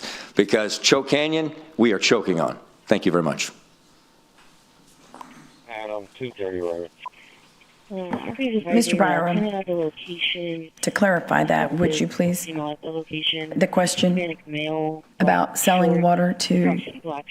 I think I've been very clear about that, Mayor. I don't think I need to explain it anymore. I've been very, very open from day one with that. You're not going to sell any water then? I'm not bringing it up to them, but everywhere we go, they tell us I understand they need that, water. but, and we got to deal with the elephant in the room. We serve everybody in the basin, ma'am. And in fact, we are enabled to serve everybody in the state of Texas. And if they ask us, we're going to discuss it with them. So the answer is possibly. The answer I've been clear about, and that has not changed. What is it? I have told you that I do not want to sell water in the coastal bend. I've told you that more than once. You don't want to? Yeah. All right, listen, I'm not supporting this, but my colleagues are. So this is extremely important, and Peter and legal, and this could be for later. I don't know. That's your call. But I'm just addressing what the gentleman in public comment just asked. And so the question is not, the answer has not been no. It's I don't want to. So I hope y'all are taking note of that for if and when that matters, because it does matter. It would matter if I was voting for it. Thank you, sir. Councilwoman Paxson. Thank you. I think that perhaps it seems like we were addressing public comment. I think it may be more in order if we hear questions and then formulate our own questions based on those so that we're not directly answering public comment. I think that's more in alignment with our decorum. But I do think that Mr. Byram has made it clear that he's here today waiting on Corpus Christi to take leadership in the project we've asked him to bring to us.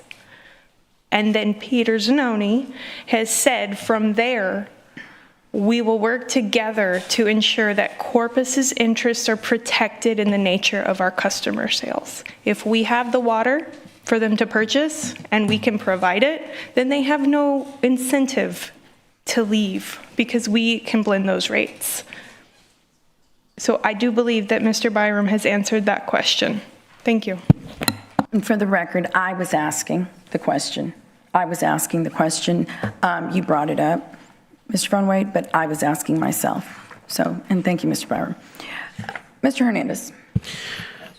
Yes, the question I had was specifically on, and I forgot to mention this, but I did mention it to the city manager, was on the reservation fee that we could get credit on it on our water purchases over time. It doesn't have to be, all at once or anything like that, but that's how I'd seen reservation fees in the past. And that's fine. We can work out the details in negotiation. I don't have to, I just wanted to make that comment out there.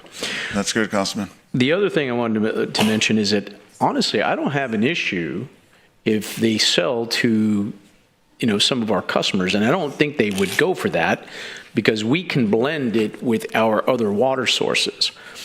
They would not necessarily be able to do that. I'm hard pressed to imagine why a small city would want to have that high a cost water that is not blended with other sources to reduce it, or socialize the cost, excuse me, or a blended rate. It doesn't make any sense to me. So, but if they want to go ahead and take on that additional cost and free up water for us, I don't necessarily think that's an entirely a bad thing. But I just don't see it happening because by us taking that water, we blend it with our other water sources and it makes it less expensive. So I just don't see that happening realistically. So I understand the concern that Mr. Von Wade had presented, but the reality of it is it would just be too expensive for them to take on directly. So thank you. Councilman Vaughn. I think the mayor's question was legitimate. I understood it. I thought it was a good question because that's a question that I ask. And because whenever someone tells me something, I take them at the word. And it's my understanding that is what you said you would not sell to our customers. I remember that from the beginning, and that has stuck in my mind. So I'm trusting that to me, that's what you said. You're not going to do that. They're going to approach you. Mr. Sinoni, you're going to be the one that's going to be dealing with all this, so how are you taking this? Right, just that. So John Byram and I have a good working relationship, and his deputy chief that he just hired, I know him as well from a prior work experience. So we have agreed to collaborate with each other, and it's going to be collaboration, communication, consensus building. He's not going to do anything without our input, and that's why this reservation fee is important.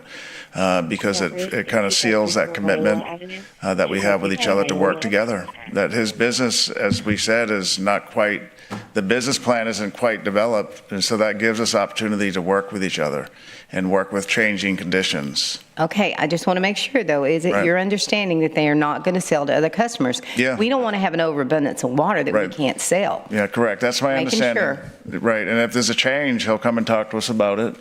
And we may talk to the council about it, he'll talk to his board about it, and we can work through it. But right now, what he told us again tonight is what he's told us in private meetings and what he has told me in meetings just that I've had with him myself. So, yeah. Yes, ma'am. Okay. Thank you, Nick. And we do have a motion and a second on the floor. And Mayor, I just want to, I'm sorry, I know it's getting late, but I did want to recognize the NRA board president who's here with us, Eric Burnett. He's been here pretty much all day. We've had meetings with the mayor before. Yep. Thank you for being here, Mr. Burnett. He's the board president for the Nueces River Authority. All right. Thank you. Please submit your vote.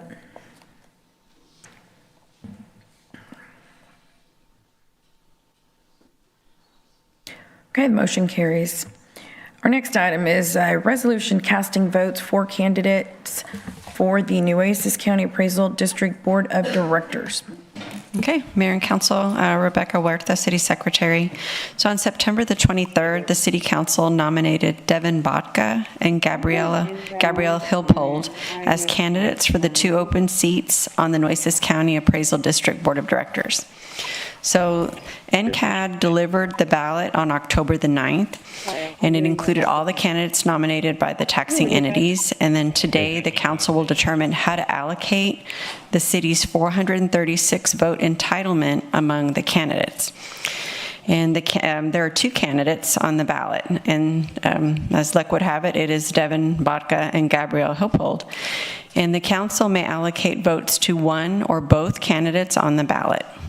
And once NCAD receives resolutions from all the entities, they'll do that by November the 24th. They're going to tabulate the votes, and then the top 5 vote getters will become, the top 2 vote getters will become the appointed directors.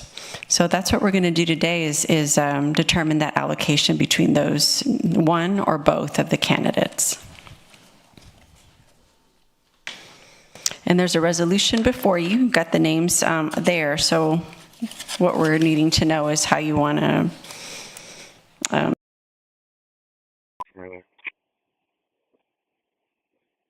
Mr. Holly.